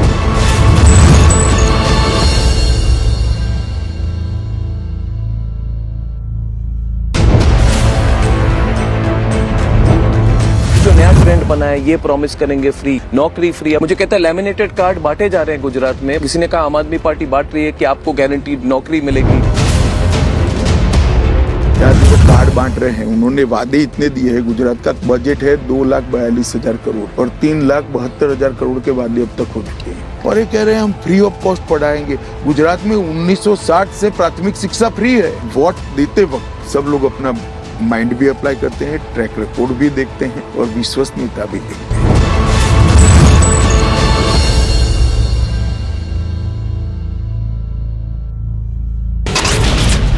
Huge number of government employees are on the street. There's a ruckus on the street. Their demand about increasing the DA. This is one of the important issues here in West Bengal. A gruesome murder case of Shraddha. In fact, a video has now surfaced where the video is from those days when Shraddha was studying BMM. 2 blasts went off near bus stops in Jerusalem, injuring at least 14 people in what police said were suspected attacks by Palestinians.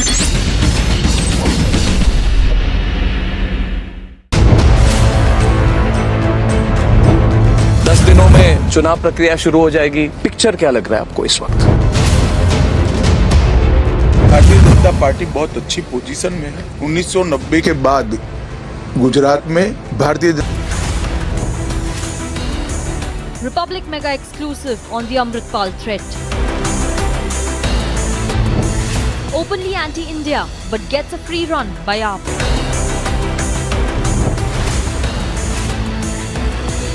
Why is AAP giving a free run to Amritpal? Arnab debates at 9 p.m.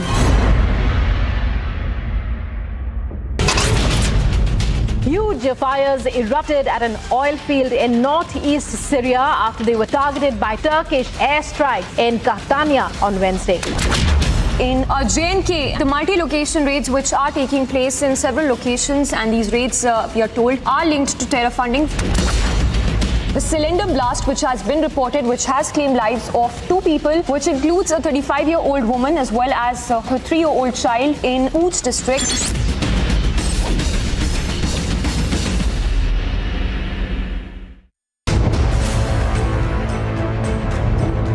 Media circles में बातचीत चल रही है आम आदमी party को लेकर। क्या आम आदमी पार्टी एक फैक्टर है इस बार? मीडिया में जरूर है। गुजरात में जब मैं 50% से ज्यादा मत प्राप्त कर रहा हूं, तब वोट कितना और कहां बढ़ता है इसके कोई मायने नहीं रहते। भारतीय जनता पार्टी इस बार 50% से ज्यादा वोट प्राप्त करने जा रही है।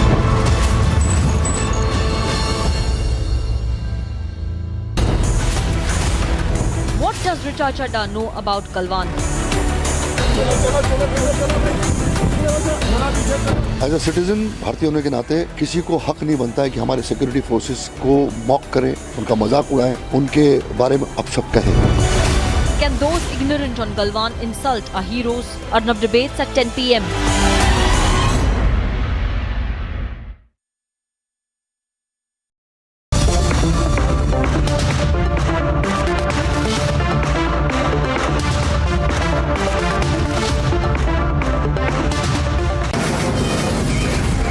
Mumbai studios of Republic TV, it's time for Arnab Goswami on the debate.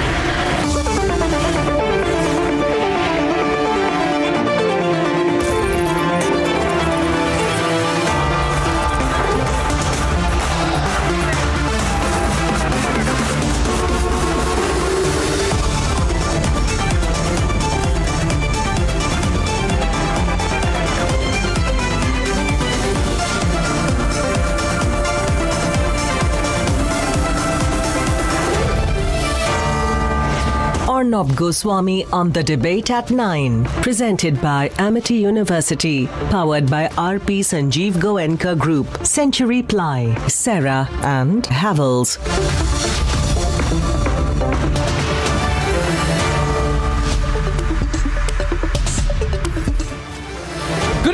and welcome, ladies and gentlemen. Tonight on the debate, we have a exclusive special ground report on the controversial preacher in Punjab called Amritpal. Viewers, he is openly speaking for and advocating for Khalistan, and the Aam Aadmi Party government is turning a blind eye. If you hear his separatist views, you would ask why he is being allowed to do so openly. Is the system complicit with its silence and inaction? That is our exclusive report. Viewers, also tonight, the mentality of people like this film actor, Richa Chadda. The way she has tried, like other Bollywood types, to mock and deride and attack our armed forces, it's just shocking. She's tried to mock and deride and abuse their sacrifice, the grit of the armed forces. The grit, the sacrifice of the armed forces, ladies and gentlemen, taunted by a middle-level Bollywood actor, which is part of this recent trend by many comedians and actors who are comedians, and comedians who want to be actors.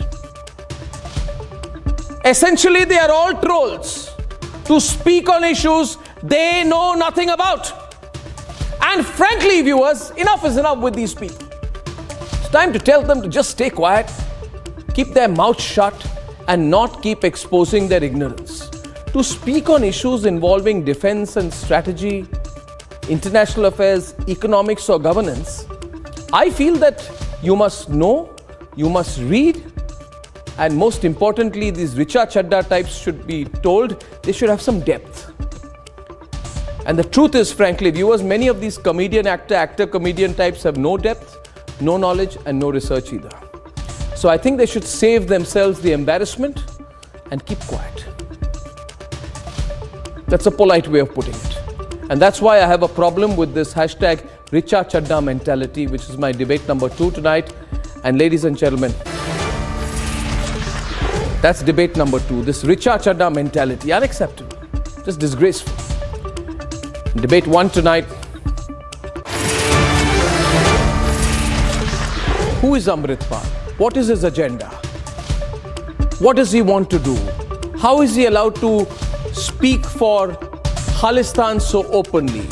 Is Kejriwal allowing him to do that? The truth about Amritpal is debate number 1, and here are the headlines this Thursday evening on the debate tonight. For the first time, the truth about Amritpal is out. Mega exclusive news break coming up in a few minutes. He's a major worry for Indian security, but the Aam Aadmi Party government seems to be giving Amritpal a free run in Punjab. Richa Chadda, film actor, one more mocking the army, mocking the Galwan heroes, forced to delete tweet and apologize after boycott calls.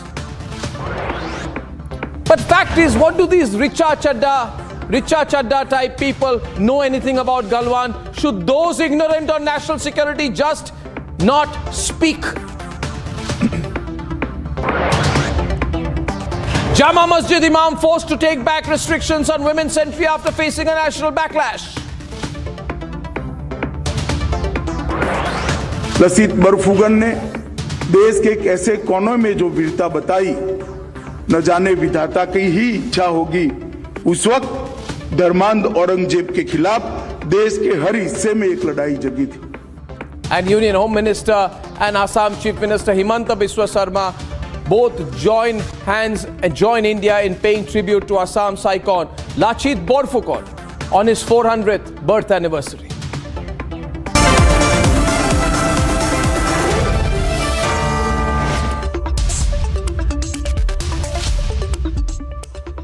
Ladies and gentlemen, tonight I lead with an exclusive report that concerns the security of our nation. It's about a person called Amritpal Singh, who calls himself a preacher and who has decided to launch a march. Our correspondent Piyush reached ground zero, and what he found raises an alarm tonight. Questions on why Amritpal is getting a free run, while openly advocating for Khalistan. And tonight we must know this. We have a choice now to act or look away. Do we look away from open separatism that is being fueled right under our nose in a very important strategic border state of the country? Ladies and gentlemen, take a look at this report on the hashtag Amritpal controversy, and then we shall debate.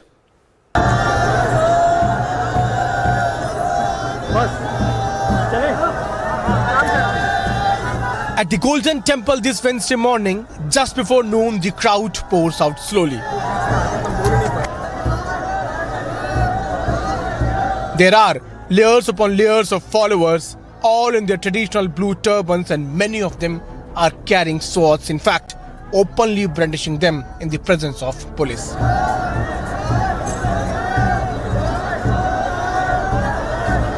And it's impossible to get access to the man at the center of the event, 29-year-old Amritpal.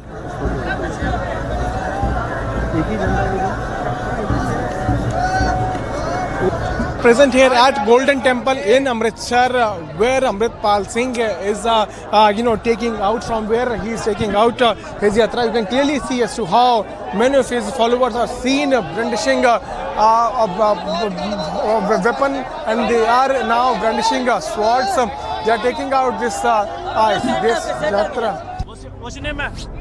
A man with a British accent says he wants to see my ID. Supporters will never lose your ID, right? Sir, do you understand that? I'm not telling it. It's absolutely clear that Amritpal is very, very closely guarded. Just 2 minutes, just 2 minutes. Just want to hear the message you want to send to us. I keep trying, and after 20 minutes of trying, I get access to Amritpal, that too by presenting myself as a freelance journalist.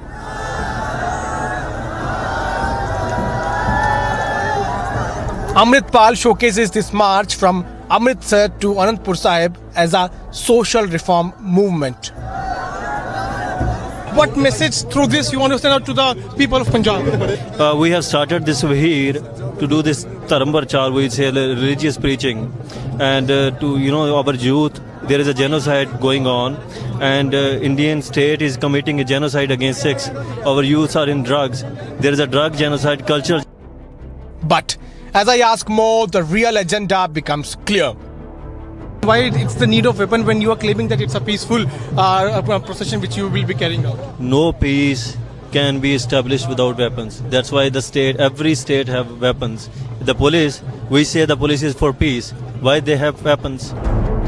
Till a few years back, Amritpal wasn't a religious preacher. This is a picture of him when he was in Dubai.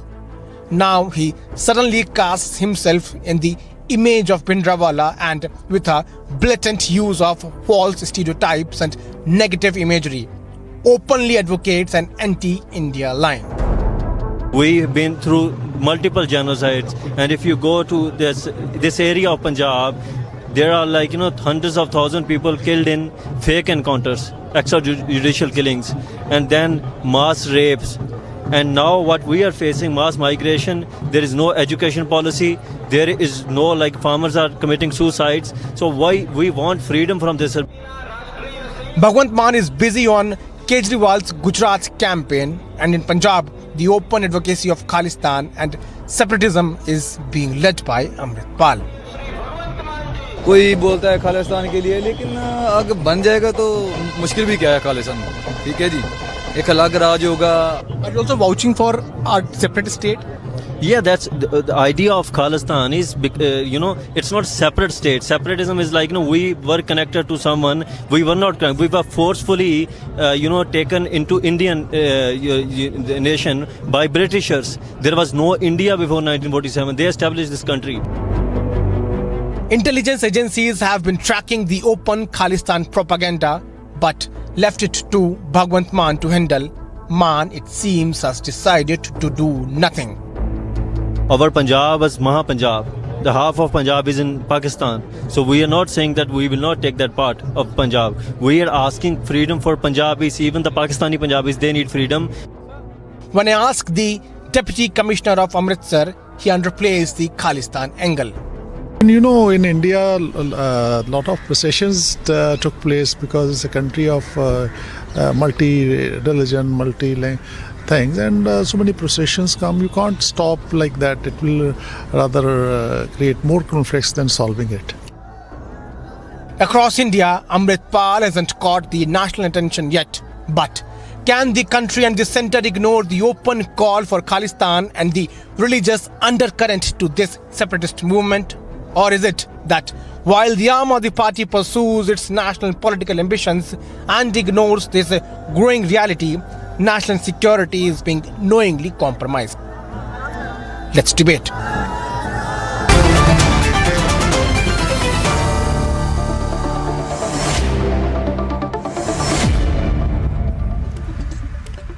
So obviously, Piyush Joshi, Arvind Kejriwal knows about this, right? He knows that across Punjab, there is this Bhindranwale type person who is openly advocating Khalistan, who wants to break Pakistan from,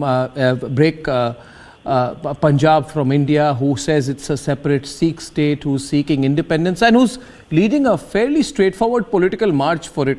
So is Kejriwal weak? Is Bhagwant Mann scared? Is he weak? Is Kejriwal allowing it? Or is it that Kejriwal does not want to act against the Khalistan agenda? Well, one has to be pretty clear about it right now. You see, my country's security is being compromised, and this person is being allowed, and your government, as in the Aam Aadmi Party government in Punjab, is allowing Amritpal to march from Amritsar to Anandpur Sahib to do this. Can I come in? Yeah. So what I'm telling you is this, that Kejriwal wants to be Prime Minister of India, right? First, let me ask you, how can you be even thinking about being a national political player when you are willing to compromise the security of your own country? Well, there are 2 points to this debate. First of all, let me clarify that it's not only your country, it's my country as well. I have been born and brought up in this country. I didn't ask you for that clarification, but you tell me about this. No, I didn't ask you for the clarification.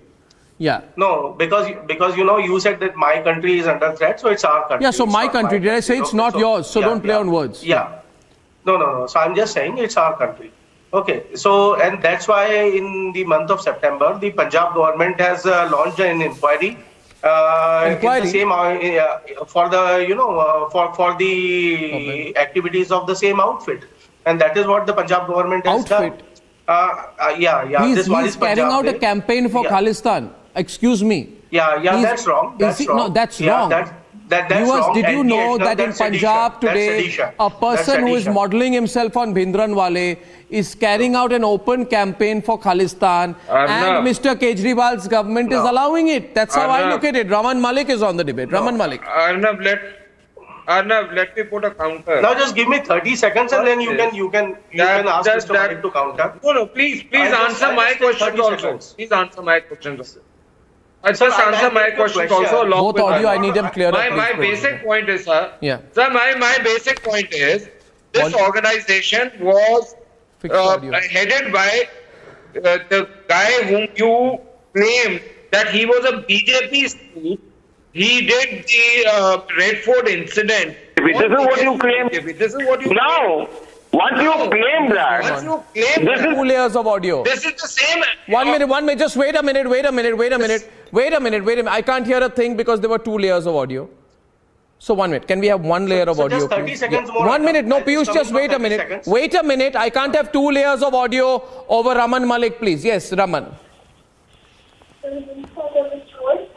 I don't. Now I have no layers of audio. Okay, now can you hear me? I can hear you. Please continue. Yeah, better.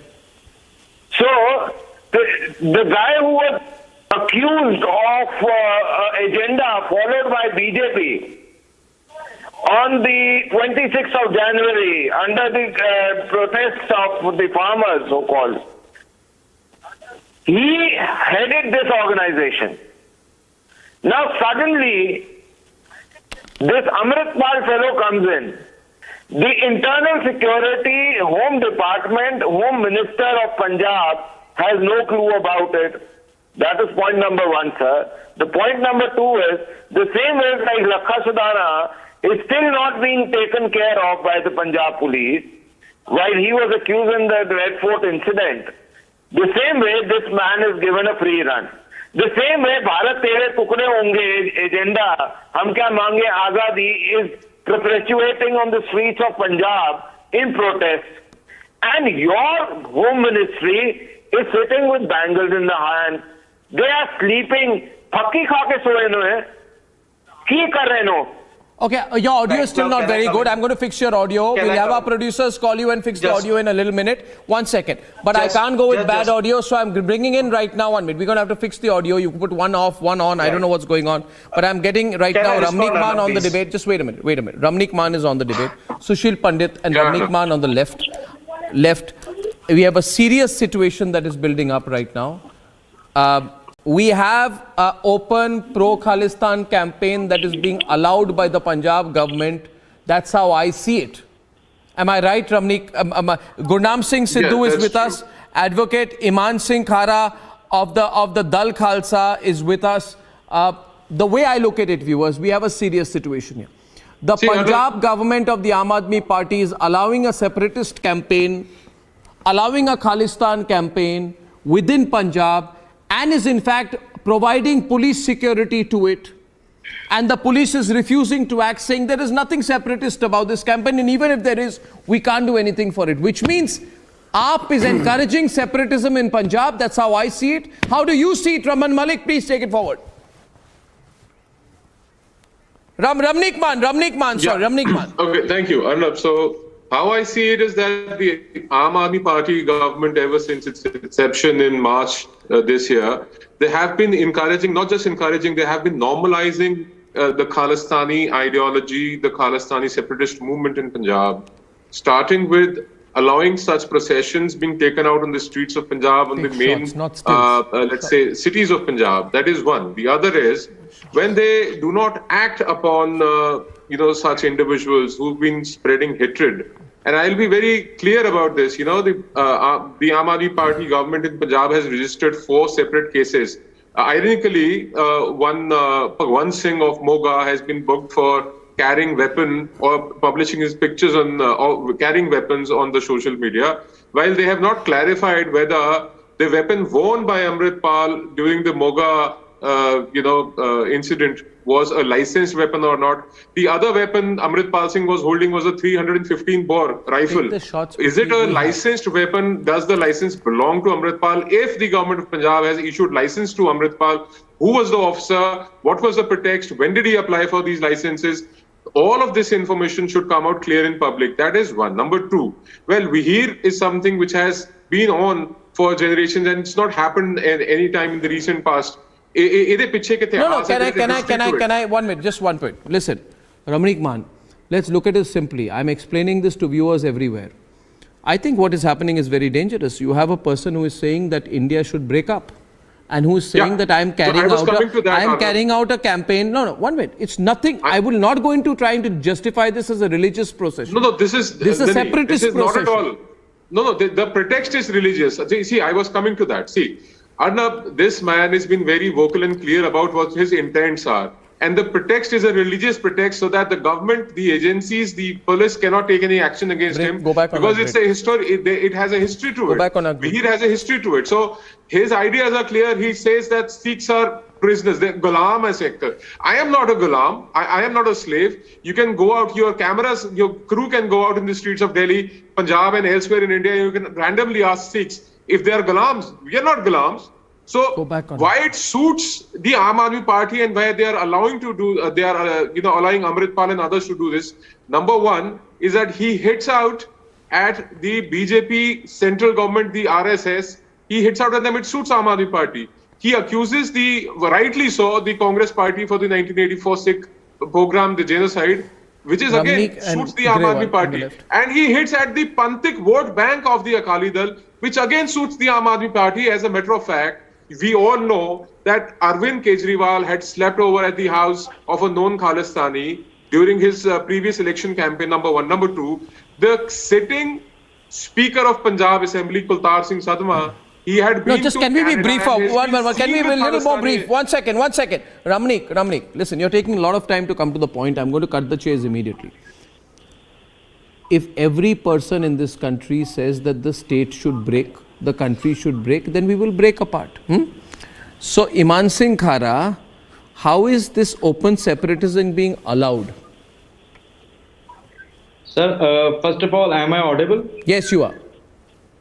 Sir, basically what is being called as separatism is basically the right to self-determination of the Sikh community, which is very well enshrined in the United Nations Charter. One minute. One minute. Mr. Khara, let me tell you, Mr. Khara, I want to tell you something. I'll tell you something. One minute. Just relax now. 1 minute, okay?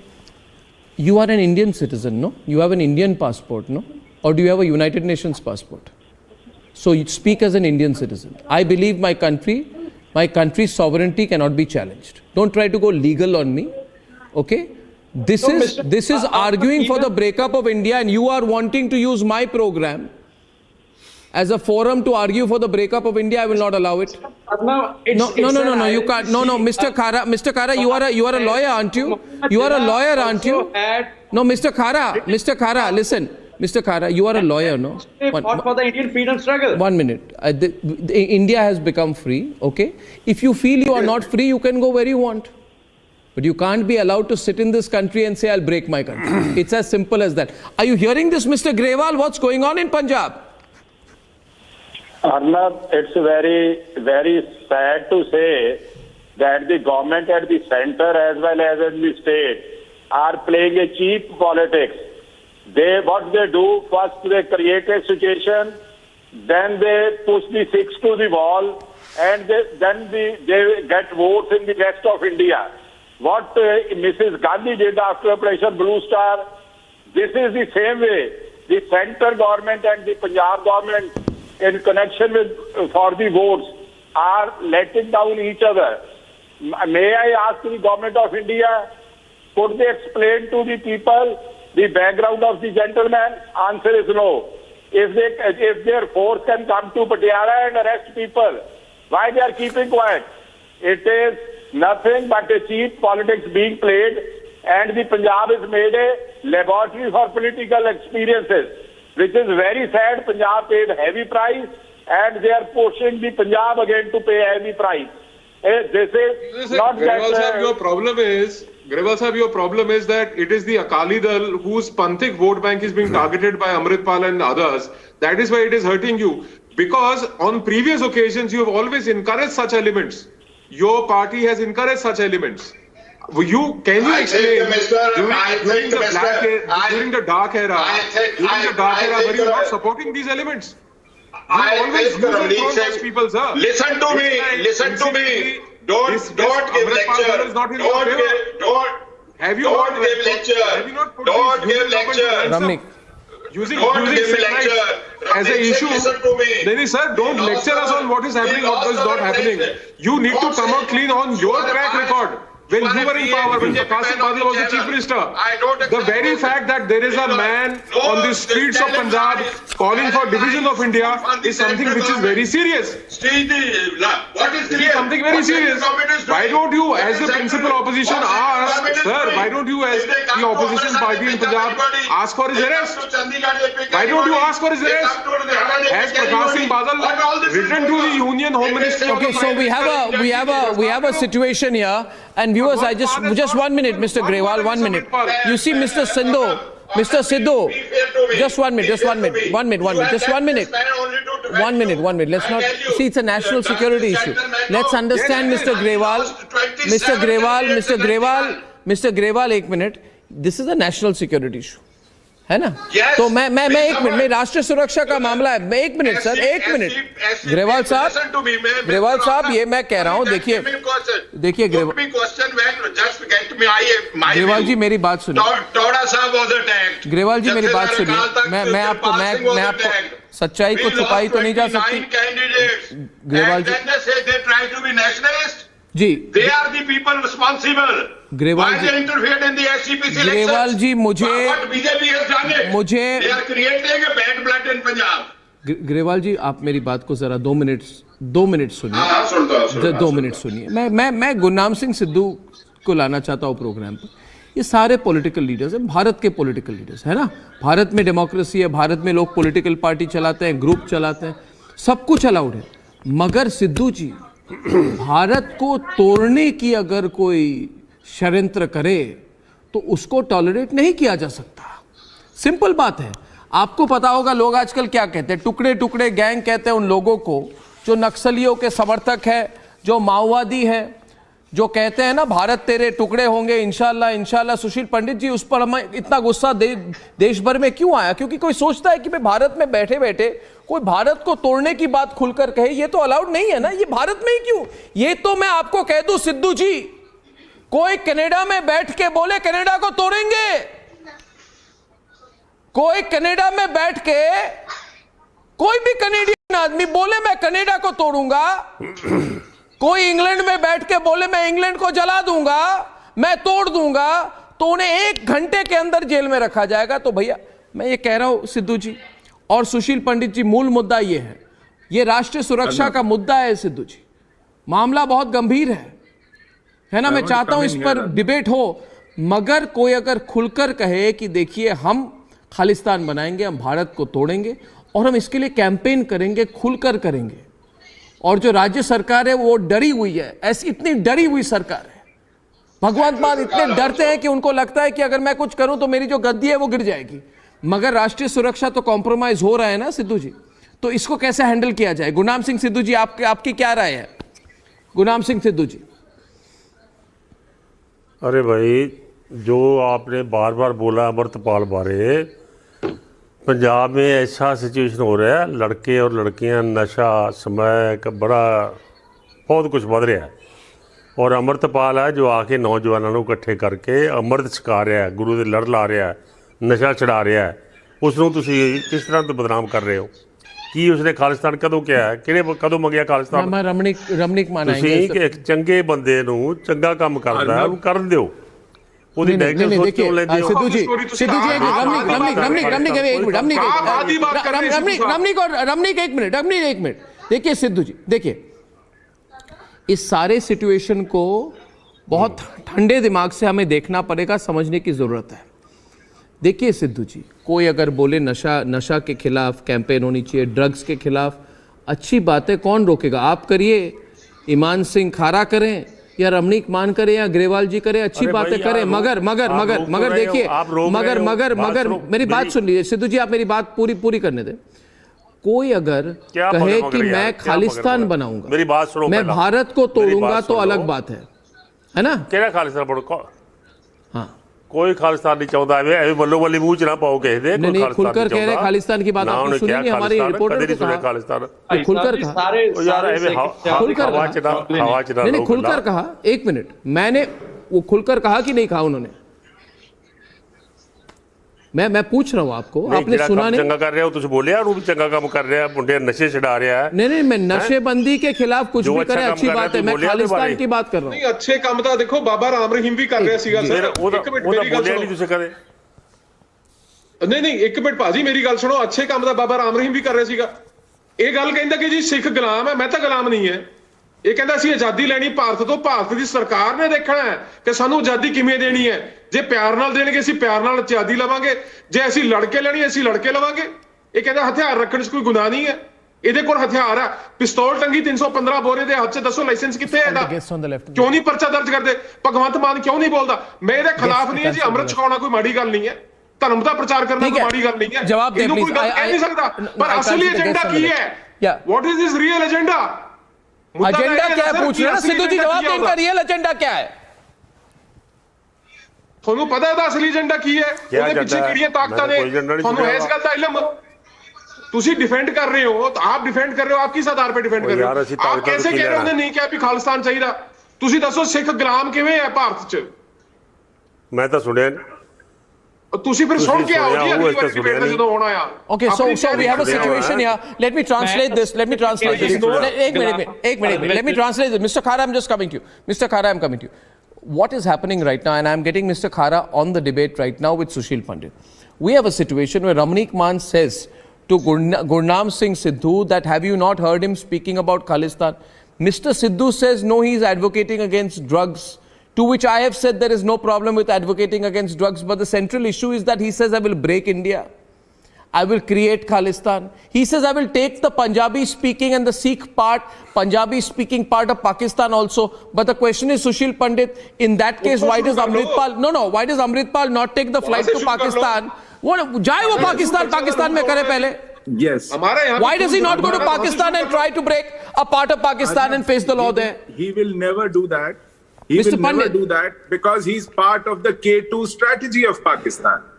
Pakistan has a K2 strategy. One K is for Kashmir, another K is for Khalistan. Ironically, we are discussing this issue today. This day, 347 years ago, Guru Tegh Bahadur gave up his life. His 3 disciples were killed brutally in our city, Delhi, defending India, defending Indian civilization, defending our ethos and values. And today, in their name, in the name of our gurus, in the name of their teachings, taking that cover, the instruments of Pakistan's K2 strategy are roaming Punjab. And Punjab government is turning a blind eye because these agents, these instruments have an IOU in their pocket. It is through their support. But shouldn't the NIA come in that case? No, 1 minute. Shouldn't the NIA come in then? Don't we have enough agencies to bring in Sushil Pandit? Can't the center step in if the AAP is doing nothing? Absolutely. It is incumbent upon center, otherwise it will be accused of complicit behavior in this affair. And I'm also asking one more question here tonight. See, Mr. Khara, you are a lawyer. You can see the guns, you can see the bullets, you can see the rifles. And you have a man here, very interestingly, Raman Malik, who is openly saying we need to use weapons, we need to use violence if required, because without the weapons there can be no peace. So he's basically saying we will be a private army. Piyush, are you hearing this? Where is Arvind Kejriwal? Where is he? Mr. Kejriwal, where is he? Arnab, forget the politician. Where is the DGP? Arnab, forget everybody. Where is the DGP? He has taken a swear on the Constitution of India to serve as per the service rule book. What is the DGP doing? He's sleeping. And if he's doing it on the orders of the Chief Minister, why don't we ask one more question? That is number 1. Why don't we ask one more question? Raman Malik, 1 minute. I ask one thing. I ask one thing also. I ask one question also tonight. Where is the media? Where is the media, Sushil Pandit? The media. Why do the people of India not know what's happening in Punjab? Mr. Kejriwal's ad budget. The media is under the ad obligations we are looking at a very, very tense future. There is a convergence of politics, of separatism, of media. Now I will tell you something. Let Raman Malik complete. Sushil, 1 minute. Because the Delhi Dialogue Commission, Chief JPAC, they were orchestrating this. So the Rihanna tweet came in the farmer agitation because the JPAC chief ordered it. So this is the conspiracy of Kejriwal. No, do we agree today, viewers today, the important thing is, Piyush, many people are asking me, really, is this happening in Punjab? Sushil, they are saying, is this happening in Punjab? I'm telling you, it has not caught attention because the media is not reporting on it. But I'm telling you, viewers today, and Piyush, can you just give me 30 seconds? Yeah, I'll give you more than 30 seconds, but I must tell you this. I must tell you this. Listen here. There is no point questioning what I'm reporting today because I'm reporting the truth. Nobody is questioning. I agree with you on most of the points. Okay, so except that the AAP is complicit, because I actually disagree. I don't think India is going to break. If India is going to break, it is going to be No, I'm not. No, one second. Just 1 minute. That's not an argument. Just wait a minute, Piyush. I know your argument. What you'll say, India is not going to break. I have faith in the people of this country. The people of this country will not allow India to break, etc., etc. I know your argument. I've been an anchor for decades now. But listen, Piyush, What I'm saying is, you, as in your party which you support, is running the government.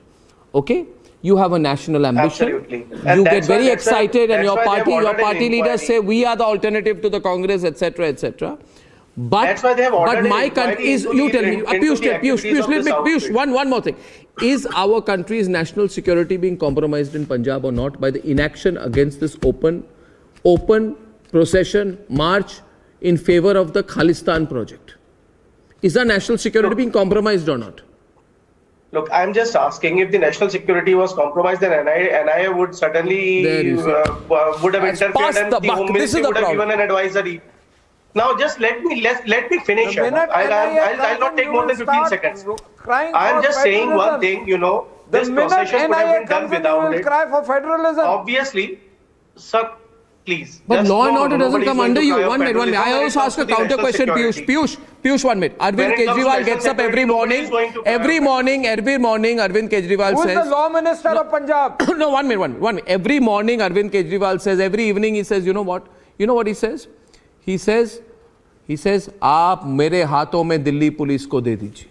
फिर देखिए मैं दिल्ली की सुरक्षा कैसे करवाता हूं. तो मैं आज कहना चाहता हूं कि भारत के लोग, आप देखिए, पंजाब पुलिस, ग्रेवाल जी, अरविंद केजरीवाल के ही हाथ में है. तो देख लीजिए पंजाब पुलिस क्या कर रही है और क्या होने दे रही है, ग्रेवाल जी. देखिए गन कल्चर नहीं, मैं कह रहा हूं गन कल्चर नहीं है भाई, ये गन कल्चर नहीं है. तो ठीक है, इट्स प्रीटी क्लियर कि भाई गन कल्चर के खिलाफ भी हो गई है. Just give it another 6 months and you will not see processions like this. Now after 6 months, what will you change, Amritpal? Look, everything will change because it is a boiling pot. It is a boiling pot like situation and thing. तो you admit, Grewal ji admit कर रहे हैं कि boiling pot situation है. तो कर क्या रहे हैं आप बॉइलिंग पॉट सिचुएशन में? भाई इस आउटफिट के अंदर इंक्वायरी चालू हो गई, आप देख सकते हैं. इंक्वायरी क्या होगी? गन कल्चर के खिलाफ क्या होगी? तब से वो अमृतसर से अनंतपुर साहब जाएंगे, 1 महीने प्रोसेशन करेंगे, अपने बेस को बढ़ाएंगे. आप मौका दे रहे हैं उनको. आप मौका दे रहे हैं उनको. सुनिए मेरी बात. I agree with you on this that this procession should not have been allowed in the first place. Look at the procession, viewers, should not have been allowed. Why is it being allowed? I'm telling you. Why is it being allowed? I don't know. Let the government answer that. I'm not the spokesperson of Aam Aadmi Party. No. But I don't have the data. No. But is it being allowed? No. I ask you, Mr. Khara. Arnab, please ask Mr. Grewal. Please ask Mr. Grewal. Who is the Home Minister of Punjab? Who is the Home Minister of Punjab? The driver of Kejriwal is the Home Minister of Punjab. Is a program to propagate the Sikh religion. Kejriwal is the Home Minister of Punjab. 1 minute. Mr. Khara will debate now with Mr. Khara and Ramneek Man will debate. I need 2 people on the debate. 1 second. Mr. Khara, please make your point. I didn't hear you in completion. Please make your point. Kahiye. Sir, why this procession is being allowed? Because it's a fundamental right under Article 25 to propagate religion. It's so not no. Don't use. Is a tradition in which a jatha goes from town to town, from village to village, to motivate young boys or youngsters to become Amritpal Sikhs. Okay. So this is the basic, simple point. That is all he does. Did you not hear his interview with us? Should I repeat what he said? He said, see the basic objective behind the. See, I am also a legal advisor to Pai Amritpal Singh and the Waris Punjab. Oh, I didn't know this. That's good now that you've come here. Now let me tell you one thing.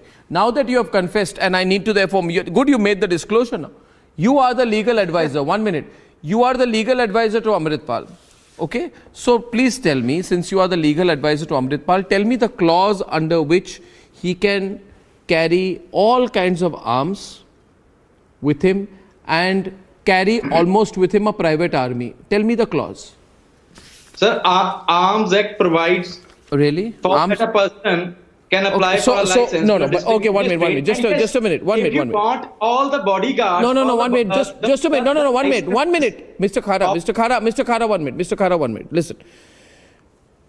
You are saying you are going for peace. You are saying you are going for a religious purpose. Okay? Ramneek, listen to the argument very clearly. We are going into a detailed debate. He is saying, look at his way. He is saying that the road to peace is by using weapons. This is what he has said. He has said the road to peace is by using weapons. Okay? Now, he says no peace can be established without weapons. That is why the state has weapons. The police have weapons, and I also have weapons. Which means, Mr. Khara, he says that he is like a parallel state, like a parallel police. Explain, defend this. If you're in a court of law, defend it. So basically, if you want to check, I'm having the licenses of all the persons who accompany Amritpal Singh. The weapons they carry are licensed show Amritpal's weapons. license. And you please show Amritpal's license for 315 bore and for the revolver he was handling while he was in Moga. Basic fundamental. Also, एक minute. Arnab, he's lying. There are chiefs. एक minute, Khara sahab, you are lying. 1 minute. Arnab. Threatening to kill Amritpal Singh on social media. Then there are those fake Christian pastors. Then there are those Dera Sirsa followers these all activists. Okay. They give threats to Amritpal Singh. Mr. Khara. So if anything, Mr. Khara, if we Mr. Khara, 1 minute. Mr. Khara, small point on the program. 1 minute. Mr. Khara, can you just, Mr. Khara, the most important point is, and viewers, I want you to, just take a close look at the interview mug frame there we have, where we were interviewing Amritpal Singh. He's got layers and layers and layers and layers of security. And let me tell you, there were a lot of people speaking, they seem to be British, or had a very pronounced British accent, Canadian accent out there. Very interesting. He's surrounded by these people. My question is, he's also saying, I want to break India. My agenda is to break India. Now, I want Mr. Khara, who is his lawyer, to tell right now Sushil Pandit under which clause his client is also allowed to break India.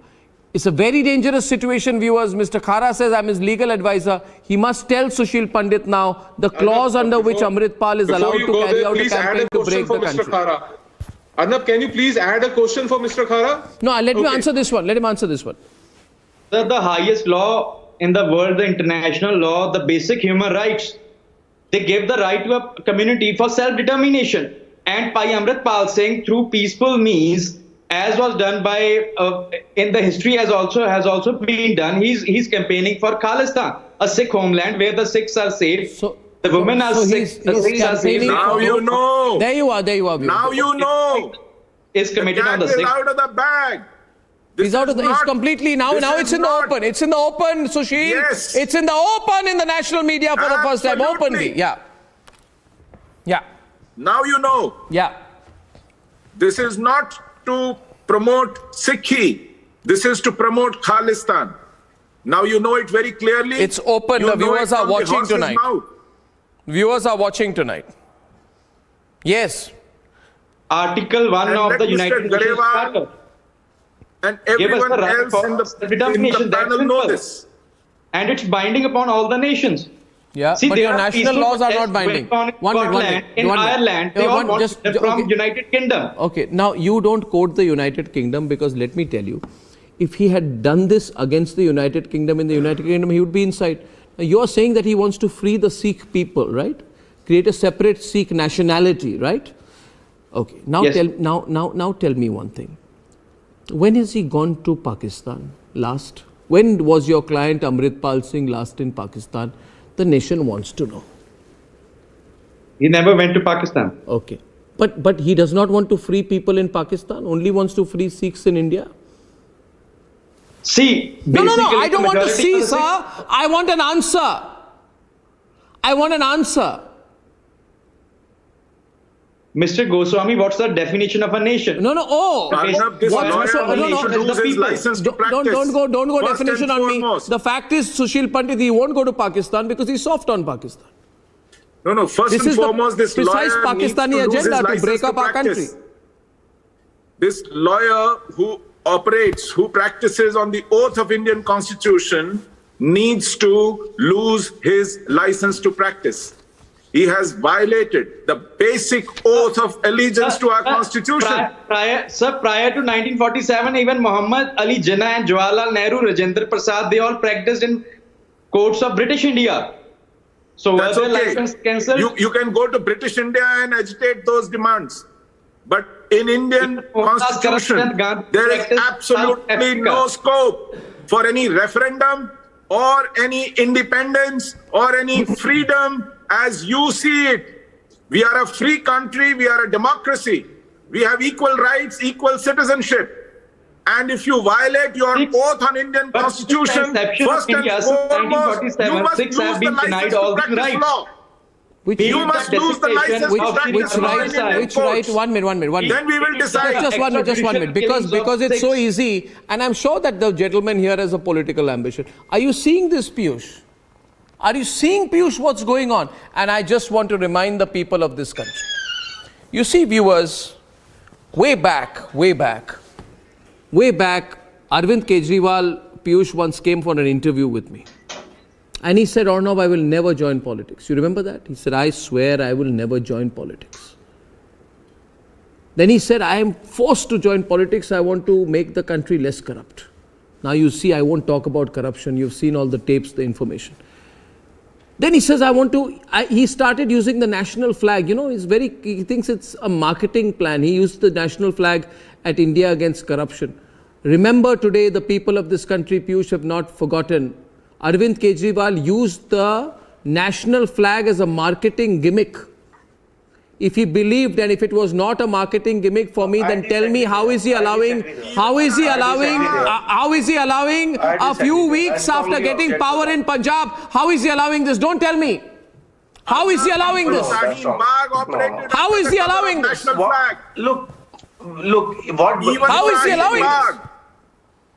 It is the right of every Indian citizen even PFI to use the Indian flag. No. Is it the right of every citizen to say, I will break this country and carry out a campaign from the soil of India for it? It is not going to happen. Not going to happen. Ramnik, he says it's not going to happen. Till then, we have to wait and watch what's going on. No, we don't have to wait and watch. I agree with one point of view that he should first of all go in the Pakistan part of Punjab and take out a procession. And what is the other point of view, sir? Taking out the procession. What is the other point of view? Your leader is too busy campaigning, increasing his political clout. But people are going to ask you serious questions now. It is the same government of Punjab which has started an inquiry into this. Inquiry? What is there to inquire? The man is arguing for Khalistan. He says, I'll break the country. Let your government file an FIR against Amritpal for carrying unlicensed weapon, for posing with weapons. There is a government of Punjab order which says you cannot brandish weapons, you cannot display weapons.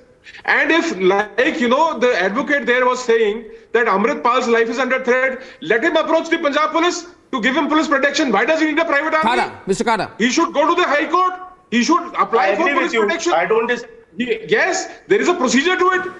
And Khara Sahab, I think the first thing Amritpal should do, he should change his advocate. You have, on national television, you have committed what his real purpose is. I have been harping on this for almost a year now that these people have a different intent. No, is it Khalistan is real purpose? Grewal ji, Khalistan इनकी purpose है कि नहीं? आप बताइए मुझे. कोई doubt है आपको? जो आदमी खुलकर कहे मैं खालिस्तान के लिए एडवोकेसी कर रहा हूं, मैं गांव-गांव शहर-शहर जाकर मैं खालिस्तान की बात कर रहा हूं. Why do you need a private army? Why do you need a private army? और आम आदमी पार्टी को डिफेंड कर रहे हैं सर, प्लीज टेल मी. और शिरोमणि अकाली दल इसको होने दे रही है? शिरोमणि अकाली दल इस पे काउंटर कैंपेन क्यों नहीं कर रही है? क्यों नहीं कर रही है ग्रेवाल जी? Is not in a power, but I tell you one thing very clear. Shiromani Akali Dal is for more powers to the state, but not for Khalistan. I make it very clearly. No, but what is happening out? Why is Sukhbir Badal not openly taking him on? We are fighting a battle. I tell you, Arnab, please think it coolly and calmly. What the governments are doing, they are providing a material to such people. So you are not addressing the issue. You are not addressing the issue. What is your view on Amritpal? What is your view on Amritpal? आप सरकार की बात कर रहे हैं, आप अमृतपाल की बात करिए. ये व्यक्ति जो है खुलकर कह रहे हैं मैं खालिस्तान के लिए प्रोपोगेट कर रहा हूं. ये खुलकर कह रहे हैं, आप इनके बारे में क्यों नहीं कह रहे? What is your view on it? I have never met Amritpal, nor I know about. I did ask you whether you met him, but I have told you that can a campaign for Khalistan be allowed?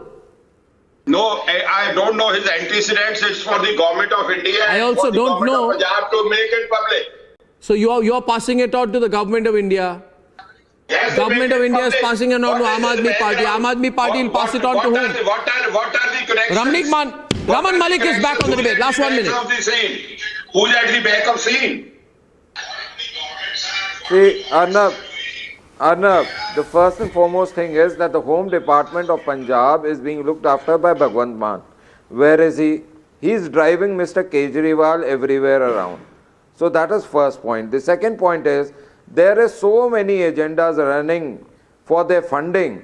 Now the JPAC that they have as the Delhi Dialogue Commission, the JPAC is being managed by the person who made Rihanna do a tweet for the farmer agitation. So they are hands in glove with agencies who are against India. The third most important point, sir, what is the DGP doing? DGP is sleeping and he does not have the service rule books or the required mandate. No, I think today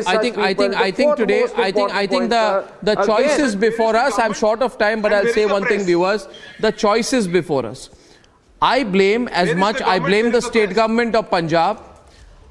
I think the central agencies need to step in, because I don't think Kejriwal will do anything. Kejriwal will do whatever is politically convenient to him.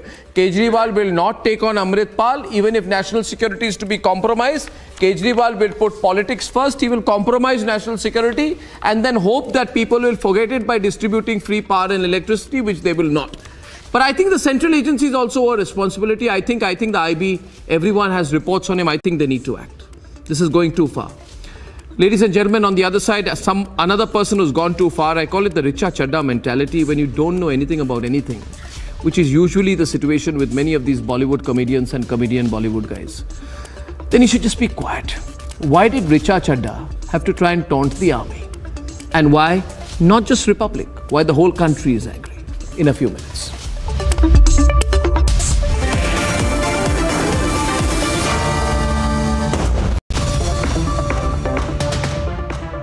आग को फैलने से रोकना मुश्किल है, पर नामुमकिन नहीं। अब फायरवॉल टेक्नोलॉजी के साथ सेंचुरी प्लाई क्लब प्राइम आग से बचाए। झाके रे झाके, झरोखे से झाके, हैरत से आंखें, अपनी सी दुनिया नई रंगी लागे, ख्यालों की खिड़की से मन कूदे भागे। झाके रे झाके, झरोखे से झाके, देख के दंग है छोटे बड़े सारे। झाके रे झाके, हर कोई ताके, तरक्की को टुक टुक हर कोई ताके।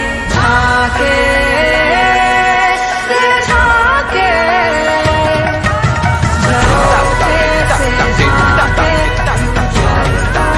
Reimagineering brighter futures with smarter steels.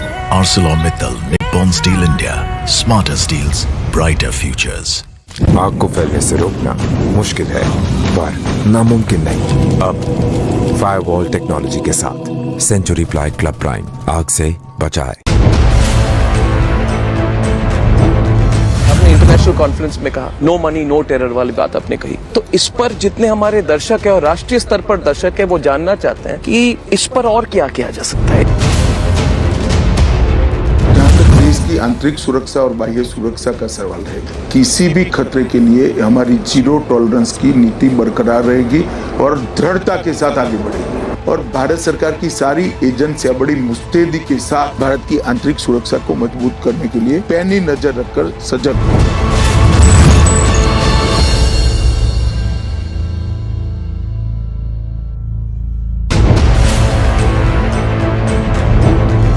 पहले आप वीर सावरकर को लेकर कुछ भी कह सकते थे। जो लोग हिंदुत्व में विश्वास रखते हैं वो पहले से ज्यादा असर्टिव हो गए हैं।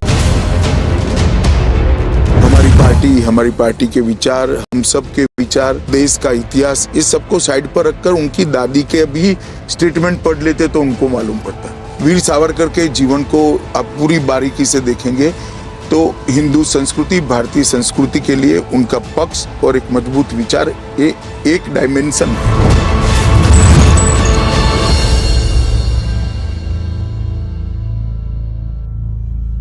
आग को फैलने से रोकना मुश्किल है, पर नामुमकिन नहीं। अब फायरवॉल टेक्नोलॉजी के साथ सेंचुरी प्लाई क्लब प्राइम, आग से बचाए। लोहिया सीट के रैली में आपने एक कमेंट की, द्वारका में इलीगल कंस्ट्रक्शंस हुए हैं, उसको डेमोलिश करने के लिए मैं मुख्यमंत्री जी को कांग्रेचुलेट करता हूं। इसकी बैकग्राउंड में कई लोगों ने कहा कि एक समुदाय को टारगेट किया जा रहा है। What does Richa Chadha know about Galwan?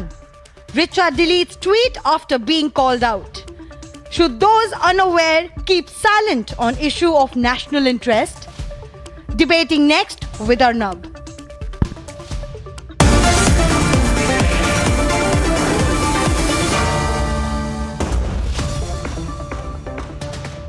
आग को फैलने से रोकना मुश्किल है पर नामुमकिन नहीं। अब फायरवॉल टेक्नोलॉजी के साथ सेंचुरी प्लाई क्लब प्राइम, आग से बचाए।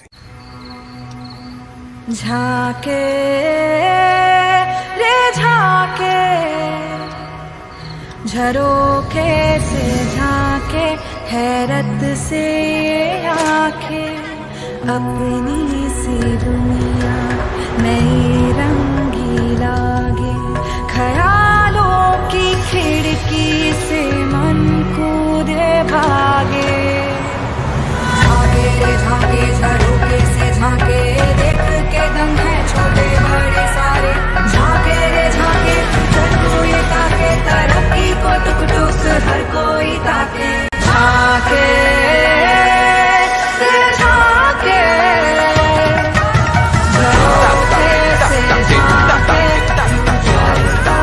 Reimagineering brighter futures with smarter steels. ArcelorMittal, Nippon Steel India. Smarter steels, brighter futures. आग को फैलने से रोकना मुश्किल है पर नामुमकिन नहीं। अब फायरवॉल टेक्नोलॉजी के साथ सेंचुरी प्लाई क्लब प्राइम, आग से बचाए। केजरीवाल जी ने इस बार हिंदू कार्ड प्ले करने की कोशिश की। कोई किसी भी कार्ड को प्ले करे, भारत की जनता और विशेषकर गुजरात की जनता इतनी भूली भाली नहीं है कि एक दो टोचकों से या एक दो स्टेटमेंट से किसी और बह जाए। अरे भारतीय जनसंघ से लेकर भारतीय जनता पार्टी तक हमने कहा था कि हम 370 धारा को जब भी हमें मौका मिलेगा हटाएंगे। एक देश में दो निशान, दो प्रधान, दो विधान नहीं चल सकते और हमने हटाकर दिखाया।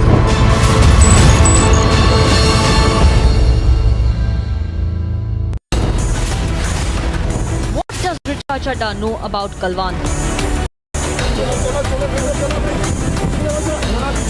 एज ए सिटीजन भारतीय होने के नाते किसी को हक नहीं बनता है कि हमारे सिक्योरिटी फोर्सेस को मॉक करें, उनका मजाक उड़ाएं, उनके बारे में अपशब्द कहें। Can those ignorant on Galwan insult our heroes? Arnab debates at 10 p.m.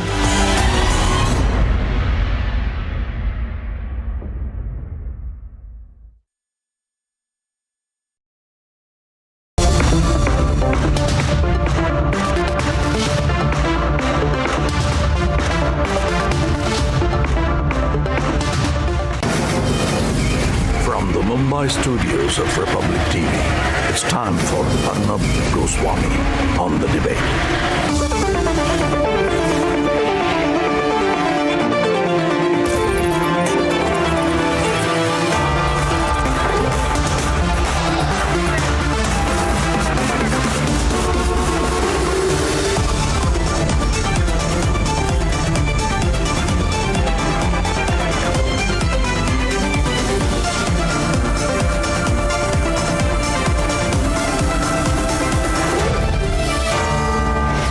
Arnab Goswami on The Debate at 10, powered by Green Ply.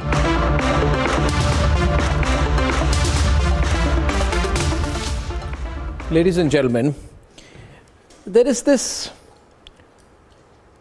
mid-level Bollywood actor called Richa Chadha.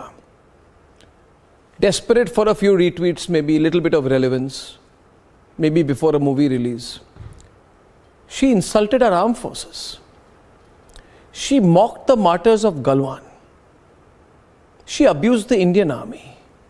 She ran down our bravehearts, and I have just one thing to say, viewers. We have a problem.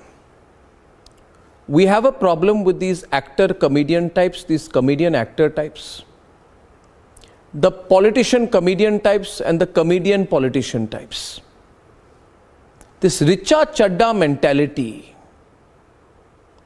must not be addressed, it must not be tolerated. This Richa Chadda mentality, the desperation to be relevant, appear to be a little woke, has to be put in its place. Let's debate. Day after the Northern Army commander made this statement, Raksha Mantri gave the statement about the POJK. As you are aware that parliamentary resolution already exists on the subject. As far as the Indian Army is concerned, Indian Army will carry out any order which is being given by the Government of India.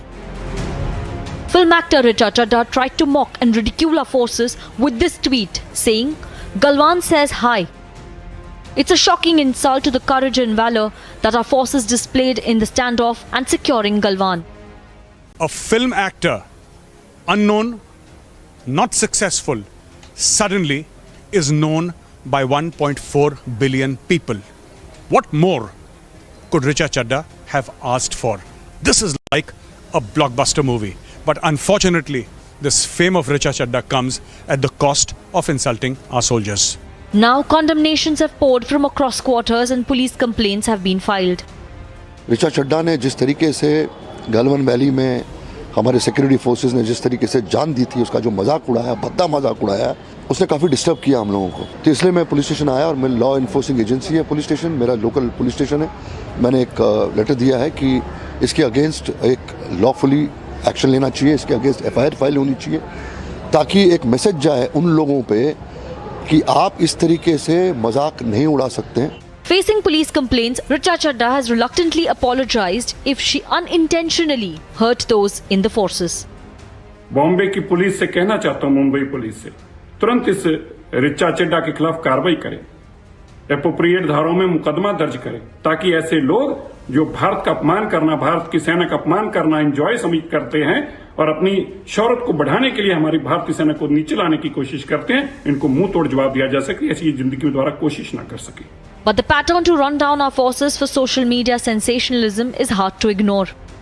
कुछ टुकड़े टुकड़े gang वाले ऐसे हैं जो बार बार हिंदुस्तान के खिलाफ बयानबाजी करते हैं और हिंदुस्तान की आर्मी को कोसने का काम करते हैं। इसमें नंबर 1 इनका कोई सरदार है तो वो कांग्रेस पार्टी है।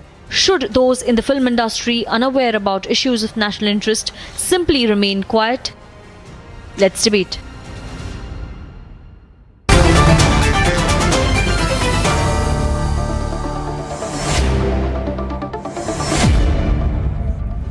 Viewers, on this debate on the Richa Chadda mentality, which is a disease in this country, and viewers know what we are talking about, and my friend Gaurav Arya was completely correct. I think, Gaurav, on behalf of all of us, I first want to thank you for what you said in that piece to camera on the news report, where he said, what can a middle-level Bollywood actor ask for? Nobody knows of her. She has achieved nothing significant in her life, and suddenly everybody knows her. She becomes a household name. So I don't think that she put out this tweet, Galwan says hi, just like that, Ashok Pandit. It's all strategic.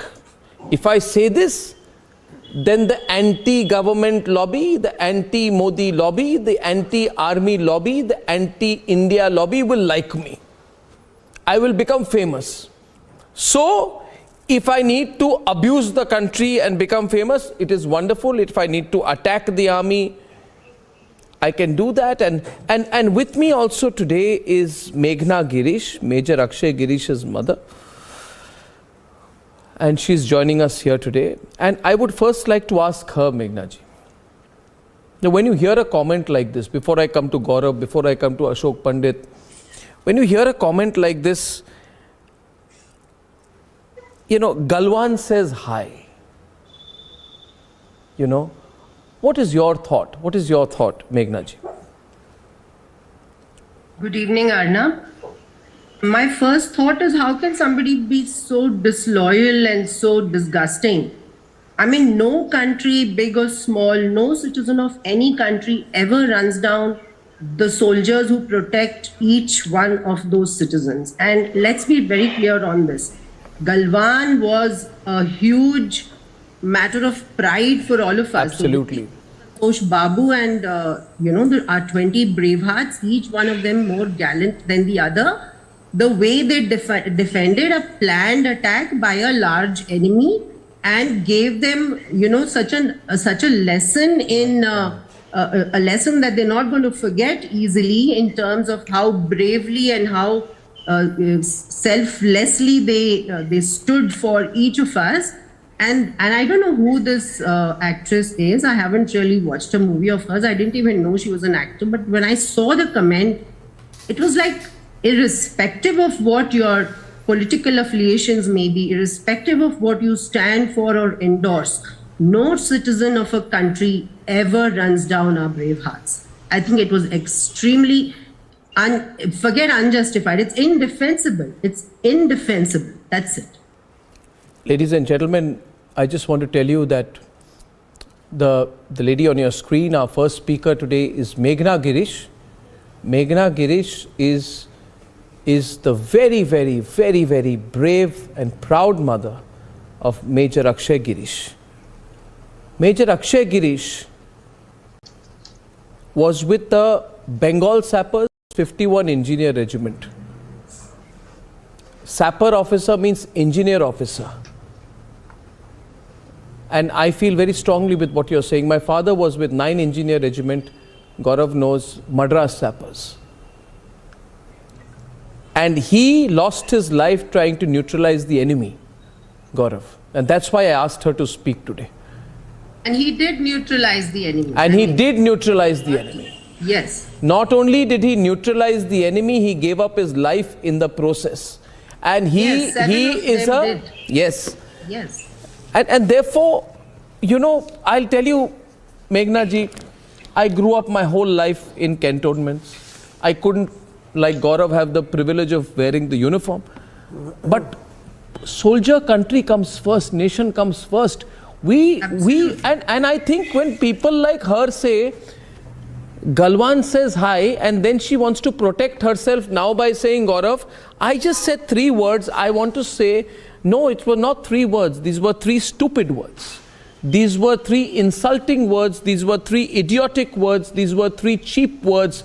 These were 3 opportunistic words. These were 3 loathsome words. But more importantly, Gaurav, these were 3 false words. False words for our soldiers fought. For the Chinese, Xi Jinping can never acknowledge the number of Chinese soldiers who were sent back in coffins, Gaurav. No. So we need to put the facts on. We need to put the facts. Please, Vivek, I won't let you now. I will not on the screen, not even on audio. No. I said no, Aditi. I want Gaurav to first tell us about Galwan and why what she says was particularly despicable. Gaurav. Thank you, Arnab. And Mrs. Meghna Girish is here, ma'am. Jai Hind, and my regards to you, ma'am. Jai Hind, Gaurav. God bless. Arnab, about Galwan, this is reminiscent of the battles of Zangla, the battles of Walong, which happened long back. Colonel Babu, Mahavir Chakra, and those brave boys, those soldiers, Arnab, they fought barehanded in ice-cold conditions. And the Chinese had come prepared with weapons. They did not allow the Chinese to set foot on Indian soil. They fought, and where they fought, they attained Veer Gati. You know what really hurts me? I mean, in Galwan, Arnab, it's difficult to stand there for 5 minutes. Forget about fighting in Galwan. That is a separate case. It's difficult to stand there for 5 minutes. At those wind speeds, those temperatures, the rarefied atmosphere, the height, the high altitude, everything. It's horrifying. It's terrifying. And these brave hearts fought there and they gave up their lives. Arnab, they gave up their life for you, for me, for 1.4 billion Indians, people whom they have never seen or met. Yeah. उनको क्या जरूरत थी? इनको क्या जरूरत थी हमारे लिए जान देने की? Or for that matter, Major Akshay, he did not know me, I did not know him, but he gave up his life for all of us. Yeah. Now, shouldn't we be grateful to such a person? Forever.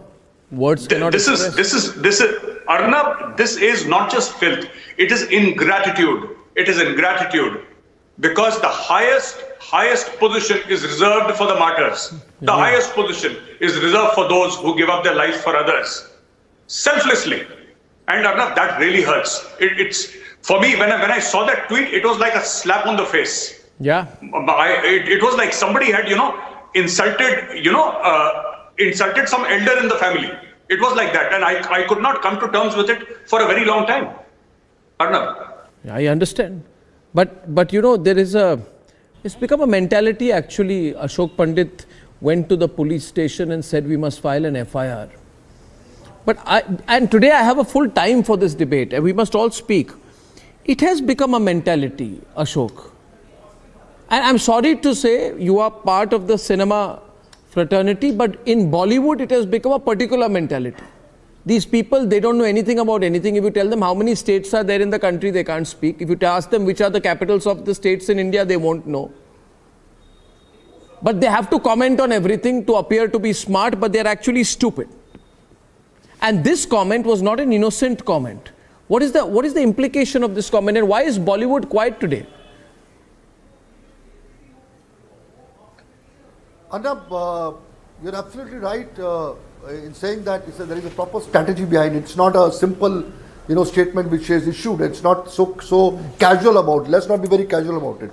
I call them members of sleeper cells, which is there out there on the street to fight against the country. And Richa Chadda and Swara Bhaskars, they have been the continuous abusers of this country and the nationalist forces. All those people who have loved the country or fight for this country, they are abusing them. So there is a kind of a force behind them. I don't know, anti-national forces which have got together and they continuously have abused our security forces, have posed questions to them, have ridiculed them. When I saw the tweet, as Gaurav said, when I saw the tweet, I could visualize the faces, the cries, the screams of the families of the soldiers when their dead bodies came home. How can you be so insensitive, Arnab? How can this woman be so insensitive towards the families? It is an insult and abuse to the families of the soldiers. It is an insult to the country. But Bollywood does it all the time. It's very important. But these Bollywood types, they've been doing it all the time. These comedian types. No, it's not. No, Arnab, there is a sect of people in our industry who are out there, who are paid on the payrolls of the anti-national forces, who are paid to fight against the country and spread this kind of things in the state. But today, I'm really happy that people in the industry have reacted. The stars have reacted. The writers have reacted. Nobody has liked this. But if an entire industry doesn't come on the we can keep debating this. First, I want to know. Another one second. Sure. The boycott Bollywood is justified if the entire industry doesn't come out in the open and condemn this ridiculous, this abusive tweet of this member of a sleeper cell, an urban Naxal, a member of a Tukre gang. She has insulted the country. She has insulted the cries and weeps of the women and the families of the soldiers. In fact, I'll tell you. She should not be pardoned. Ashok, her apology should be refused. No, Ashok. She has no right to apologize. I'll tell you what. She has no right to apologize. She has killed. No. She has abused the country. Bollywood, which does not like being described as Bollywood, when anyone refers to them as Bollywood, you know what they do, Subrashta? They have righteous indignation and they say, oh, you are trying to lumpanize all of us. But the point is to think about that why is Bollywood in this situation where so many people are saying boycott Bollywood? Is because these people live in a parallel universe. They don't understand the sentiments of people in this country. And they do anything for some cheap publicity. Now, Subrashta, I want you to come into the debate with the other point of view. There's Anusha Srinivasan Iyer, who's a film critic from Mumbai, is on the other side. We have Manvi Taneja, who's an actor also. I want her also to come into the debate. And I'd also welcome Manan Bhatt. Now, this is reflective, in my view, of a mindset that has become a trend in some circles.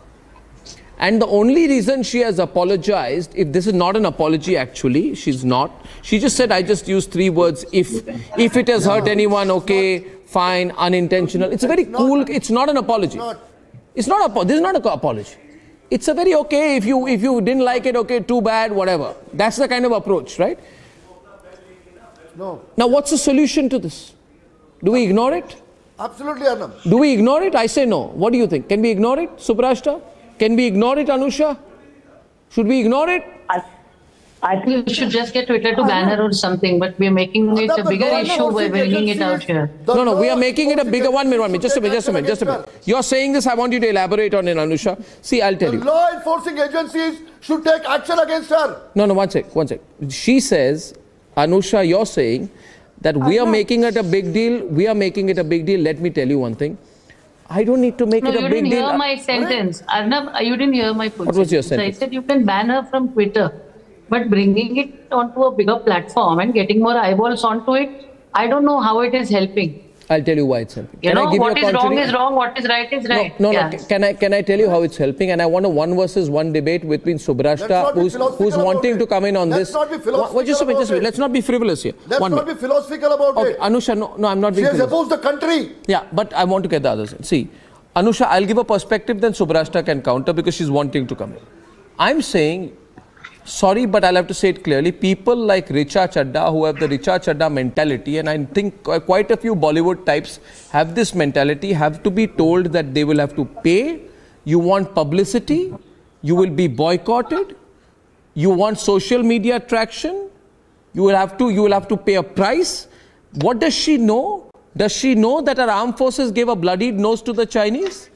Does she know that 45 to 50 Chinese soldiers, including a colonel commanding officer, were killed? Does she know that the Chinese who were armed with deadly weapons, that we engaged them in hand-to-hand combat and gave them a bloody nose? Does she know? Does she know, Anusha? No, this you should be asking her, no? No, correct. But I'm saying, obviously, I'm not asking her. I wish she could come. I would ask her. But the question would be, if you don't know, why do you have to speak? There's an agenda here, no? What's the agenda? Do these PR companies do things automatically? Did Deepika Padukone go to JNU automatically before a film release? That brings me to a point. I mean, don't you think channels do the same thing for TRPs? No, I don't think so they do. I don't think. I think it is an absurd thing of you to say that. Wow. On the contrary, when a few Bollywood types and others ask for sabut of our operation against terrorists in Pakistan, we put the sabut out. So don't equate us, please, with these half-read actor-comedian types. I am asking you, does Richa Chadda and people like her know what the forces did? Fighting off the Chinese at the sub-zero temperatures, do they, Vivek? Abbas, Kamru, why are you quiet? Do they? Or they don't know? I mean, you are biased against her because she's not a BJP supporter. She's not a BJP supporter. Against the BJP, campaigns against the BJP. Okay. That is why Mr. Ashok Pandit is having so much of trouble. Oh, so Ashok Pandit is countering her because she's a BJP. Army doesn't belong to you. She is a patriot. She is a patriotic Indian and she is not against the Indian army. She has clarified. Mr. Ashok Pandit, you are biased against her because she doesn't belong to the BJP lobby of the Bollywood. That is the main problem. That is why you are hyping the issue. What are you talking? You don't like her because she is not the BJP lobby which you are heading in the Bollywood to get more work. You are just trying to become a No, 1 minute. We go back into the detail. We go back into the detail and I... No, 1 second. 1 minute. You see, this is... The question really is of illiteracy. The Gujarat elections are coming. Vivek. The Gujarat elections are coming. What is BJP doing this? And the BJP wants to bhunav the Galwan. And that is what she was trying to refer to. What do you mean by bhunav the Galwan? One minute, Gaurav. When this horrible, despicable attitude of this person called Vivek Jingping, he says bhunav the Galwan. Be careful of the words you say, mister. He's lost his balance. Be careful of the... Have you lost it? The BJP does it. Have you lost it completely? The BJP does it, sir. Bhunav the Galwan. What attitude do you have? 1 minute. The BJP does it for everything. I'll tell you. One minute. I'll tell you. Subrashta, you know these Bollywood comedian types who want to talk like this. You know, you tell them their films will be boycotted. You tell them that the OTT companies who give the business to the films that they act in or the films they produce will not give them the money. That there will be public outrage against us. I'm telling you, they'll straighten up in 1 day. They'll straighten up in 1 day. Tell them it's going to pinch their pocket, they'll straighten up in 1 day. Can I have others on the right, please? Subrashta. No. Subrashta, wait, Vivek. Even if I were to agree with what Anusha has to say, let me just tell her Anusha and Manvi that on the right. Even if Richa Chadda wanted the kind of publicity that she has got, now she should be ready to to pay the price of it. Correct. She Her must pay the films price. will be boycotted. Yeah. There will be boycott calls all over social media. There should to be. not listen to anything that she has to say. Absolutely. Because what she said today is not only insulting to the Indian armed forces, it's insulting to every individual who claims an identity from the soil of this land. I feel extremely fortunate to know. No, 1 minute. Manvi, let her complete. Manvi, let Subrashta complete. Manvi, just wait a minute. Let her complete. Finish, Anusha. I don't understand No, why that's are you getting so Subrashta. agitated? Manvi, just wait for her to finish. Yeah. I patiently waited for what? More than half an hour. I never intervened in between. I feel extremely fortunate to come to such debates, Arnab, where I get to share a dais with somebody like Meghna Girish ma'am. But Richa Chaddas of the world won't understand, because for her, I'll tell you, Mr. Vivek, what is Bhunana. Richa Chadda's some grandfather served in the army, and she is trying to bring that old gentleman here to say that she is proud of the fact that people in his family served in the Indian Armed Forces. If actually people served in the Indian Armed Forces from her family, and if she had a shred of loyalty, forget about with the country, even with her family, she wouldn't have dared speak. Dared speak the kind of words that she did. What does she know about Galwan? What does Richa Chadda know about Maharashtra? Forget about Galwan. What does she know about anything? What does she know about the history of Maharashtra? And what authority does she have to talk about our border states? What authority does a third-grade actor like Richa Chadda have that she has the audacity to talk about our Indian Armed Forces? What has she achieved in life? I really don't understand. Once you call a third-grade actor, other calls she's a middle-level actor, and then why we are putting so much of light on Richa Chadda's tweet? Why we are putting so much of light? See, we all live in a democratic country, and we have and I also appeal to the Indian government to snatch her citizenship, because she should not be allowed to travel on Indian passports. She has already apologized. She should go. She has already apologized to China, and perhaps with Vivek Srivastava's help. She never went into then also she apologized. I don't understand. She's now trying an escape route. I don't understand. Are you a spokesperson of Richa Chadda? No. 1 minute. Are you a spokesperson of Richa Chadda? No, I am not a spokesperson of Richa Chadda. I'm just saying that she's tried to apologize, and she said that she doesn't want to hurt anyone's feeling or sentiment, and she also comes from an army background. Because her apology is shoddy. Her apology is shoddy. Yeah, but 1 minute. Don't play the army background thing here on the program. 1 minute. Listen, don't play the army background thing here, okay? I'm the son of an army officer. If I would have spoken against my country's interest, my father would have disowned me. Let's be very clear here, okay? So don't play the army background. What rubbish is this? I'm army background, Manan, but what is this army background angle that is being brought here? Manan Bhatt is an Indian Navy veteran. He's the author of Balakot airstrike, how India avenged Pulwama, and he would like to come in. Yes, Mr. Bhatt. Yeah, thank you, Mr. Arnab. Jai Hind, Meghna ma'am. I must say that when I saw this tweet from Richa Chadda early in the morning, the fallen of Galwan, their names flashed in front of me, their faces flashed in front of me, and I was aghast like anything. I must say that the privileged people from Bollywood, the way they behave, the way they misuse their followings has something to do with the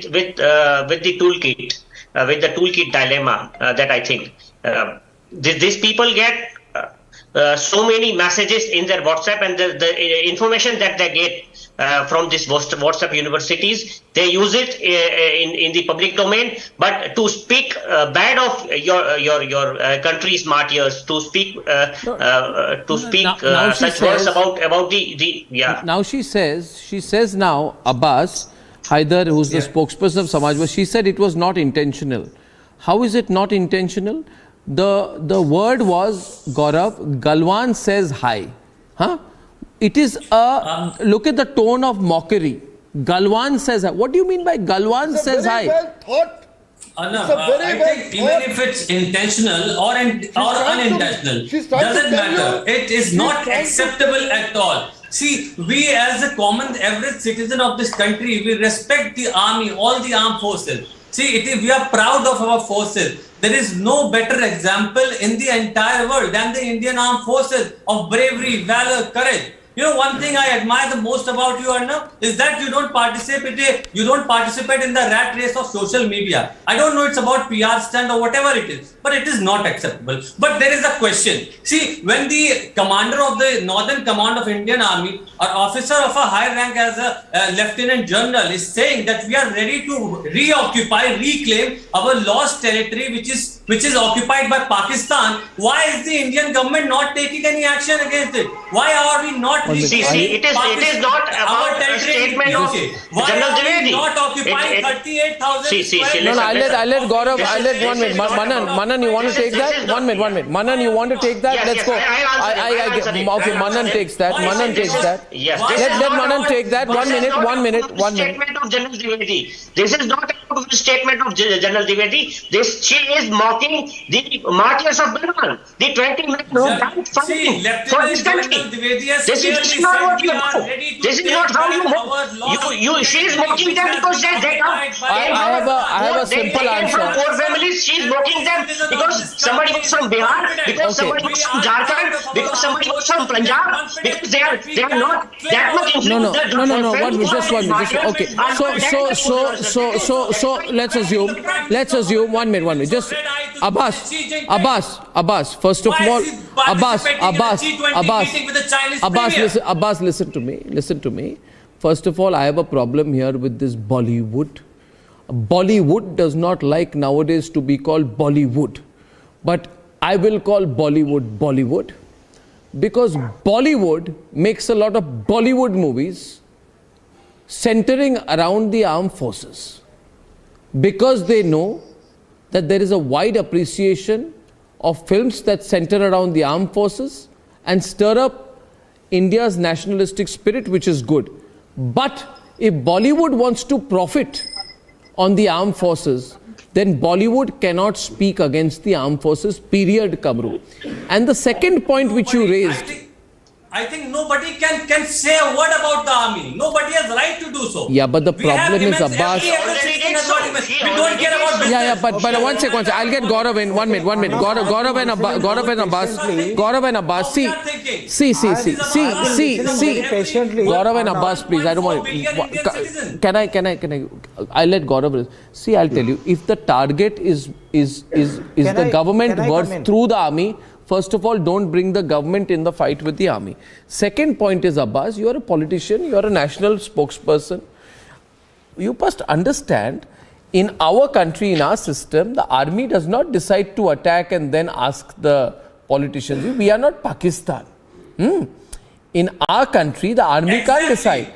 Please let me complete. In our country, okay, the political leadership have to decide. The army officer, the Northern Army commander only said on the sidelines of an event commemorating the Poonch Link-Up Day, he gave a very clear statement.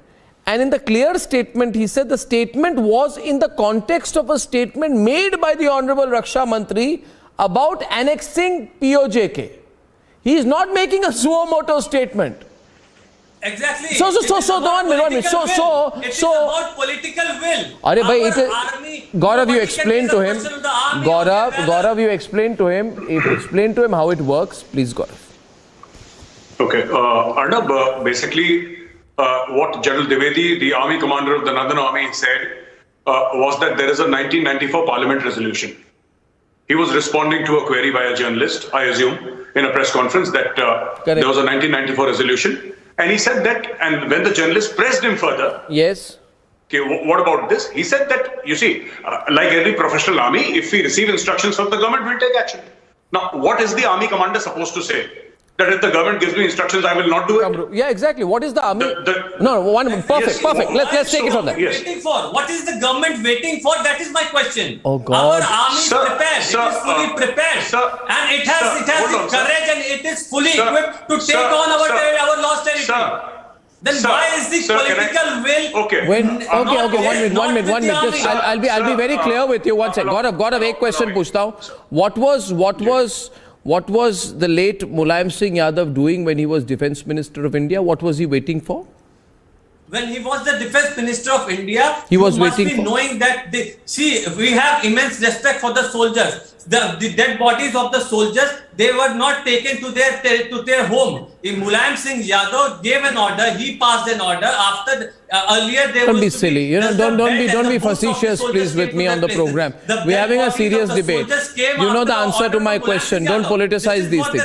Okay, now Gaurav wants to say something. Kamru is coming in. Let's become focused. Yes, Kamru, what were you saying, Kamru? And it was not a. Why is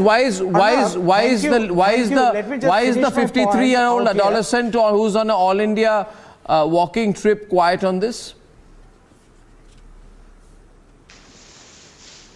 Why he has never been quiet on this? In fact, when the 15th of June 2020 Galwan happened, the unfortunate incident happened, just 3 days after that, our Honorable Vishwaguru, the Prime Minister of India, he claimed on the floor of the Parliament, no one entered Indian territory, no Indian posts were taken over. Why did the Prime Minister of the country lie then? Now all the right-wing ecosystem are rattled by one tweet. The context of the tweet. I'm sorry, there's a difference between being rattled and angry. Just do you understand the difference, Kamru, between being rattled and angry? Majesty, Her Honor Subhrashta passing judgment yes, Subhrashta is on a particular person. No. Who did Subhrashta pass a comment on? Her Honor, the judge and the jury passing judgment on a particular tweet. Nobody is passing so why are judgment you on a so person, rattled sir? about a tweet that This you don't know? She's not rattled. You don't know who is Richard. Is she looking rattled? She's not what rattled. happened in You're rattled. But you You're rattled. comment on what 1 minute, Ashok, wait. Subhrashta, respond to what she's saying. I don't understand why can't you get a simple logic that there are nationalist individuals in this country who are not going to tolerate anything that third-rate actors from Bollywood have to say about the Indian Armed Forces. Why can't you get this simple logic in your head? Okay, you are judgmental. In fact, even if you are irrational and you don't understand logic, you should understand emotions. But then why are you so rattled about Richard Chadha? Of course the country has decided, sir. Therefore when a movies will be boycotted, then please accept it in the name of democracy, sir. From the country please accept it in the name of democracy. Tomorrow she will be cancelled. Tomorrow her movie will flop because no audience will go. So then take it with a pinch of salt. Take it as a badge that the democracy has to offer to her. On the right. Don't try to she is a third-rate actor. Because if she had anything to do with the fine art of acting, she wouldn't have behaved in the manner she did. I am sorry, you cannot decide whether there she is can third be rate no or first rate. artist You can comment who on does her comment, not but you have cannot get basic personal about fidelity an to actress. the law of the land and to the. They are two different issues. I'm not getting personal about an actress, ma'am. She's an actress who has put out her work in the public domain. People have a right to comment. I find her as a third-rate actor. What's your problem? You are allowed to comment, but if somebody else comments, it's a problem. If you have the right to comment, but if somebody else comments, it's a problem. She's not that is democracy. In the confines of a living room. Ma'am, I'm sorry. She is not performing for a specific set of audience in the living room. I actually wish you were sorry for calling her third grade. I find her as a we are talking here about her comments. We are not talking about character assassinating her here. You can't convince me about the person's acting skills. I am not even interested in convincing you. I am least interested in convincing you. Somebody who has the audacity to disrespect my armed forces is a third-rate professional for me. Please deal with it. This is my opinion. You can do nothing about it. No. In a democracy, I have every right exactly the point. What do you think you can do about it? Actor. Whenever, see, you have people on the debate, Arnab, who think they can say anything and we can't do anything about it. Amazing how they are talking about other people's opinion. We can call for a boycott of movies. Yeah. Because I'll tell you why, Anusha, 1 minute. Subhrashta, wait a minute. Just wait a minute. You see these, just 1 minute, you see, we know what the Constitution gives us, we are knowledgeable people, we read, we can quote 19(1)(a) freedom of expression to you. But these people who misuse the freedom of expression, who think everybody else is right-wing, you know why they think everybody is right-wing, Anusha? Because they are wrong-wing. So I'll talk about the wrong-wing people. You are very upset when Subrashta describes someone as first grade, third grade, second grade or third grade. But one second, I have not finished. I am speaking. I will speak. I will not be held back. Now let me speak. 1 minute. Vivek Jinping, you be quiet. I can outshout 20 of you. Now listen to me. What does this group of people know? Do they know what sub-zero temperatures were there on that 14,000 foot high ridge? How steep it was. No, 1 minute, Anusha. Now, why can't you? Why are you so intolerant? People like you. Why are people like you so intolerant by nature? Why can't you hear? I'm punching back, no. I'm punching back, no. Have you ever heard one thing? Have you ever heard one thing? 1 minute. Anusha, listen. When I was a child, I read a story. It was called 7 in 1 blow. It was called 7 in 1 blow. I can give 7 in 1 blow to all the responses, but one of you listen to me at one time. I am telling you one thing. Do you realize this, Anusha, all of you, that the country is finds this kind of people intolerable, and that they are speaking? And did you know? Volume down, please. Volume down, please. You know why people? Listen to me.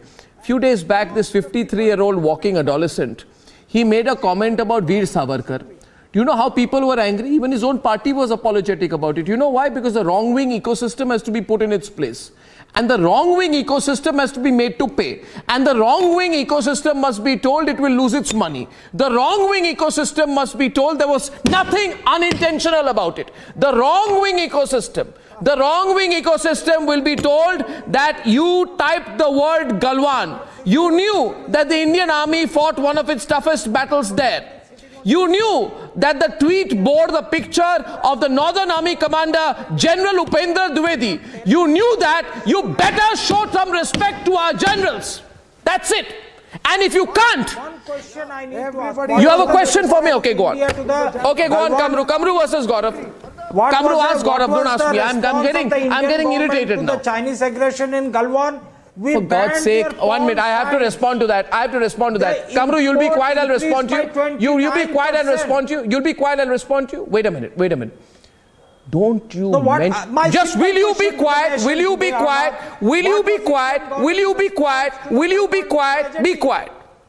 He says, Gaurav, will you be quiet because I'm getting really angry right now and you don't want me to get angry. 1 minute, Kamru. Kamru, listen to me. No, when you ask question, then we become pseudo. And when we point out the pseudo-nationalism to you, then you become a hue and cry. You become judgmental like Subrashta out here is. Subrashta spoke, you couldn't handle what she spoke. You're complaining about it. Okay, talk to her yourself. You're not able to handle her logic. Why are you guys taking my comments so personally? Because they can't handle it. I did not say that you are a third-rate panelist. Please understand, Mr. Kamru. I did not call you a third-rate panelist. Somebody who has disrespected Indian armed forces is a third-rate professional. Point blank. If you are a minister, you are third grade. If you are an actor, you are third grade. If you are a panelist, you are third grade. If you are a teacher, you are third grade. If you are anybody, you are third grade. Why can't you understand the simple logic? And I don't need any certificate from you. As to whether I am a nationalist or a pseudo-nationalist, I don't even care. Yeah, I don't care. In fact, people like Richa Chadda and millions who are there on this show care so much about the certificate that I am this. She's judgmental. She's judgmental. She's giving it back. You people. No, 1 minute. Subrashta, 1 minute. Subrashta, let me say one thing. Let me say one thing. Arey bhai, relax. Don't get nervous about nationalism. I'll tell you one thing. Very sorry. Kamru, don't have to be sorry. You have to realize this country has changed. Now, I'll tell you. You are from that land where Lachit Borphukan did not let the Mughals enter Assam, Arnab. You and me, we are from the same land of Assam, where the Mughals dared not enter Assam because of Lachit Borphukan. Now, how do you feel when the Chinese captured... One minute. I'll respond. Go on, 1 minute. Since you... No, 1 minute. Be quiet. I have to respond. I have to be given a chance to respond. Now, Ashok, you're the only person in the program who can shout louder than me, so you be quiet because I won't be heard. Listen to me, Ashok. The fact of the matter is, yes, I come from the land of Assam, okay, and you come from the political party You come from the political party whose incompetent prime minister, the person who compromised India's national security, unfortunately the first prime minister of the country, gave up Assam by saying on All India Radio during the Chinese aggression of 62, my heart goes out to the people of Assam. Exactly. So you don't speak, sir. Do you understand? Goodbye, Assam. Is that a good enough punch for you? Freedom fighter in the battle of Sylhet, in the plebiscite of Sylhet district. The Surma Valley, you want to debate one-on-one, I can debate you on date-wise, chronology-wise. Ashok Pandit is on the debate. Because of Jawaharlal Nehru. These people have written a wrong history. That entire history has been thrown away by the misrepresent facts from the history. No, I'll tell you. Second Subhra Shah's statement, anybody who accuses, who mocks security forces is a third-rate person in this country and should not be tolerated. Anusha is on the debate. Anusha and Manvi, yeah. Who has tweeted against the politicians, they have been jailed. There are a lot of people on social media who have been jailed when they tweeted against the politician. So similarly, somebody who's abused, who's accused, who has mocked the security forces should be jailed. Meghna wants to say something. Meghna Girish wants to say something. I'd allow 1 minute. Anusha, Meghna Girish wants to say something. Yes, Meghna. Prime Minister of the country. Meghna ji, please reduce the fader for Kamru for a minute. Please let Meghna ji speak. I'm not going to let anyone speak over her. All right, thank you. Yeah. Forget about it. Arnab, we are closely connected with families of bravehearts, and just last month I met 2 of the parents of our Galwan martyrs, Sepoy Aman Kumar and Kunal Kumar. Do you know what those families are going through? The pride and the pain with which she never wanted to make a reduce the volume. I want her to speak. Yeah, you continue speaking, Meghna ji. And when you're saying you respect the soldiers, General Dwivedi, as the Northern Army commander, said exactly what a military leader should say when a query was put up as to what would you do. Of course, what he said is the commitment that comes from the senior leadership of the military, that we will do whatever we are told to do and we will definitely do it well. That is what he responded to. So why does somebody have to bring in a Galwan? Why did somebody have to respond in a Galwan over there? A Galwan which, the hurt and the pain is still continuing with families. What was the need to bring in such an insensitive comment? It's a good point, because the wounds are so raw. That's the point she makes tonight. The wounds are so raw. We went with the families to the war memorial last month. I understand. You know what emotions, can you imagine how those families will be feeling if they have to see such kind of... you mentioned people. What did they do? Who were the soldiers who led their columns to victory? Each one of them is a Sena medal for at least. And some of them, like Naib Subedar Naduram Soren, I think, he established an observation post, and despite being targeted with sharp weapons, refused to give an inch of the land to the Chinese. Does Richa Chadda know about that, Gaurav? Does she know the sacrifice of Naik Deepak Singh, who saved over 30 lives? 30 lives despite being grievously injured himself. Does she know that? And if she doesn't know, then why does she tweet? So she is asking tonight, Gaurav, what is the need to bring in Galwan? It's a very straight point. What is the need to bring in Galwan? Because I link it up to something else, Gaurav. These people like Anurag Kashyap, this fellow Anurag Kashyap, he said after the Galwan attack, he said, "Ek sawal tha, ye China mein surgical strike allowed hai ki nahi hai?" What does he know? Why is he putting out an insult? Why do they do that, Gaurav? Arnab, I'll tell you, my only sensing is that, there is a certain freedom that the Constitution of India gives you, our democracy gives you, and these people hide behind those freedoms, hide behind the Constitution, and then make comments against the armed forces and say that it's our right, it's freedom of expression. Of course it is. We are not saying it is not freedom of expression. But a person is supposed to be slightly, cognizant of the fact that what are you talking about?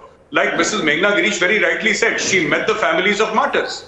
You see, what is this lady, Richa Chadda, going to town saying that Galwan says hi? I want to understand. Forget about all this, Arnab. what does this tweet mean? If anybody can say, they have been vociferously defending Richa Chadda. What is the meaning of this tweet? I'd like somebody to tell me. Please explain to me. What is the meaning of Galwan says hi?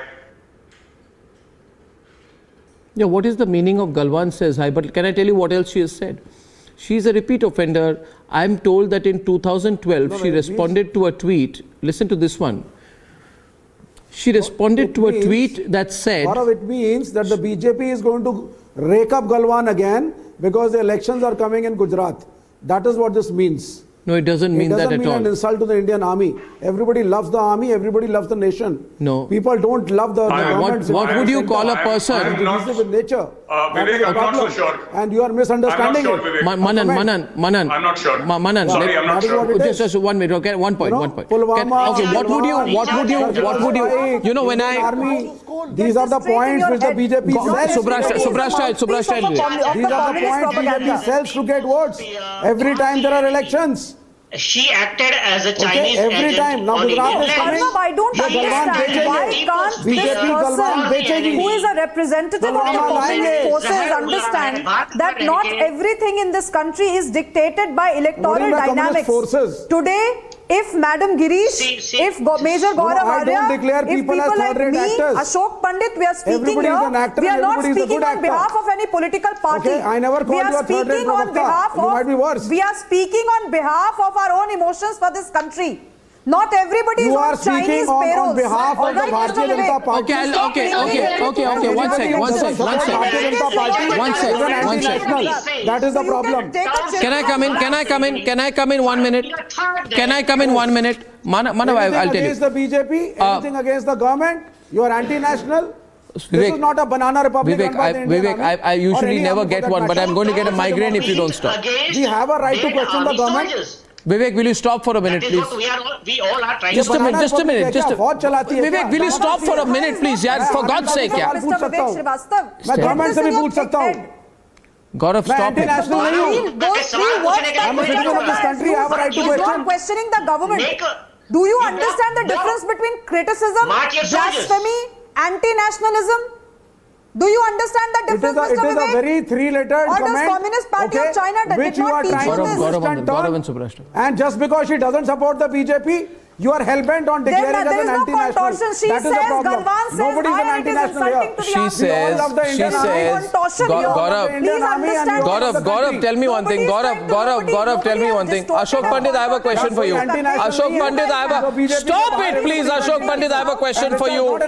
Volume down for Vivek, and I'm getting Ashok on the debate. And Vivek, your volume is down, so don't try. It look funny. My question is to Ashok Pandit. Ashok Pandit, what would you call a person who says that the Wagah border is the biggest circus in the country? Because when I go to Wagah, when you go to Hussainiwala, when you go there and you see the enthusiasm, you know, you feel so energized, right? You become part of a wave at that moment of collective pride in the nation. You've been there, you know that. But in 2012, Richa Chadda also said, she replied to a tweet that said, as far as jingoism is concerned, Wagah border has to be the biggest circus in the country. And she said, true that.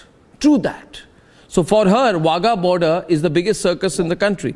Right? Now, I don't know how much she knows about the economy. We'd love to call her to the program and talk to her about the economy. She says in March 2021, Gaurav, about the fastest growing economy in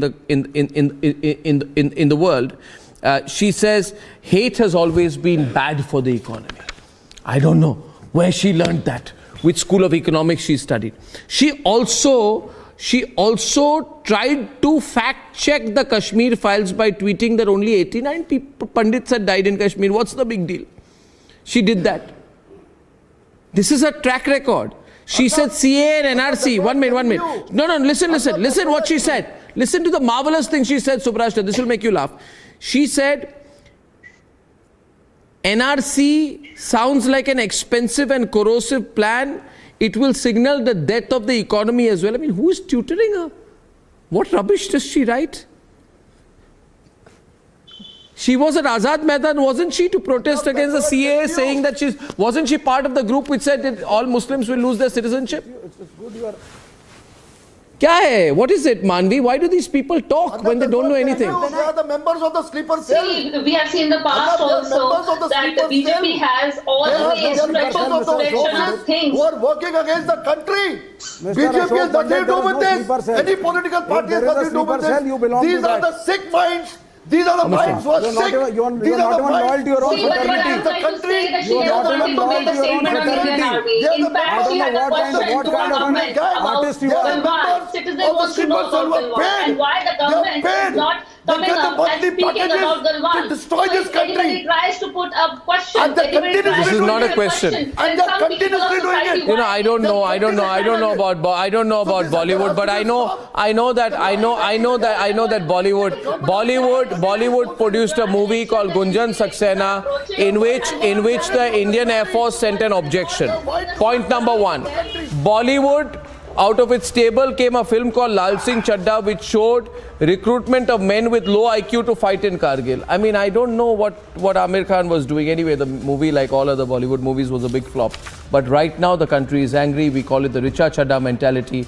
It's trending because people are really upset with it. This has to stop. You can't mock the army like that. And viewers, I shall see you at 9 o'clock tomorrow, back on the debate. Good night and goodbye.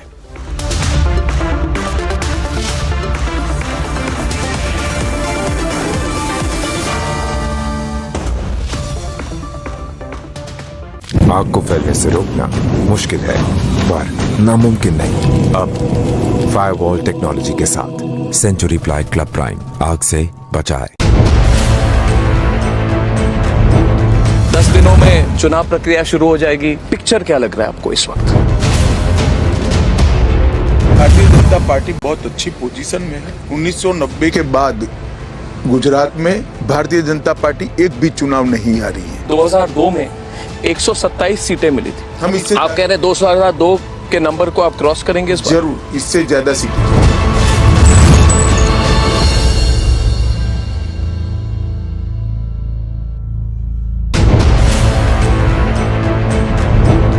Media circles में बातचीत चल रही है आम आदमी party को लेकर। क्या आम आदमी पार्टी एक फैक्टर है इस बार?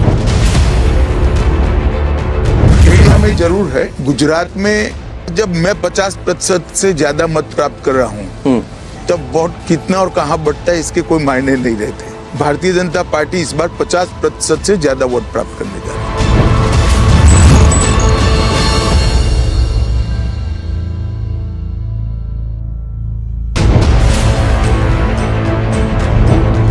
कांग्रेस का प्रभाव कम हो रहा है, कांग्रेस की इंपैक्ट कम हो रही है, और वो जो वैक्यूम है वो कौन उसको फिल करेंगे? भारतीय जनता पार्टी भी फील कर सकती है। हर बार जनता ऑल्टरनेटिव नहीं ढूंढती है। आप कह रहे हैं कि आपकी फाइट कांग्रेस पार्टी के साथ। कांग्रेस को प्रिंसिपल ऑपोजिशन क्यों कह रहे हैं गुजरात? क्योंकि वो है। मैं स्पेकुलेशन के आधार पर तो नहीं कर सकता। जमीनी हकीकत में वो है।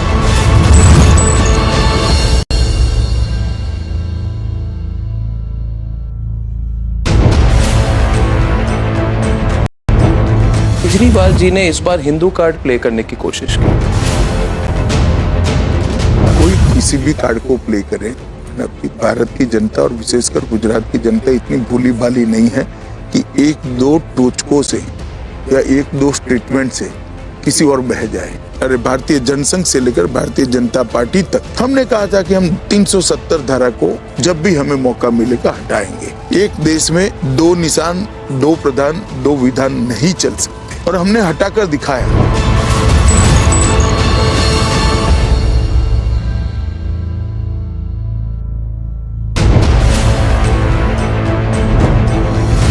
यूनिफॉर्म सिविल कोड की बात आपने जो उठाई, 3 राज्यों में क्यों, राष्ट्रीय स्तर पर क्यों नहीं? हमने कहा था कि हम इस देश में कॉमन सिविल कोड की पैरवी करेंगे, और अगर हम पावर में आते हैं तो इसको लाएंगे। 1950 में कहा था, और आज कॉमन सिविल कोड के लिए भारत के 3 राज्यों ने इनिशिएटिव लिया है। एक चर्चा बहस छिड़ी है, तो कुछ ही समय में 3 राज्यों में कॉमन सिविल कोड आपको दिखाई पड़ेगा।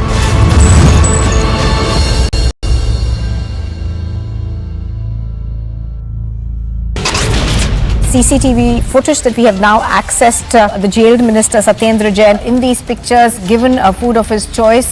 In the application he had said that he's not been given food. The national capital Delhi was once again rocked by a brutal murder. Keshav. What does Richa Chadha know about Galwan? Richa deletes tweet after being called out. Should those unaware keep silent on issue of national interest?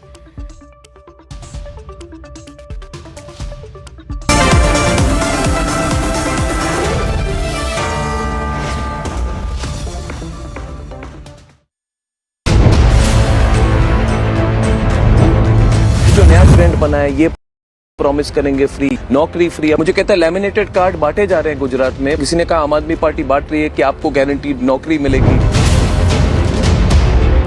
जो card बांट रहे हैं उन्होंने वादे इतने दिए हैं। गुजरात का बजट है 2,42,000 करोड़ और 3,72,000 करोड़ के वादे अब तक हो चुके हैं। और ये कह रहे हैं हम फ्री ऑफ कॉस्ट पढ़ाएंगे। गुजरात में 1960 से प्राथमिक शिक्षा फ्री है। वोट देते वक्त सब लोग अपना माइंड भी अप्लाई करते हैं, ट्रैक रिकॉर्ड भी देखते हैं और विश्वसनीयता भी देखते हैं।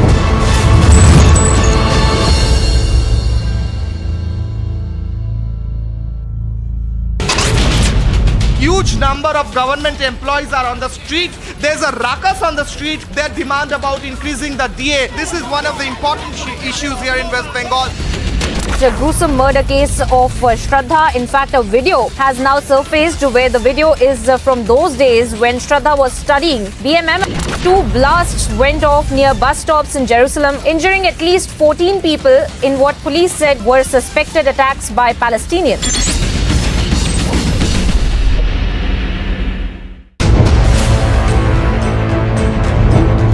दिनों में चुनाव प्रक्रिया शुरू हो जाएगी। पिक्चर क्या लग रहा है आपको इस वक्त? भारतीय जनता पार्टी बहुत अच्छी पोजीशन में है। 1990 के बाद गुजरात में भारतीय जनता पार्टी एक भी चुनाव नहीं हारी है। 2002 में 127 सीटें मिली थी। हम इससे आप कह रहे हैं 2002 के नंबर को आप क्रॉस करेंगे इस बार? जरूर, इससे ज्यादा सीटें।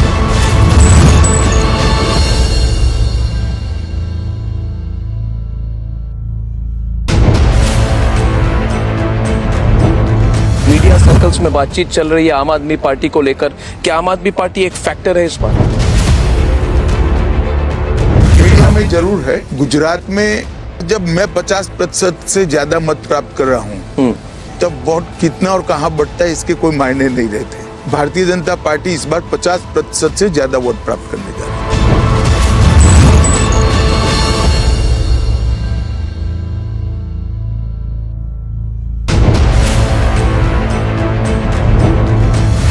का प्रभाव कम हो रहा है, कांग्रेस की इंपैक्ट कम हो रही है और वो जो वैक्यूम है वो कौन उसको फिल करेंगे? भारतीय जनता पार्टी भी फील कर सकती है। हर बार जनता ऑल्टरनेटिव नहीं ढूंढती है। आप कह रहे हैं कि आपकी फाइट कांग्रेस पार्टी के साथ। कांग्रेस को प्रिंसिपल ऑपोजिशन क्यों कह रहे हैं गुजरात? क्योंकि वो है। मैं स्पेकुलेशन के आधार पर तो नहीं कर सकता। जमीनी हकीकत में वो है।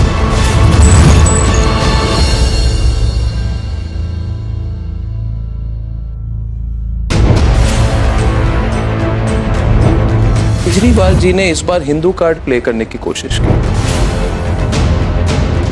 कोई किसी भी कार्ड को प्ले करे, भारत की जनता और विशेषकर गुजरात की जनता इतनी भोली भाली नहीं है कि 1-2 टोचकों से या 1-2 स्टेटमेंट से किसी और बह जाए। अरे भारतीय जनसंघ से लेकर भारतीय जनता पार्टी तक हमने कहा था कि हम 370 धारा को जब भी हमें मौका मिलेगा हटाएंगे। एक देश में 2 निशान, 2 प्रधान, 2 विधान नहीं चल सकते और हमने हटाकर दिखाया।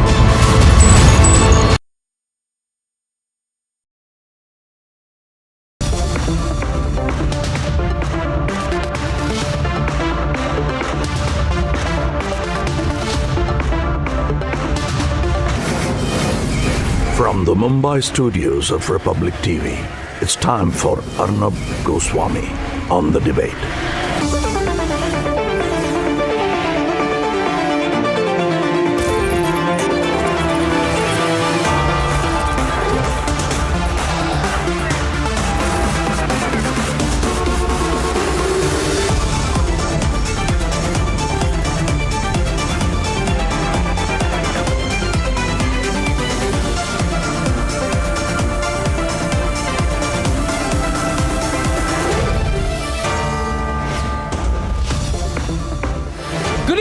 Welcome, ladies and gentlemen.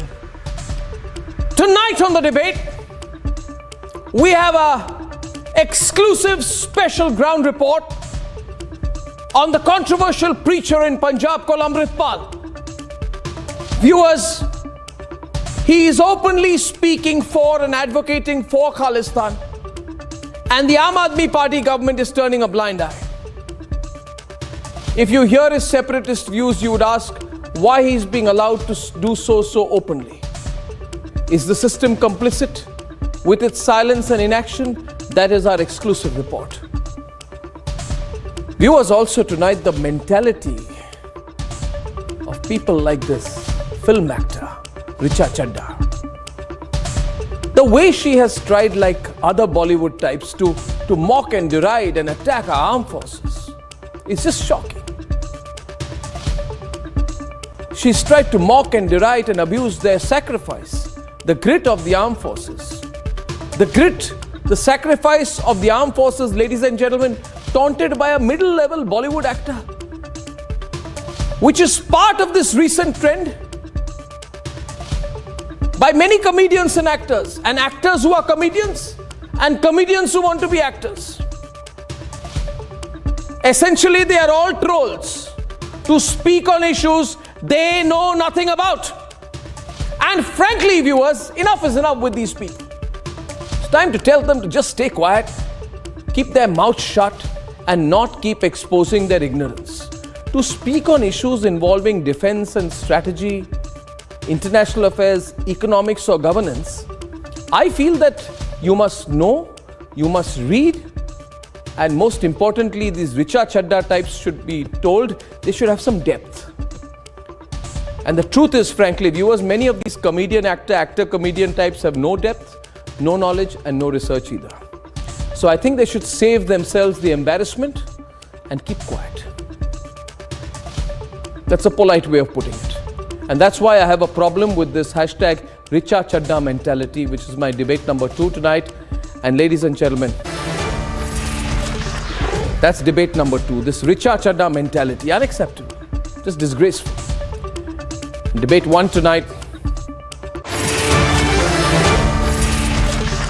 Who is Amritpal? What is his agenda? What does he want to do? How is he allowed to speak for Khalistan so openly?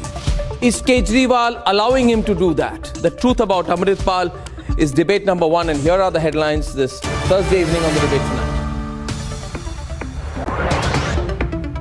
For the first time, the truth about Amritpal is out. Mega exclusive news break coming up in a few minutes. He's a major worry for Indian security, but the Aam Aadmi Party government seems to be giving Amritpal a free run in Punjab. Richa Chadda, film actor, one more mocking the army, mocking the Galwan heroes, forced to delete tweet and apologize after boycott calls. But fact is, what do these Richa Chadda type people know anything about Galwan? Should those ignorant on national security just not speak? Jama Masjid Imam forced to take back restrictions on women's entry after facing a national backlash. Lachit Borphukan ने देश के एक ऐसे कोने में जो वीरता बताई, न जाने विधाता की ही इच्छा होगी उस वक्त धर्मांध औरंगजेब के खिलाफ देश के हर हिस्से में एक लड़ाई जगी थी. And Union Home Minister and Assam Chief Minister Himanta Biswa Sarma both join hands and join India in paying tribute to Assam's icon Lachit Borphukan on his 400th birth anniversary.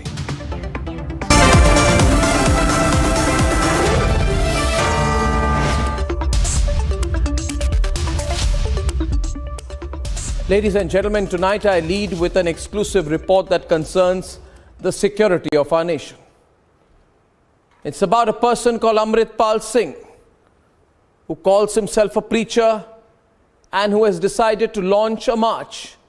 Our correspondent Piyush reached ground zero, and what he found raises an alarm tonight.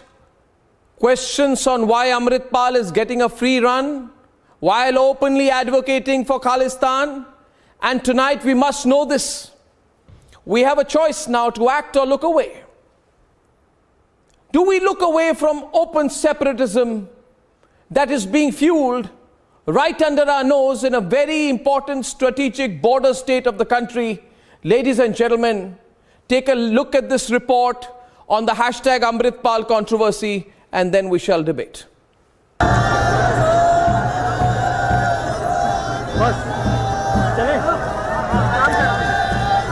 At the Golden Temple this Wednesday morning, just before noon, the crowd pours out slowly. There are layers upon layers of followers, all in their traditional blue turbans, and many of them are carrying swords, in fact, openly brandishing them in the presence of police.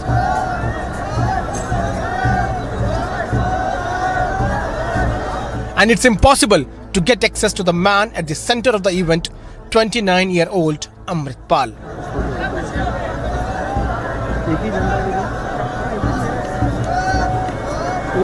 Present here at Golden Temple in Amritsar, where Amritpal Singh is, taking out from where he is taking out his yatra. You can clearly see as to how many of his followers are seen brandishing a weapon, and they are now brandishing swords. They are taking out this yatra. What's your name, man? A man with a British accent says he wants to see my ID. Supporters will never lose your ID, right? Sir, do you understand that? I'm not telling it. It's absolutely clear that Amritpal is very, very closely guarded. Just 2 minutes, just 2 minutes. Just want to hear the message you want to send to me. I keep trying, and after 20 minutes of trying, I get access to Amritpal, that too by presenting myself as a freelance journalist.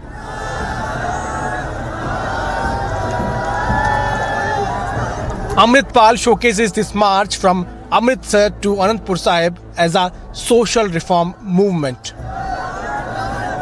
What message through this you want to send out to the people of Punjab? We have started this here to do this Patrarchial, we say religious preaching, and to our youth. There is a genocide going on, and Indian state is committing a genocide against Sikhs. Our youths are in drugs. There is a drug genocide culture. But as I ask more, the real agenda becomes clear. Why it's the need of weapon when you are claiming that it's a peaceful procession which you will be carrying out? No peace can be established without weapons. That's why every state have weapons. The police, we say the police is for peace. Why they have weapons? Till a few years back, Amritpal wasn't a religious preacher. This is a picture of him when he was in Dubai. Now he suddenly casts himself in the image of Bhindranwala, and with a blatant use of false stereotypes and negative imagery, openly advocates an anti-India line. We've been through multiple genocides, and if you go to this area of Punjab, there are hundreds of thousands of people killed in fake encounters, extrajudicial killings, and then mass rapes. And now what we are facing, mass migration, there is no education policy, there is no farmers are committing suicides. So why we want freedom from this? Bhagwant Mann is busy on Kejriwal's Gujarat campaign, and in Punjab, the open advocacy of Khalistan and separatism is being led by Amritpal. कोई बोलता है खालिस्तान के लिए, लेकिन अगर बन जाएगा तो मुश्किल भी क्या है खालिस्तान, ठीक है जी, एक अलग राज होगा. Are you also vouching for a separate state? Yeah, that's the idea of Khalistan is, it's not separate state. Separatism is we were connected to someone, we were not connected. We were forcefully, taken into Indian nation by Britishers. There was no India before 1947. They established this country. Intelligence agencies have been tracking the open Khalistan propaganda, but left it to Bhagwant Mann to handle. Mann, it seems, has decided to do nothing. Our Punjab is Maha Punjab. The half of Punjab is in Pakistan. So we are not saying that we will not take that part of Punjab. We are asking freedom for Punjabis. Even the Pakistani Punjabis, they need freedom. When I asked the Deputy Commissioner of Amritsar, he underplays the Khalistan angle. You know, in India, a lot of processions took place because it's a country of multi-religion, multi-things, and so many processions come. You can't stop like that. It will rather create more conflicts than solving it. Across India, Amritpal hasn't caught the national attention yet. But can the country and the centre ignore the open call for Khalistan and the religious undercurrent to this separatist movement? Or is it that while the arm of the party pursues its national political ambitions and ignores this growing reality, national security is being knowingly compromised? Let's debate.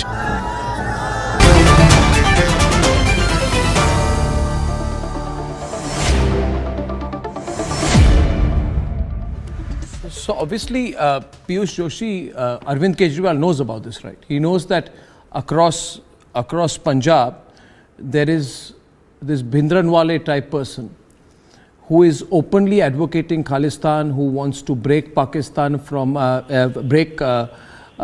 Punjab from India, who says it's a separate Sikh state, who's seeking independence and who's leading a fairly straightforward political march for it. So is Kejriwal weak? Is Bhagwant Mann scared? Is he weak? Is Kejriwal allowing it? Or is it that Kejriwal does not want to act against the Khalistan agenda? Well, one has to be pretty clear about it right now. You see, my country's security is being compromised, and this person is being allowed, and your government, as in the Aam Aadmi Party government in Punjab, is allowing Amritpal to march from Amritsar to Anandpur Sahib to do this. Can I come in? Yeah. So what I'm telling you is this, that Kejriwal wants to be Prime Minister of India, right? First, let me ask you, how can you be even thinking about being a national political player when you are willing to compromise the security of your own country? Well, there are 2 points to this debate. First of all, let me clarify that it's not only your country, it's my country as well. I've been born and brought up in this country. I didn't ask you for that clarification, but you tell me about this. No, I didn't ask you for the clarification. Yeah. No, because you said that my country is under threat, so it's our country. Yeah, so my country. Did I say it's not yours? So don't play on words. Yeah. No. So I'm just saying it's our country. Okay. So, and that's why in the month of September, the Punjab government has launched an inquiry. In the same for the for the activities of the same outfit, and that is what the Punjab government has done. He's carrying out a campaign for Khalistan. Excuse me. That's wrong. That's wrong. No, that's wrong.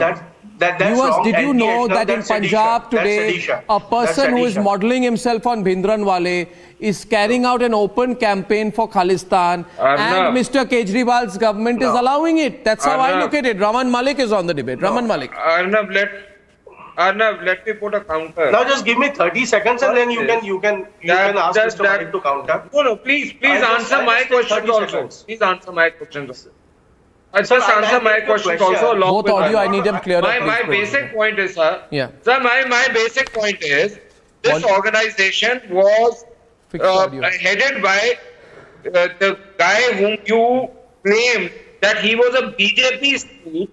He did the Red Fort incident. This is what you claim. This is what you now. Once you claim that, this is 2 layers of audio. This is the same. 1 minute. Just wait a minute.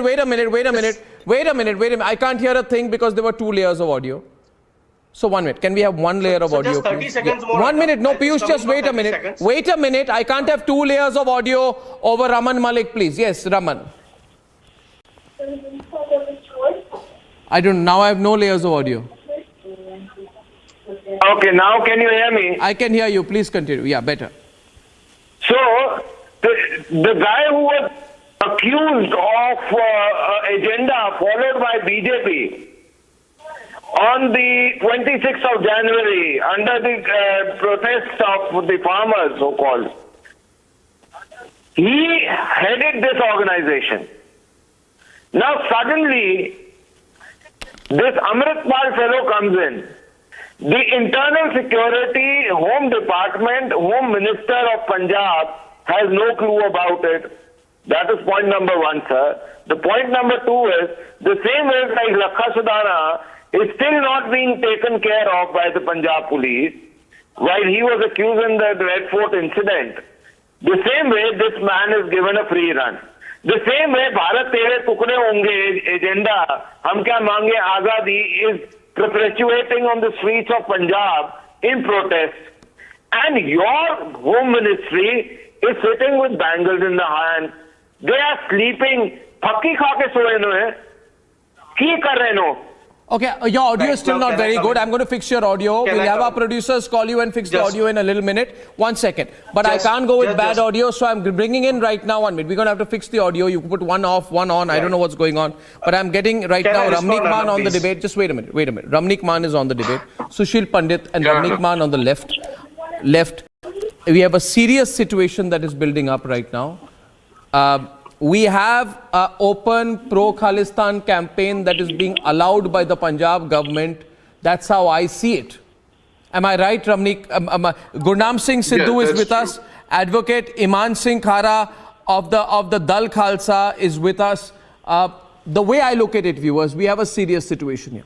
The Punjab government of the Aam Aadmi Party is allowing a separatist campaign, allowing a Khalistan campaign within Punjab, and is in fact providing police security to it. And the police is refusing to act, saying there is nothing separatist about this campaign, and even if there is, we can't do anything for it. Which means AAP is encouraging separatism in Punjab. That's how I see it. How do you see it, Raman Malik? Please take it forward. Ramnik Maan. Okay, thank you, Arnab. So how I see it is that the Aam Aadmi Party government, ever since its inception in March this year, they have been encouraging, not just encouraging, they have been normalizing the Khalistani ideology, the Khalistani separatist movement in Punjab, starting with allowing such processions being taken out on the streets of Punjab, on the main, let's say, cities of Punjab. That is one. The other is when they do not act upon, such individuals who've been spreading hatred. And I'll be very clear about this. The Aam Aadmi Party government in Punjab has registered 4 separate cases. Ironically, one Bhagwan Singh of Moga has been booked for carrying weapon or publishing his pictures on or carrying weapons on the social media, while they have not clarified whether the weapon worn by Amritpal during the Moga incident was a licensed weapon or not. The other weapon Amritpal Singh was holding was a 315 bore rifle. Is it a licensed weapon? Does the license belong to Amritpal? If the government of Punjab has issued license to Amritpal, who was the officer? What was the pretext? When did he apply for these licenses? All of this information should come out clear in public. That is one. Number 2, well, Vihir is something which has been on for generations, and it's not happened at any time in the recent past. No, can I 1 minute, just 1 point. Listen, Ramnik Maan, let's look at it simply. I'm explaining this to viewers everywhere. I think what is happening is very dangerous. You have a person who is saying that India should break up, and who is saying that I'm carrying out a campaign. No, 1 minute. It's nothing. I will not go into trying to justify this as a religious procession. No, this is a separatist this is procession. Not at all. No, the pretext is religious. See, I was coming to that. See, Arnab, this man has been very vocal and clear about what his intents are. And the pretext is a religious pretext so that the government, the agencies, the police cannot take any action against him. Because it's a history, it has a history to it. Vihir has a history to it. So his ideas are clear. He says that Sikhs are prisoners. They're Ghulam as sector. I am not a Ghulam. I am not a slave. You can go out, your cameras, your crew can go out in the streets of Delhi, Punjab and elsewhere in India. You can randomly ask Sikhs if they are Ghulams. We are not Ghulams. So why it suits the Aam Aadmi Party and why they are allowing to do, allowing Amritpal and others to do this. Number 1 is that he hits out at the BJP central government, the RSS. He hits out at them. It suits Aam Aadmi Party. He accuses rightly so, the Congress Party for the 1984 Sikh program, the genocide, which is again suits the Aam Aadmi Party. And he hits at the Panthik vote bank of the Akali Dal, which again suits the Aam Aadmi Party. As a matter of fact, we all know that Arvind Kejriwal had slept over at the house of a known Khalistani during his previous election campaign, number 1. Number 2, the sitting Speaker of Punjab Assembly, Kultar Singh Sadhma, He had been. No, just to can we be Canada briefer? and he's One. been Can we seen be a with little more Pakistani- brief? One second. Ramnik, listen, you're taking a lot of time to come to the point. I'm going to cut the chase immediately. If every person in this country says that the state should break, the country should break, then we will break apart. So, Iman Singh Khara, how is this open separatism being allowed? Sir, first of all, am I audible? Yes, you are. Sir, basically what is being called as separatism is basically the right to self-determination of the Sikh community, which is very well enshrined in the United Nations Charter. One minute. One minute. Mr. Khara, let me tell you, Mr. Khara, I want to tell you something. I'll tell you something. One minute. Just relax now. 1 minute, okay? You are an Indian citizen, no? You have an Indian passport, no? Or do you have a United Nations passport? So you speak as an Indian citizen. I believe my country's sovereignty cannot be challenged. Don't try to go legal on me, okay? This is arguing for the breakup of India, and you are wanting to use my program as a forum to argue for the breakup of India. I will not allow it. No, you can't. No, Mr. Khara, you are a lawyer, aren't you? You are a lawyer, aren't you? No, Mr. Khara, listen. Mr. Khara, you are a lawyer, no? Fought for the Indian freedom struggle. 1 minute. India has become free, okay? If you feel you are not free, you can go where you want. But you can't be allowed to sit in this country and say, I'll break my country. It's as simple as that. Are you hearing this, Mr. Grewal? What's going on in Punjab? Arnab, it's very, very sad to say that the government at the center as well as in the state are playing a cheap politics. What they do, first they create a situation, then they push the Sikhs to the wall, and then they get votes in the rest of India. What Mrs. Gandhi did after Operation Blue Star, this is the same way. The center government and the Punjab government, in connection with for the votes, are letting down each other. May I ask the government of India, could they explain to the people the background of the gentleman? Answer is no. If their force can come to Patiala and arrest people, why they are keeping quiet? It is nothing but a cheap politics being played, and the Punjab is made a laboratory for political experiences, which is very sad. Punjab paid a heavy price, and they are pushing the Punjab again to pay a heavy price. This is not Grewal Sahib, your problem is that it is the Akali Dal whose Panthic vote bank is being targeted by Amritpal and others. That is why it is hurting you. Because on previous occasions, you have always encouraged such elements. Your party has encouraged such elements. Can you explain during the dark era, were you not supporting these elements? People, sir. Listen to me. Don't give lecture. Have you Don't not give lecture. Have you not put Don't these give lecture. Ramnik. Using give lecture. as an issue? Listen to me. No, sir, don't lecture us on what is happening, what is not happening. You need to come out clean on your track record. When you were in power, when Prakash Badal was the Chief Minister, the very fact that there is a man on the streets of Punjab calling for division of India is something which is very serious. What is something very serious. Why don't you, as the principal opposition, ask, sir, why don't you, as the opposition party in Punjab, ask for his arrest?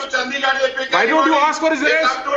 Has Prakash Singh Badal written to the Union Home Ministry? Okay, so we have a situation here, and viewers, I just 1 minute, Mr. Grewal, 1 minute. You see, Mr. Sidhu, just 1 minute, just 1 minute, 1 minute. Let's not see, it's a national security issue. Let's understand, Mr. Grewal, 1 minute. This is a national security issue. है ना? तो मैं 1 minute में राष्ट्रीय सुरक्षा का मामला है, मैं 1 मिनट सर, 1 मिनट। ग्रेवाल साहब ये मैं कह रहा हूँ, देखिए ग्रेवाल जी मेरी बात सुनिए, ग्रेवाल जी मेरी बात सुनिए, मैं आपको सच्चाई को छुपाई तो नहीं जा सकती। ग्रेवाल जी They are the people responsible. Grewal ji, interfered in the SCPC elections? Grewal ji What BJP has done it? मुझे They are creating a bad blood in Punjab. Grewal जी आप मेरी बात को जरा 2 मिनट 2 मिनट सुनिए, 2 मिनट सुनिए। मैं गुरनाम सिंह सिद्धू को लाना चाहता हूँ प्रोग्राम पर। ये सारे पॉलिटिकल लीडर्स हैं, भारत के पॉलिटिकल लीडर्स है ना। भारत में डेमोक्रेसी है, भारत में लोग पॉलिटिकल पार्टी चलाते हैं, ग्रुप चलाते हैं, सब कुछ अलाउड है। मगर सिद्धू जी, भारत को तोड़ने की अगर कोई षड्यंत्र करे तो उसको टॉलरेट नहीं किया जा सकता। सिंपल बात है। आपको पता होगा लोग आजकल क्या कहते हैं, टुकड़े टुकड़े गैंग कहते हैं उन लोगों को जो नक्सलियों के समर्थक है, जो माओवादी है, जो कहते हैं ना भारत तेरे टुकड़े होंगे इंशाल्लाह इंशाल्लाह। सुशील पंडित जी, उस पर हमें इतना गुस्सा देश भर में क्यों आया? क्योंकि कोई सोचता है कि भाई भारत में बैठे बैठे कोई भारत को तोड़ने की बात खुलकर कहे, ये तो अलाउड नहीं है ना। ये भारत में ही क्यों? ये तो मैं आपको कह दूं सिद्धू जी, कोई कनाडा में बैठ के बोले कनाडा को तोड़ेंगे,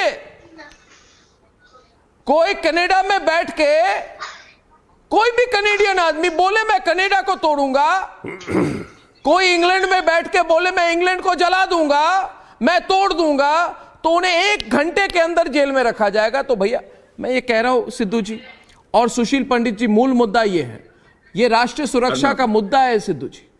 मामला बहुत गंभीर है ना। मैं चाहता हूं इस पर डिबेट हो, मगर कोई अगर खुलकर कहे कि देखिए हम खालिस्तान बनाएंगे, हम भारत को तोड़ेंगे और हम इसके लिए कैंपेन करेंगे, खुलकर करेंगे। और जो राज्य सरकार है वो डरी हुई है, ऐसी इतनी डरी हुई सरकार है, भगवंत मान इतने डरते हैं कि उनको लगता है कि अगर मैं कुछ करूं तो मेरी जो गद्दी है वो गिर जाएगी। मगर राष्ट्रीय सुरक्षा तो कॉम्प्रोमाइज हो रहा है ना सिद्धू जी, तो इसको कैसे हैंडल किया जाए? गुरनाम सिंह सिद्धू जी, आपकी क्या राय है? गुरनाम सिंह सिद्धू जी। अरे भाई, जो आपने बार बार बोला अमृतपाल बारे, पंजाब में ऐसा सिचुएशन हो रहा है, लड़के और लड़कियां नशा समय का बड़ा बहुत कुछ बढ़ रहा है। और अमृतपाल है जो आके नौजवानों को इकट्ठे करके अमृत छका रहा है, गुरु दे लड़ ला रहा है, नशा छड़ा रहा है, उसनों तुसीं किस तरह तो बदनाम कर रहे हो? कि उसने खालिस्तान कदों किया है, किहड़े कदों मंगिया खालिस्तान? रमणीक मानाएंगे तुसीं एक चंगे बंदे नूं चंगा काम करदा है ਉਹਨੂੰ ਕਰਨ ਦਿਓ। ਉਹਦੀ ਨੈਗੇਟਿਵ ਸੋਚ ਕਿਉਂ ਲੈਂਦੇ ਹੋ? सिद्धू जी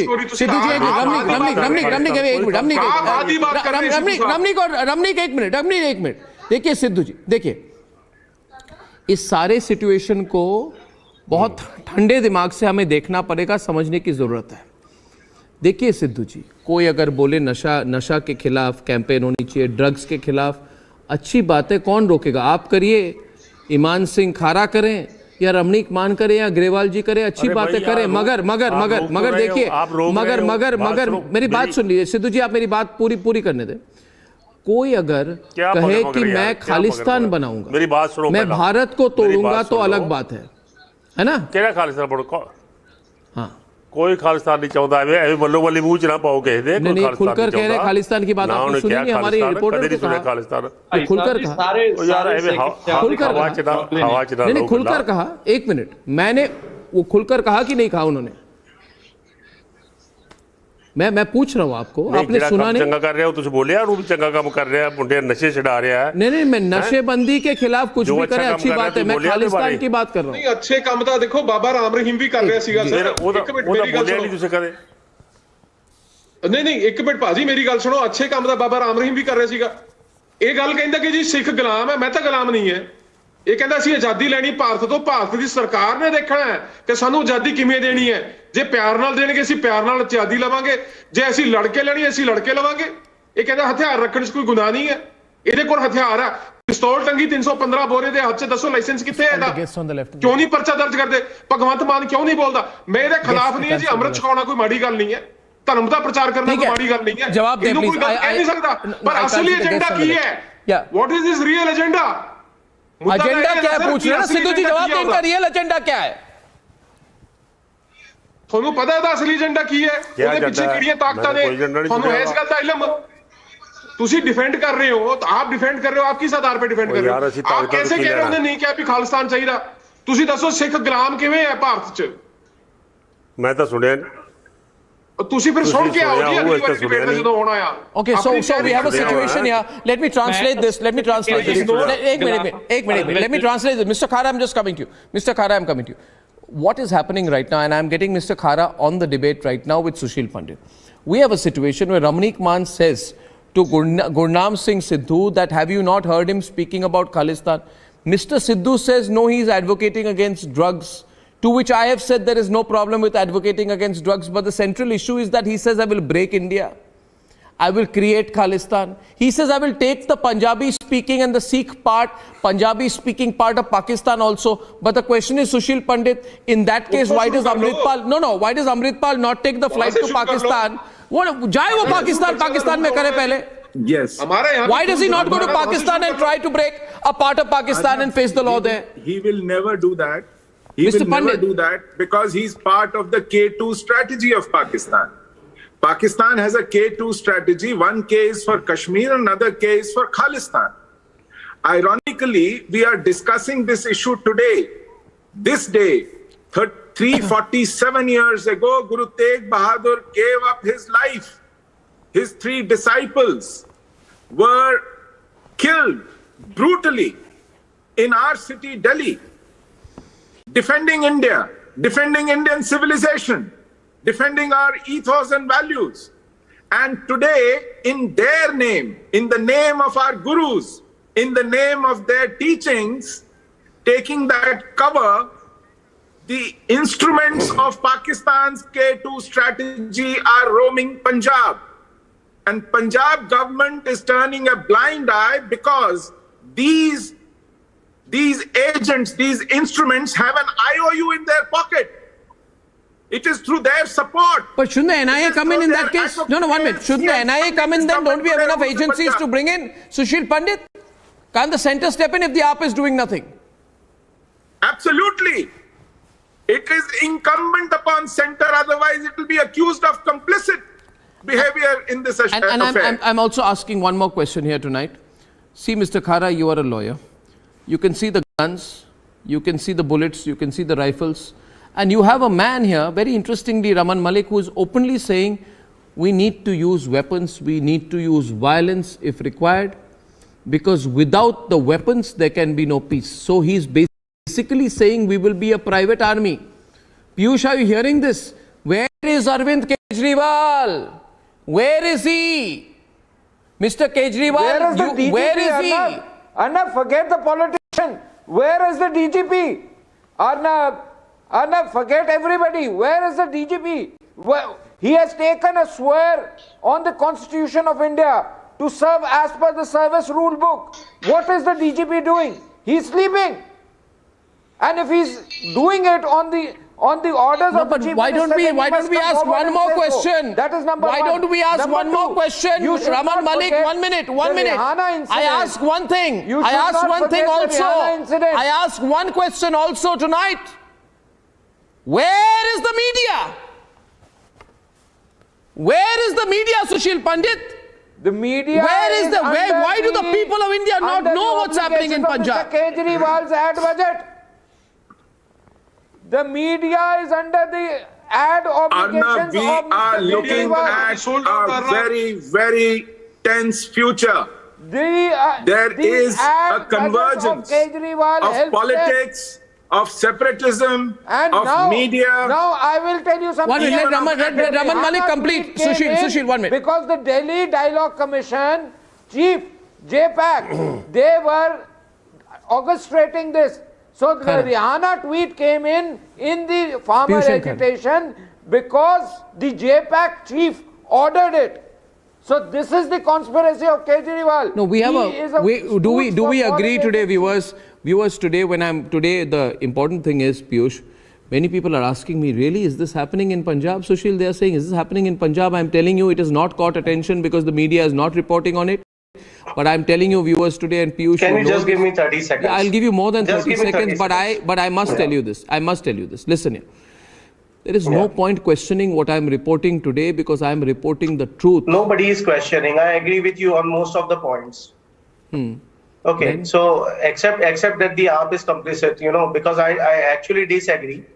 I don't think India is going to break. If India is going to break, it is going to be No, I'm not. No, one second. Just 1 minute. One minute. That's not an argument. One second. Just wait a minute, Piyush. I know your argument. What you'll say, India is not going to break. I have faith in the people of this country. The people of this country will not allow India to break, etc., etc. I know your argument. I've been an anchor for decades now. But listen, Piyush, what I'm saying is, you, as in your party which you support, is running the government. Okay? You have a national ambition. Absolutely. You get very excited, and your party leaders say we are the alternative to the Congress, etc., etc. But that's why they have ordered my country is. You tell me, Piyush. One more thing. Is our country's national security being compromised in Punjab or not by the inaction against this open procession march in favor of the Khalistan project? Is our national security being compromised or not? Look, I'm just asking, if the national security was compromised, then NIA would certainly would have interfered, and the Home Ministry would have given an advisory. Now, just let me finish. I'll not take more than 15 seconds. I'm just saying one thing. This procession would have been done without it. Cry for federalism. Obviously, sir. Please. But law and order doesn't come under you. One minute. I also ask a counter question, Piyush, 1 minute. Arvind Kejriwal gets up every morning. Every morning, Arvind Kejriwal says. Who is the law minister of Punjab? No, 1 minute. Every morning, Arvind Kejriwal says, every evening he says, you know what? You know what he says? He says, आप मेरे हाथों में Delhi police को दे दीजिए. फिर देखिए मैं दिल्ली की सुरक्षा कैसे करवाता हूं.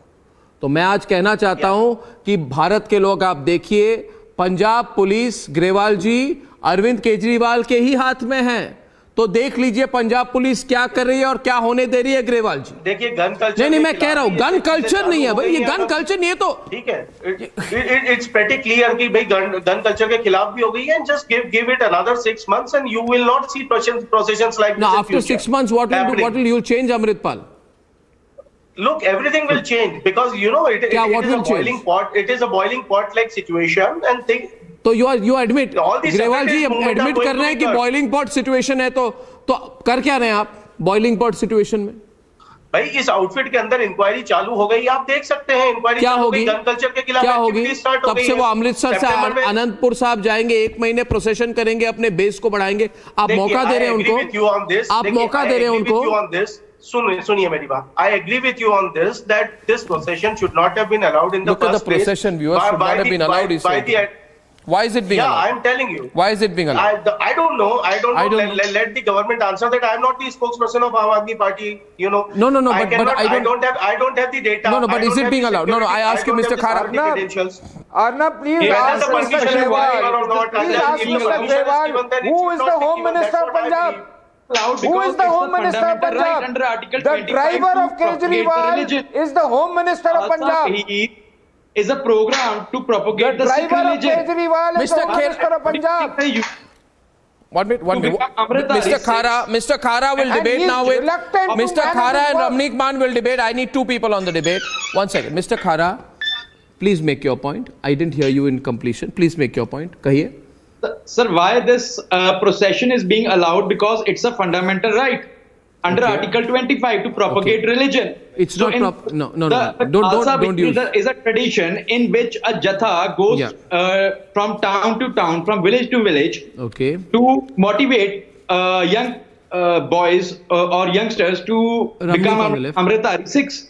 Okay. So this is the basic, simple point. That is all he does. Did you not hear his interview with us? Did you not hear his interview with us? Should I repeat what he said?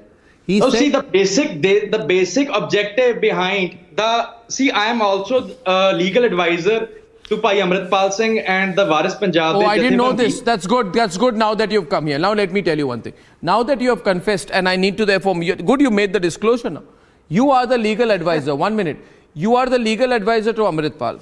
Okay? So please tell me, since you are the legal advisor to Amritpal, tell me the clause under which he can carry all kinds of arms with him and carry almost with him a private army. Tell me the clause. Sir, Arms Act provides for that a person can apply for a license. No, but okay, 1 minute. Just a minute. 1 minute. If you want all the bodyguards. No, 1 minute. Just a minute. No, 1 minute. 1 minute. Mr. Khara, 1 minute. Listen. you are saying you are going for peace. You are saying you are going for a religious purpose. Okay? Ramnik, listen to the argument very clearly. We are going into a detailed debate. He is saying, look at his way. He is saying that the road to peace is by using weapons. This is what he has said. He has said the road to peace is by using weapons. Okay? Now, he says no peace can be established without weapons. That is why the state has weapons. The police have weapons and I also have weapons. Which means, Mr. Khara, he says that he is like a parallel state, like a parallel police. Explain, defend this. If you're in a court of law, defend it. So basically, if you want to check, I'm having the licenses of all the persons who accompany Amritpal Singh. The weapons they carry are licensed show Amritpal's weapons. license.